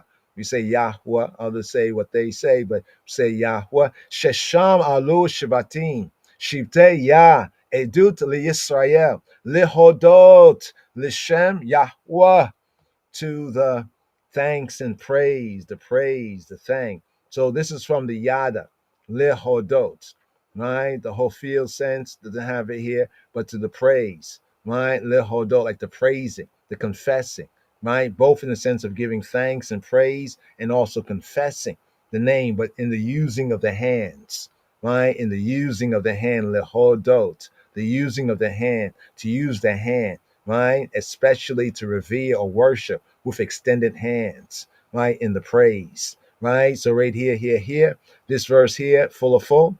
Shesham alu Shabbatim, Shibte Yah, Edut le Yisrael, Lihodot L'Shem Yahweh. Here, where the tribes go up. Shesham alu Shabbatim, where the tribes go up. The city, Yerushalayim, recalled the glories of the past when the tribes of Israel came in their crowds on the three festivals, the three times in the year, the Shalosh Aregalim, right, in obedience to the ancient, obedience to the Torah and the ancient Edut. Edut. What is the ancient Edut? Right? That's the testimony. So when we go, right, and be a witness during the feast, the festivals, the appointments, even with the Shabbat, it's a witness. Can I get a witness? It's the witness, it's the testimony, it's the evidence of things. And it's the witness of I, Yah people. I, Yah people. So right here, the testimony. So what was the testimony? The testimony was in Exodus chapter 23 and 17. Exodus chapter 23 and 17. Exodus chapter 23 and 17. What does it say? Chabarim. It says 3 times. There we go. 3 times. You see it? 3 times. 3 times in the year for all thy males. Right? 3 times in the year all thy males shall appear before Ha'adon Yahweh. Right here. Let's bring it out. We're gonna go down to the Tanakh right here. Here it says Shalosh Pe'amin 3 times. Bashana in the Shana. Shalosha Pe'amin Bashana. Yera'eh, to appear, call Zikorka, all of your Zikorka, all of your Zakor is all of your males, Zikorka, right? All the Zikorka, all of the males, right? Shalosh Pa'amim Bashana, Yera'eh, call Zikorka, Il Pnei Ha'adon, Yahweh, to appear before the face in the presence of Ha'adon, before the presence of the sovereign, the Lord, Master, right? Lord, Master, Sovereign, Supreme, Ha'adon, the Master, the Boss, the Sovereign, Il Pnei Ha'adon, the Sovereign Yahweh, He who be, who He be. So this verse here is a witness here 3 times, Shalosh Pa'amim, Bashana, Yera'eh, call Zikorka, Il Pnei Ha'adon, Yahweh. And we also have right here, just one more, 2 or 3, right, witnesses, right, word established, 16:16, where we go, 16:16, right, 16:16. The other one right there was 23:17. This is 16:16. 16:16. What a year. All right. Anyway, 16. It says 3 times in the year shall all thy males appear lifnei before the presence of Yahweh, He who be, Eloheka, the I, Creator, Almighty Power, Judge, right? In the place, in the makom that He shall choose. When? In the feast of unleavened bread, aka Passover, and in the feast of weeks, aka Pentecost or Shavuot, right? Harvest, feast of weeks, and in the feast of tabernacles, Chag HaSukkot, feast of ingathering, at the end of the year, 3 times in the year. And they shall not appear, show up, lifnei Yahweh empty, none to show up raka, or reka. No, Yeshua said, don't call your brother raka, don't call him raka, reka, empty. Don't appear empty, in an empty condition. We're supposed to bring forth the appropriate offering, right? Don't be empty, right? Don't call your brother empty-headed fool. You know, that's what Yeshua, he built on this idea Hebraically here, right? So we talk about the Raka, right? Reka. Here it says, Shalosha Pamim Bashana Yeraeh, calls the Korkai La Pineya Yahweh Loheka Bamakom Asher Yibachara Bechaga HaMatzot, in the feast of the Matzot, of the unleavened bread, Bechaga HaMatzot, Ube Chaga HaShabuot, and the feast of the Shabuas, the feast of weeks, right? Counting the 7 Sabbaths complete, and 7 times 7, 49, and tomorrow, the first day of the Shabua, the 50th day. Ua Bechagaha Sukkot, and in the feast of booths, of huts, of tabernacles, with lo Yeraeh, and not to appear Eta Pnei Yahweh Rekam, and not to appear before the face, the presence of he who he be, Rekam. That means that Yahweh has given us the land. He blesses us. We're reaping the harvest and the fruit, right? And that means have your offering, the tithes that you will put up in the appropriate season, reason for the season. So these right here, right, to back up the time. So connected with whither, where, or thither, there, the tribes go up, right? The tribes of Yah. Remember, this is the tribes, none of Yahweh here. This verse has Yah and Yahweh. Let's mark that here. This is a good example. Look at the English, we see the two Gentile counterfeit Christian tetragrammaton. The counterfeit Christian tetragrammaton. I got to do something on that. The counterfeit Christian tetragrammaton, LORD. It's 4 letters, but it's not Yahweh. But here it's actually Yah, the 2 letters. Yah, Yod, Hey, right? And here's Yod, Hey, Wah, right? Yahweh. So full of the verse right here. Shesham alu Shabbatim. Shivtei Yah. Eduta le Yisrael, lehodot l'Shem Yahweh. Here, the 5th verse here, right? Reflections in Jerusalem. Reflections in Jerusalem. Reflections. Here it says, for there are set, there where, Jerusalem, for there are set thrones of judgment. Judgment, right? The thrones of the Beit Dawid, thrones of the house of David. Here we go. The greatest son right here. Right? What does this man? She says, what's that word right there? Do we have that? Do we have that up here? We should have that. If we don't have that, that'll be really something else. But we'll keep it pushing right here. Right? Oh, there we go. We got it. Just to share the David vibes right here. Here we go. David, my What is true? Here we go. And David, my servant, shall be king over them. They all shall have one shepherd. It is good that you are here to record this picture of me in my palace garden at Addis Ababa. People who see this throughout the world will realize that even in the 20th century, with faith, courage, and a just cause, David will still beat Goliath. And David, my servant, shall be king over them. And they all shall have one shepherd. They shall also walk in my judgments and observe my statutes and do them. And they shall dwell in the land that I have given unto Jacob my servant, wherein your fathers have dwelt.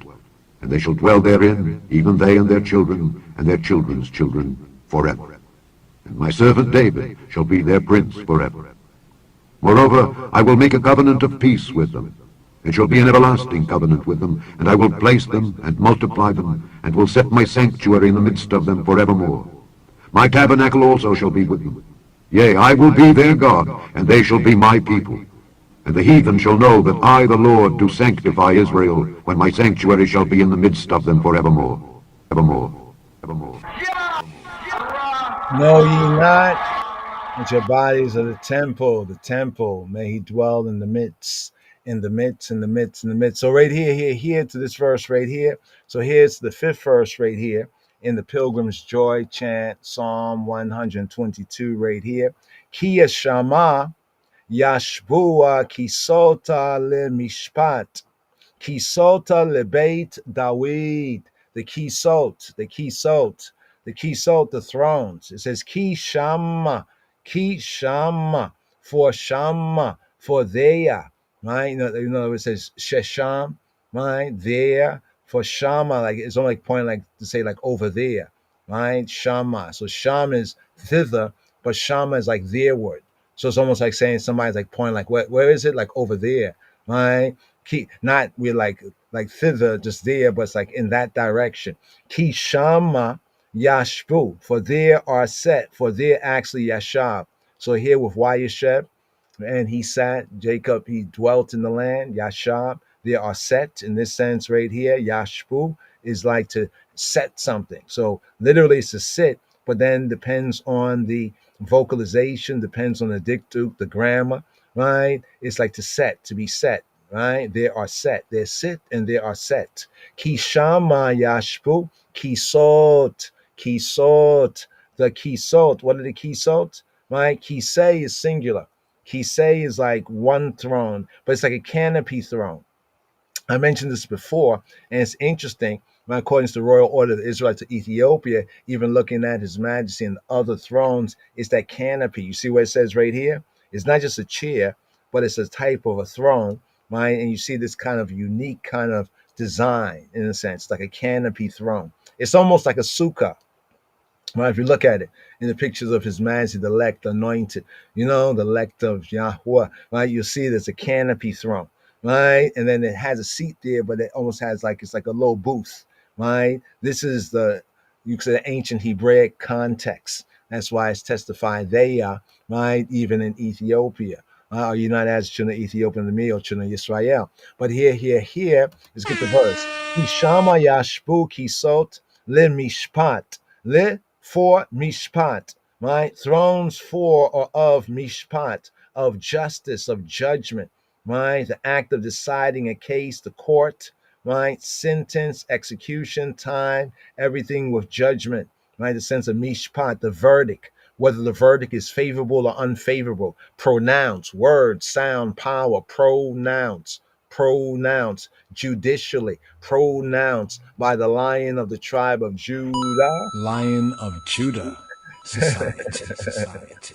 Especially a sentence, right, or formal decree, also referring to divine law, to Torah, including the act, the place, the suit, the crime, the penalty, abstractly justice. But here, it's the thrones of judgment. You see the judgment theme.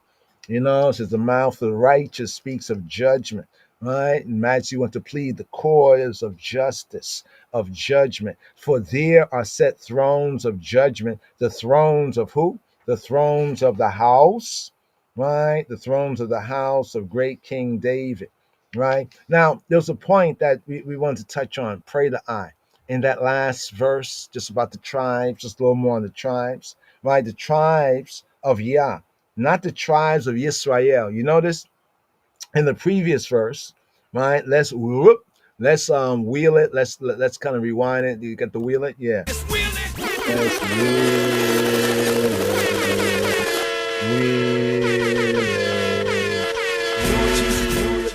Okay, so here where it says Shesham Alu Shavatim, Shivte Yah, the tribes of Shivte Yah.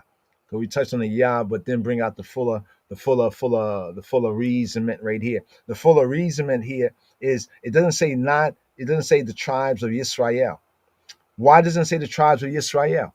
Why does it say the tribes of Yah? Shivte Yah, the Shevet of Yah, the Shivte Yah. Because after the schism, the ism schism, right? On the death of Shlomo HaMelech, on the death of King Solomon. That's why we say in the Kever Neges, David had a son named Solomon. Solomon had a son named David, right? But there was a schism, right? And Israel, because after the schism, on the death of Solomon, right, the northern tribes ceased.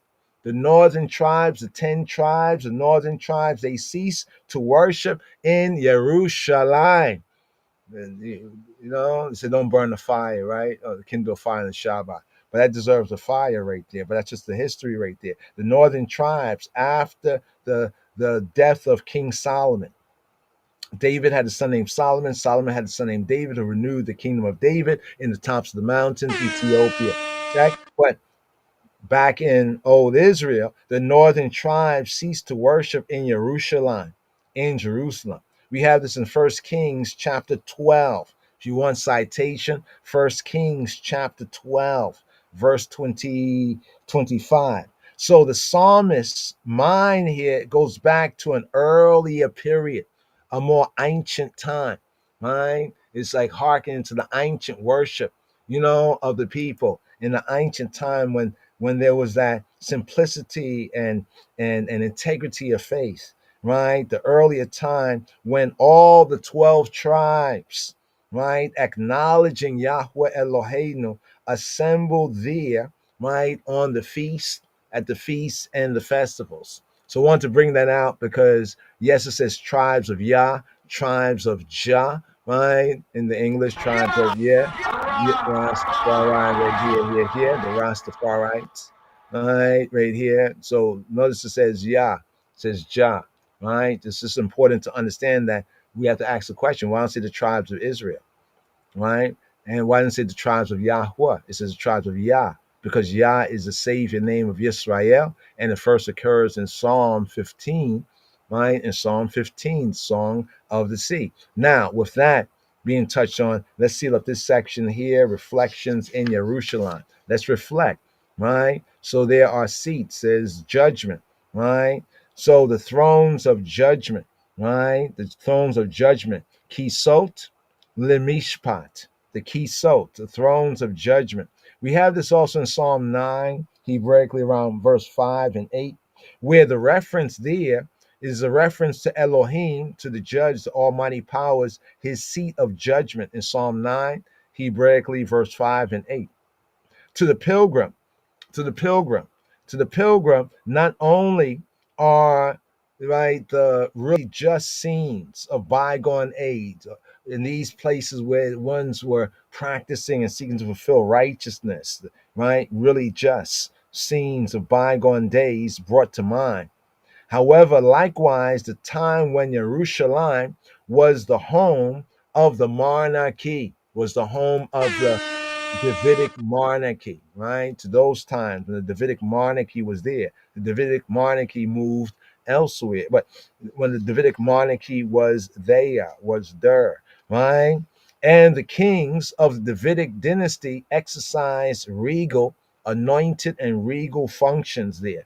When they were able to function within that messiahship, such as David, right? And to an extent, we can say Solomon, but better was the earlier than the latter. Check. But here we have this verse right here. So the Davidic connection, David mentioned in this psalm. That's why when it says Lid Dawid in the earlier part, some omit that, right? Some versions omit that right there because in the study of it, it's known that this psalm is in the style of David and it recalls David. It's built on his style as a sweet singer of Yisrael, but it's not that psalm because it has mention of him. But be it as it may, Ki Shama Yashbu, Kisot Lemishpat.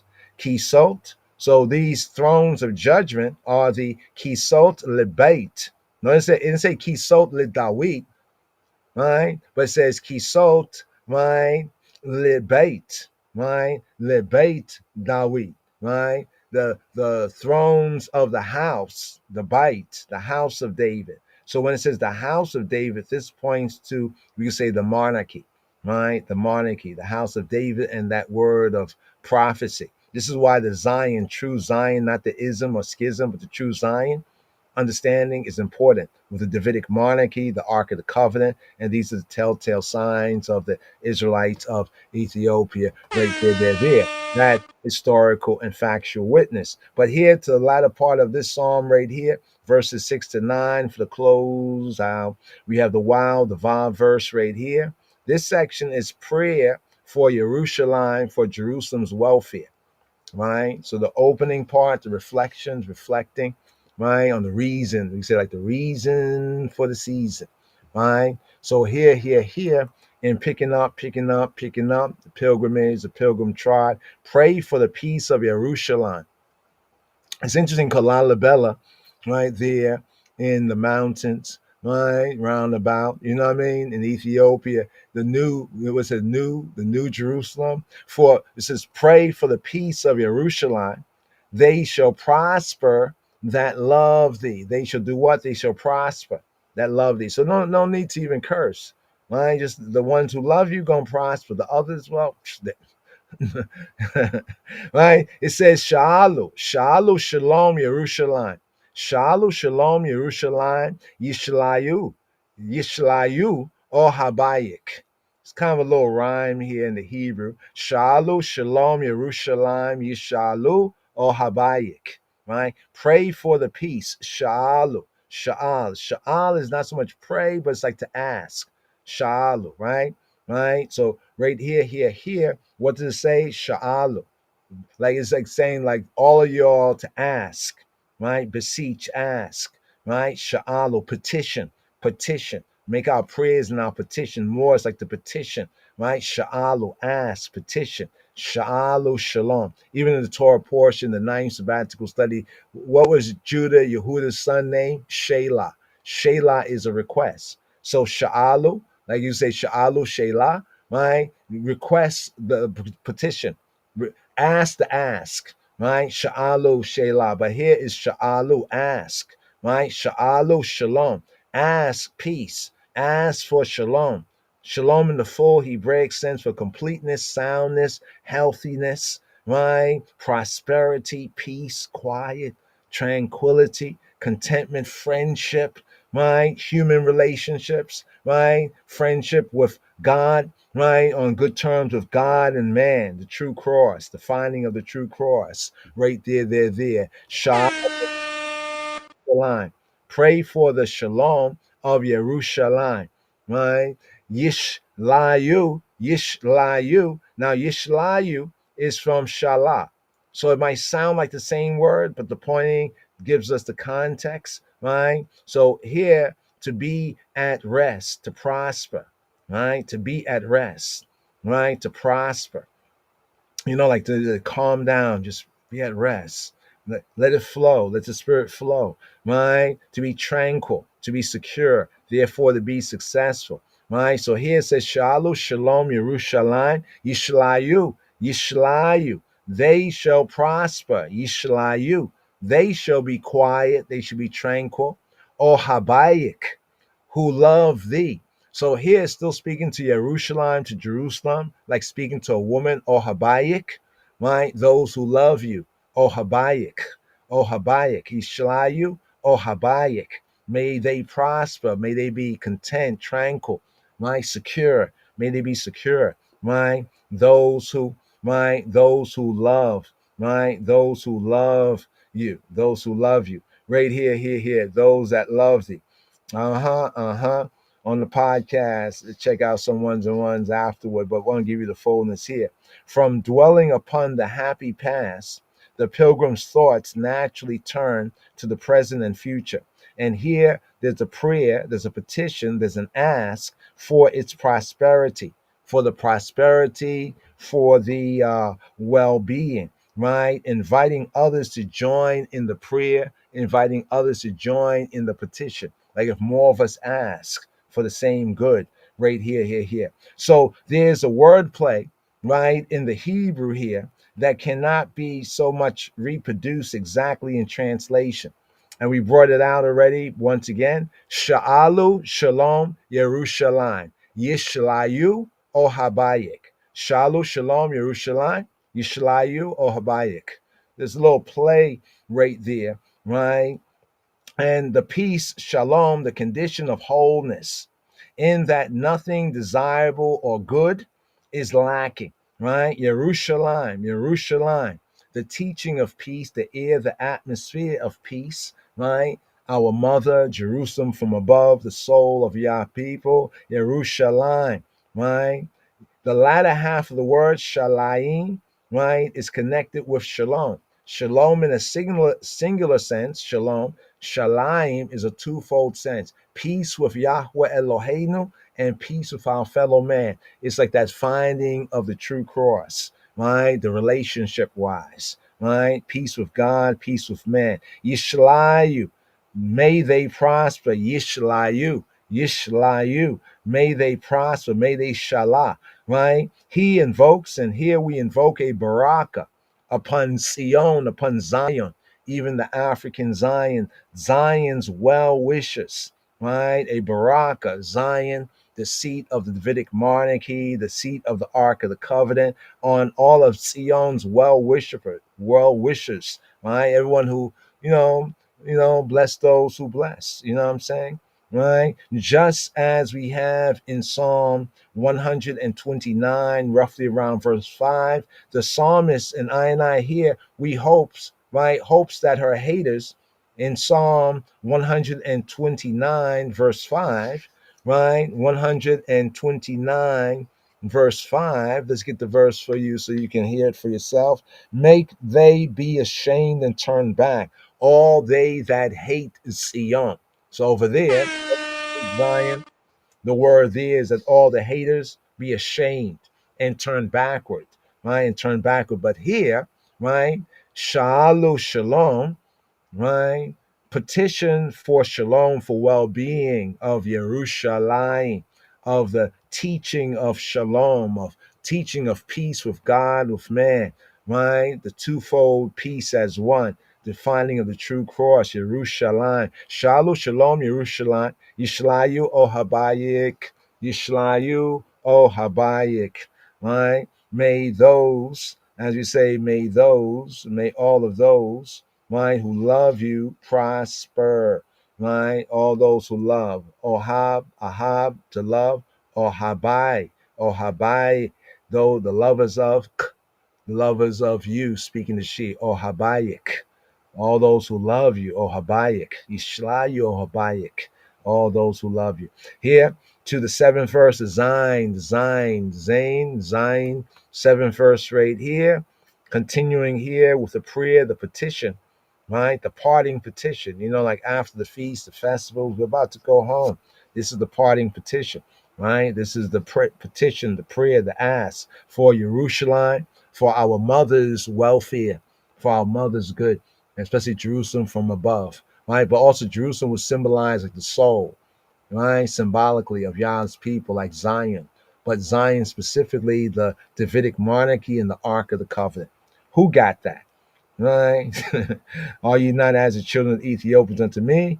There. So we have here peace, shalom be within thy walls, prosperity within thy palaces. Here. Yehi shalom. Let it be peace. Let it be peace. Yehi shalom. Yehi shalom. Be chelek. Be chelek. Now this word is interesting. Be chelek. Chelek, chel. Here's chel, like with chayil. Chayil mean power. Chel from chayil, like we say Haile Selassie. We have chel, right? Chel right here. Now let's go to this to prove our point. Chayil. You see it right there? Well, there we go. Chayil, strength, might, efficiency, the might and power. Hashalush, hakadosh. There we go right here. Hashalush, hakadosh. Yehi shalom bechelek. Peace be within your walls. That's one bringing out of it. It could also be brought out as peace be in your power, your strong place, right? Your strength. Yehi shalom bechelek. Peace be within thy walls. Shalwa, prosperity, shalwa, be'armenotayik. Be'armenotayik, in your armenot, in all your armenot. What's your armenot? All of your armons. Armon, singular, armenot, right? All your citadels, all your palaces. This is also speaking to she, right? Be armenotayik, in all your elevated places. Because we get to the Harmon, the fortress, the high fortress, right? Armenotayik, in all your palaces, your citadels, right? Shalwa, or some might say shalva, be armenotayik. Shalva be'armotayich. Right? Here we have shalwa. There you have shalva here, but the ancient pointing is shalwa. Shalwa. Quietness, shalwa. Ease, shalwa. Prosperity, shalwa. Right? Security. Right? From shalah.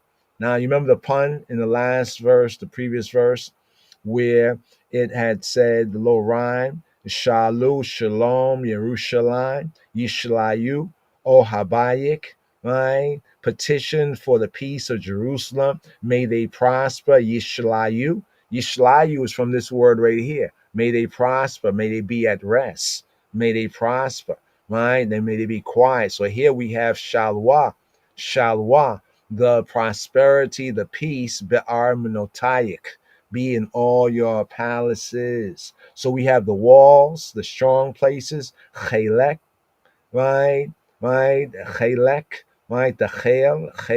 And remember the word Chel, fortress wall, right? Is from Chayil, power, strength, the might, Chayil, right? And all your strong places. So what do we have here? The walls and the palaces. These are the same words that we have in Psalm 48, the evening psalm for the second day, the Monday, Yom HaSheni, Hebraically, verse 14, right? Count, the palaces and of Jerusalem, like when somebody go on tour, observing all the historical spots, so to speak. So here, Yehi Shalom Bechelek, Shalwa Be'armanotayik. Here, to the eighth verse right here, the chet verse right here.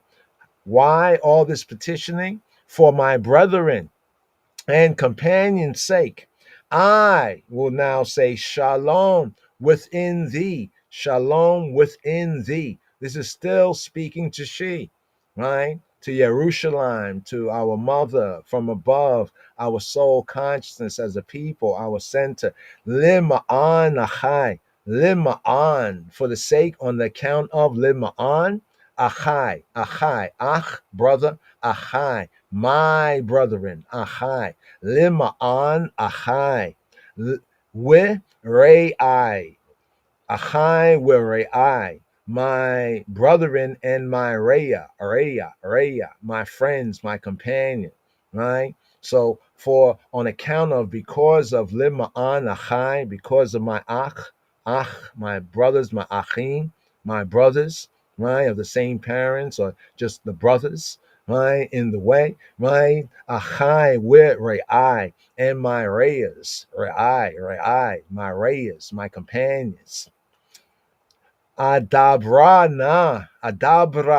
We say abracadabra. They say cadabra. As I speak, I create as I speak, right? Lima'ana chai where I.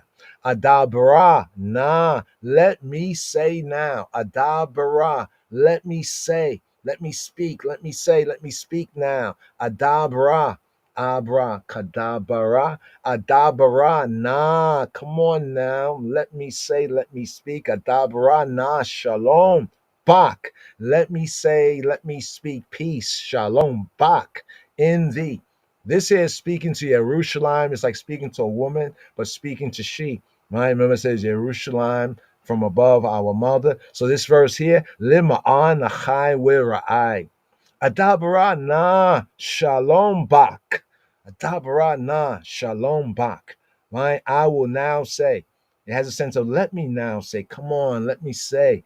Like I will say now. Adabara na. I will say now. Shalom bak. Peace be within thee. Speaking to she. So my brethren, achai, and my companions, re'ai, right? Achai, where re'ai, my brethren and companions, for their sake, lima'an, for their sake, who are residents in Jerusalem. I gotta go. Right? They're gonna be still here. I just came. I'm visiting. I'm checking in. The pilgrim time, the going up time. I'm checking in Jerusalem. But for their sake, I gotta go. I just want all to be peace here. You know what I mean? This is our center. This is where we worship Yahweh Eloheinu. This is the context here, right? So for my brethren, right, lima'an nachai where I, for my brethren and companions' sake, those who are residents in Jerusalem, in the holy city, and whose personal baraka, their personal fortune and goodness and prosperity and blessedness, right, are bound up with the prosperity of the city, even the holy city, right? This is what this verse, the petition here. Adabara, Adabra. Let me say na, Adabra na. Let me bring out the na right here. So we have Adabra, right? And we have the na. The na is like I pray the I. Nah. Like you say Adabra. I will speak now. Let me speak now. Right? But if you say like Adabra na, come on, let me say. Come on, let me Adabra na, please let me say. Adabra na, shalom bak. Let me say peace. Let me speak peace into the city. You know, the abra I create, kadabra as I speak, adabra na. Let me say, let me create this peace as I speak, adabra na, shalom bak. Right? Peace be within thee. Let me now speak peace, shalom bak, in thee, speaking to she, right? Speaking to the soul, to the psyche. Pray for the city's welfare. Pray for the city's shalom. Lima'an, achai where I. Atabara na shalom bak. Here. Let's bring it here to the concluding verse, the eighth verse. 9 verses here, Mizmor Kof Kaf Bait. Because all of this ask, all this ask. Why? Well, because. But actually, the word because is not. See, in the previous verse, it said lima'an. Over here in the Hebrew, it says lima'an. I didn't break it down in the previous verse, but when it says for the sake of, li for ma'an, lima'an, achai, where ra'ai. Well, here we have another lima'an bait Yahuwah. So there's a certain rhyme here. When it says lima'an, it's like it says for the purpose, the intent, lima'an, for the sake of, like lima'an, in view of, on account of, for the purpose of, to the intent that, in order to, right? So in the sense of lima'an, achai will ra'ai, for the sake of, right? My brothers, my brethren, and my companions, right? I am speaking peace into the city, right? And that is that peace that I am speaking. May peace be within the city, because if it's not, they live here, and this is a place special to I in the covenant. This is the sense of it. Then it goes to the next verse, the last verse here. It repeats the same sense. So it's like, for the sake of my brethren and companion, and for the sake of the house of Yahweh, for the sake of the house of Jehovah. Here we go, right here. Let's bring it out right here. It says because. So because is the wrong. It shouldn't really be because. They should have kept it consistent, right? When it says for the sake of in the previous verse, it's the same force here. So there, previous verse, lima'an, achai werai. This verse, lima'an, beit Yahweh, Eloheinu, for the sake of the house of Yahweh, of he who he be, Elohe, the Elohim of Anu, Eloheinu, the Elohim of I and I, our Elohim, our creator, our judge, our almighty power. Lima'an Beit Yahweh Eloheinu. So you see the God and man, when I talk about Yerushalayim, peace with God, peace with man. In the 8th verse, it's Lima'an, for the sake of, right? Brethren and companion. Here in the 9th verse is Lima'an, right? For the sake of the house of Yahweh, like the temple, right? The holy courts, right? Lima'an Beit Yahweh Eloheinu. That's why when you understand this, you recognize how significant it was what Robbeinu, our rabbi, Rabbi Yeshua Hanotri, what he said when he talked about the stone upon stone and being torn down and everything. They were like, what?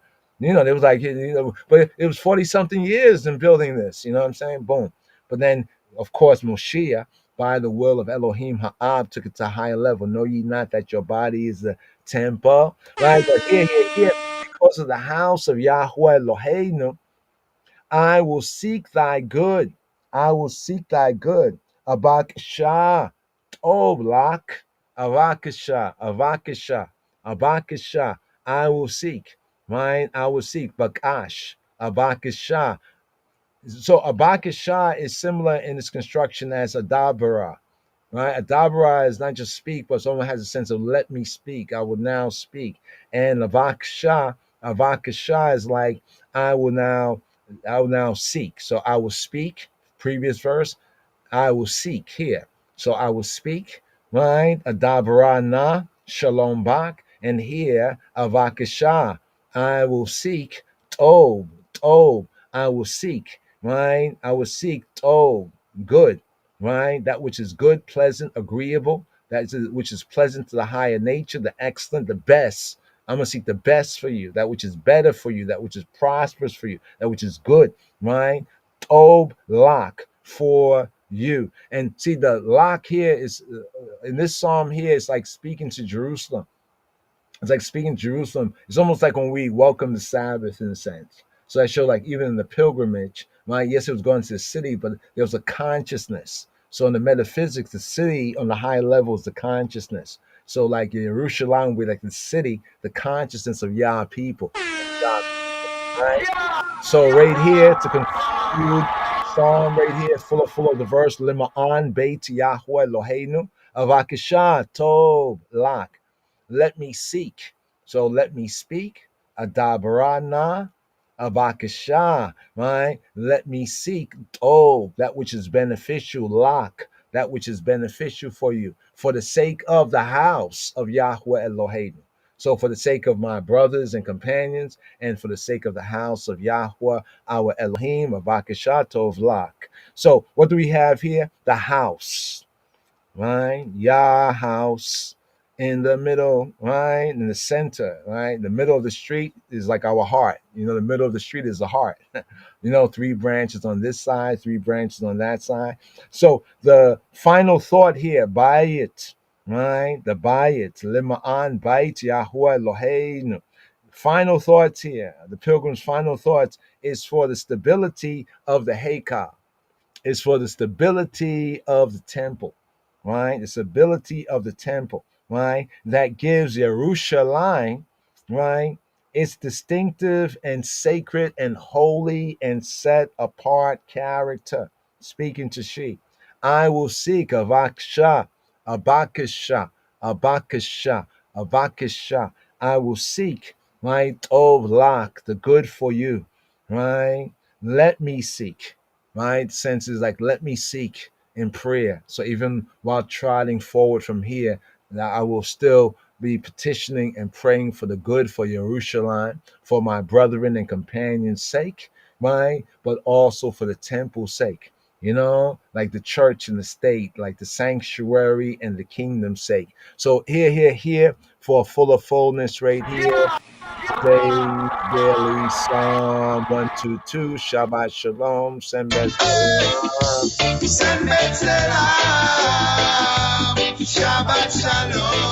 Shabbat Shalom, Meborak, Shabbat Shalom, and peace, well-being, Meborak, and empowerment to prosper. So right here, let's bring this out right here. I think we have a 3-in-1. Do we have a 3-in-1 right here? Yeah, let's share the 3-in-1 right here. Today's daily Psalm. Here. Yeshua Shalom, y'all.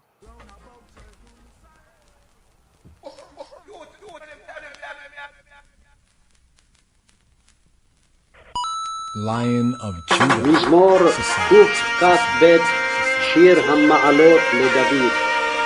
שמחתי באומרים לי, בית אדוני נלך.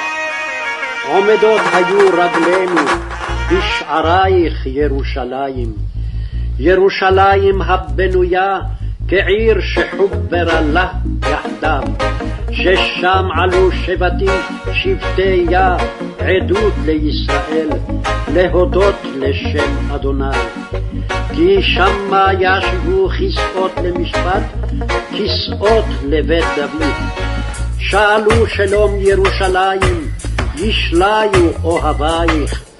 יהי שלום בחילך, שלווה בארמנותייך.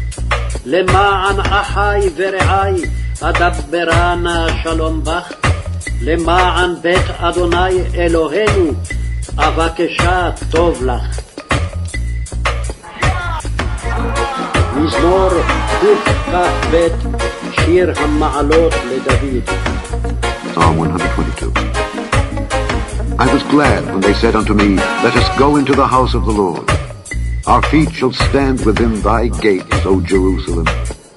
Jerusalem is builded as a city that is compact together, whither the tribes go up, the tribes of the Lord, unto the testimony of Israel, to give thanks unto the name of the Lord.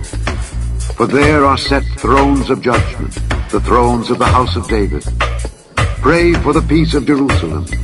They shall prosper that love thee. Peace be within thy walls, and prosperity within thy palaces. For my brethren and companions' sakes, I will now say, peace be within thee. Because of the house of the Lord our God, I will seek thy good.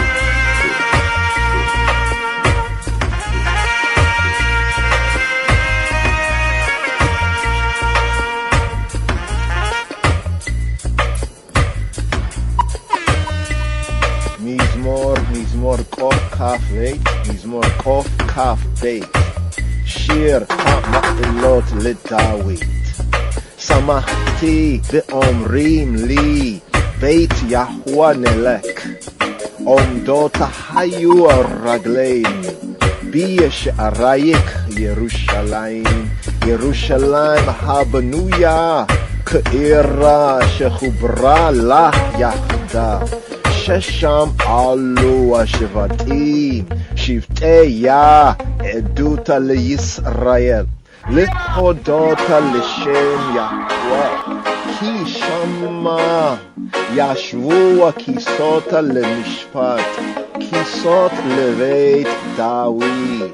שלום שלום ירושלים, ישליו אוהבייך, יהי שלום בחילק, שלווה בארמונותייך, למען החיה ורעיה.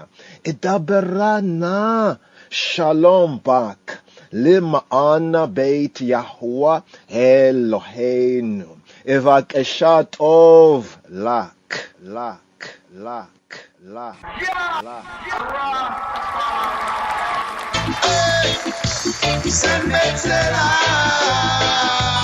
Shabbat shalom. Yeah. Just one more on the outro right here for the record right here. Here's the Royal Amharic from the Majesty Bible, authorized, revised right here. Metzaf Kedush Shema Yisrael. Lion of Judah Society.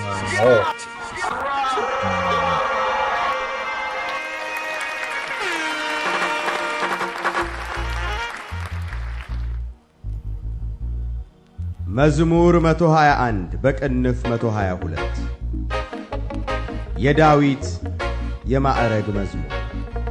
ወደ እግዚአብሔር ቤት እንሂድ ባሉኝ ጊዜ ደስ አለኝ። ኢየሩሳሌም ሆይ እግሮቻችን በአደባባይሽ ቆሙ። ኢየሩሳሌምስ እርስ በርሷ እንደ ተገጠገጠች ከተማ ተሰርታለች። የእግዚአብሔርን ስም ያመሰግኑ ዘንድ ለእስራኤል ምስክር ሊሆኑ የእግዚአብሔር ነገዶች ወደዚያ ይወጣሉ። ዙፋኖች በዚያ ለፍርድ ተቀምጠዋልና የዳዊት ቤት ዙፋኖች። ለኢየሩሳሌም ሰላምን ለምኑ፣ አንተንም ለሚወዱ ልማት ይሁን። በኃይልህ ሰላም፣ በጌጠኛ ቤትህም ልማት ይሁን። ስለ ወንድሞቼ ስለ ባልንጀሮቼም በውስጥሽ ሰላም ይሁን አልሁ። ስለ አምላካችን ስለ እግዚአብሔር ቤት ላንቺ መልካምነትሽን ፈለግሁ።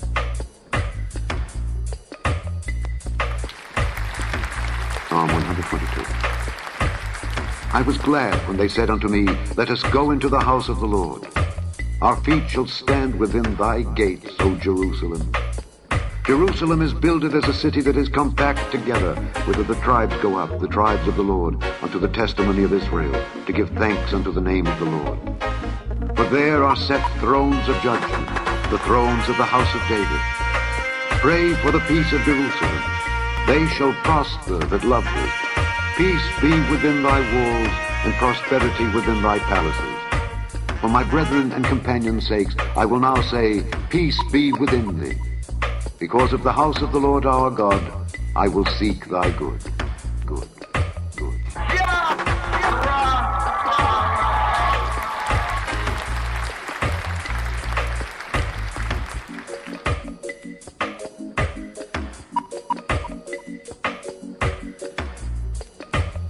መዝሙር 121 በቅንፍ 122 የዳዊት የማዕረግ መዝሙር።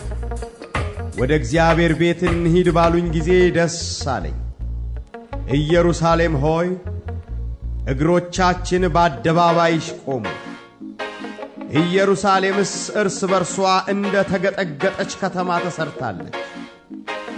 የእግዚአብሔርን ስም ያመሰግኑ ዘንድ ለእስራኤል ምስክር ሊሆኑ የእግዚአብሔር ነገዶች ወደዚያ ይወጣሉ። ዙፋኖች በዚያ ለፍርድ ተቀምጠዋልና የዳዊት ቤት ዙፋኖች። ለኢየሩሳሌም ሰላምን ለምኑ፣ አንተንም ለሚወዱ ልማት ይሁን።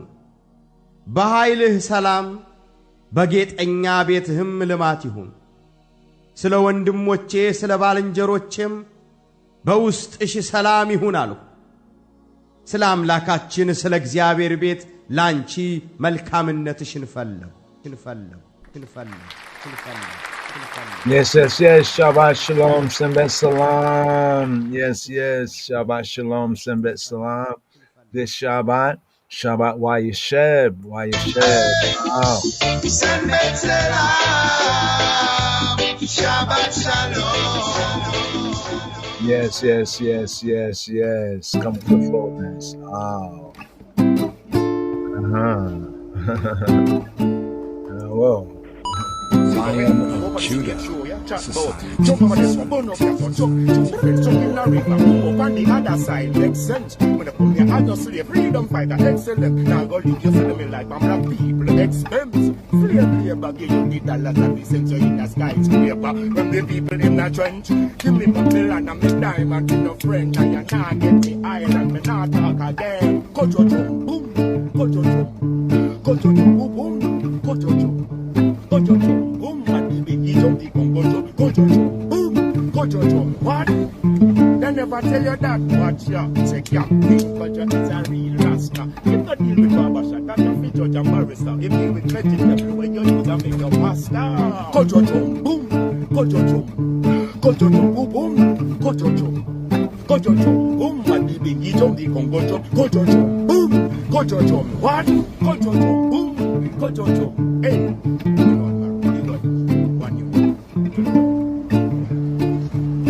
Yes, yes, yes, yes. Kojo drum. Give thanks, Kalanji, right there. Shabbat shalom. Shabbat shalom. Shabbat shalom. Rastafari, you be well. Shabbat shalom. Oh my. I dreamt of a great judgment morning, and of the wicked freeze when the trumpets and blow. Dreamt of a nation assembled to be judged. In front Selassie I throne. Yes, I dreamt of a great judgment morning, and of the wicked freeze when the trumpets and blow. Dreamt of a nation assembled to be judged. In front Selassie I throne. Many weep as the last word. Round upon their fame many prayed, but I know they prayed too late. I saw tears trickle down the wicked man's face. As them can't go as I am to righteousness. Ain't there was dear standing on the land in this sea, stating that the wicked times will no longer be. With his palm stretched out for the whole world to see that he's a rightful ruler continually. I dreamt of a great judgment morning, and of the wicked trees went a trumpet and blow. Dreamt of a nation assembled to be judged. In front Selassie I shone. I dreamt of a great judgment morning, and of the wicked trees went a trumpet and blow. Dreamt of a nation assembled to be judged. In front Selassie I shone. I said the wicked man was there with his greatness, but when Jah come him up to leave it behind. And when Jah opened the book of his record, no trace of the wicked man's greatness he found. He said, no shadows in the Zion forever. Yes, there's only love and unity for mankind. Oh, he's the King of Kings, Lord of Lords, conquering lion every time. You never have no mercy for the wicked man, setting it apart. The words of the blasphemers surely punish those who make his word bad. Oh, my friend, what a lovely G, my yard. Oh, yes.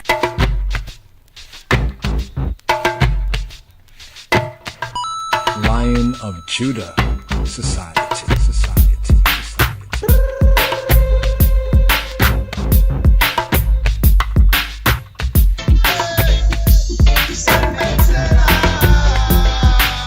Shabbat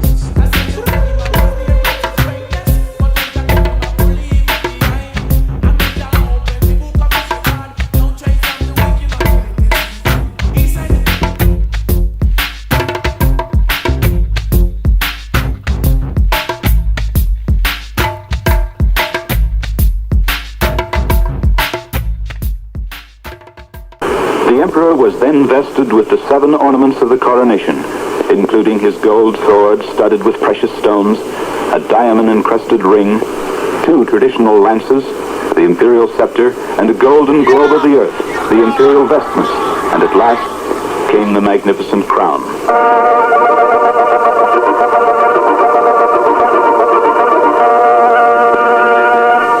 7 differently scented ointments of ancient prescription were received on the imperial head, brow, and shoulders, one with each of these ornaments.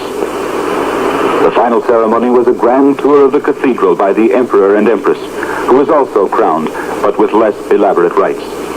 They were escorted by the priests and bishops, princes and high dignitaries, Ethiopian bishops and priests from all over Ethiopia, and a large number of Coptic deacons, carrying palm branches and chanting in mighty volume.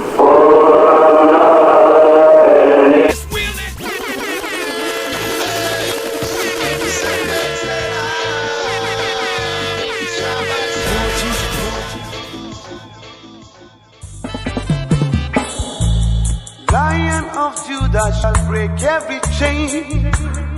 Shabbat Shalom, Barak. Peaceful Sabbath and a blessed one. Shalom, Chaverim. Shalom.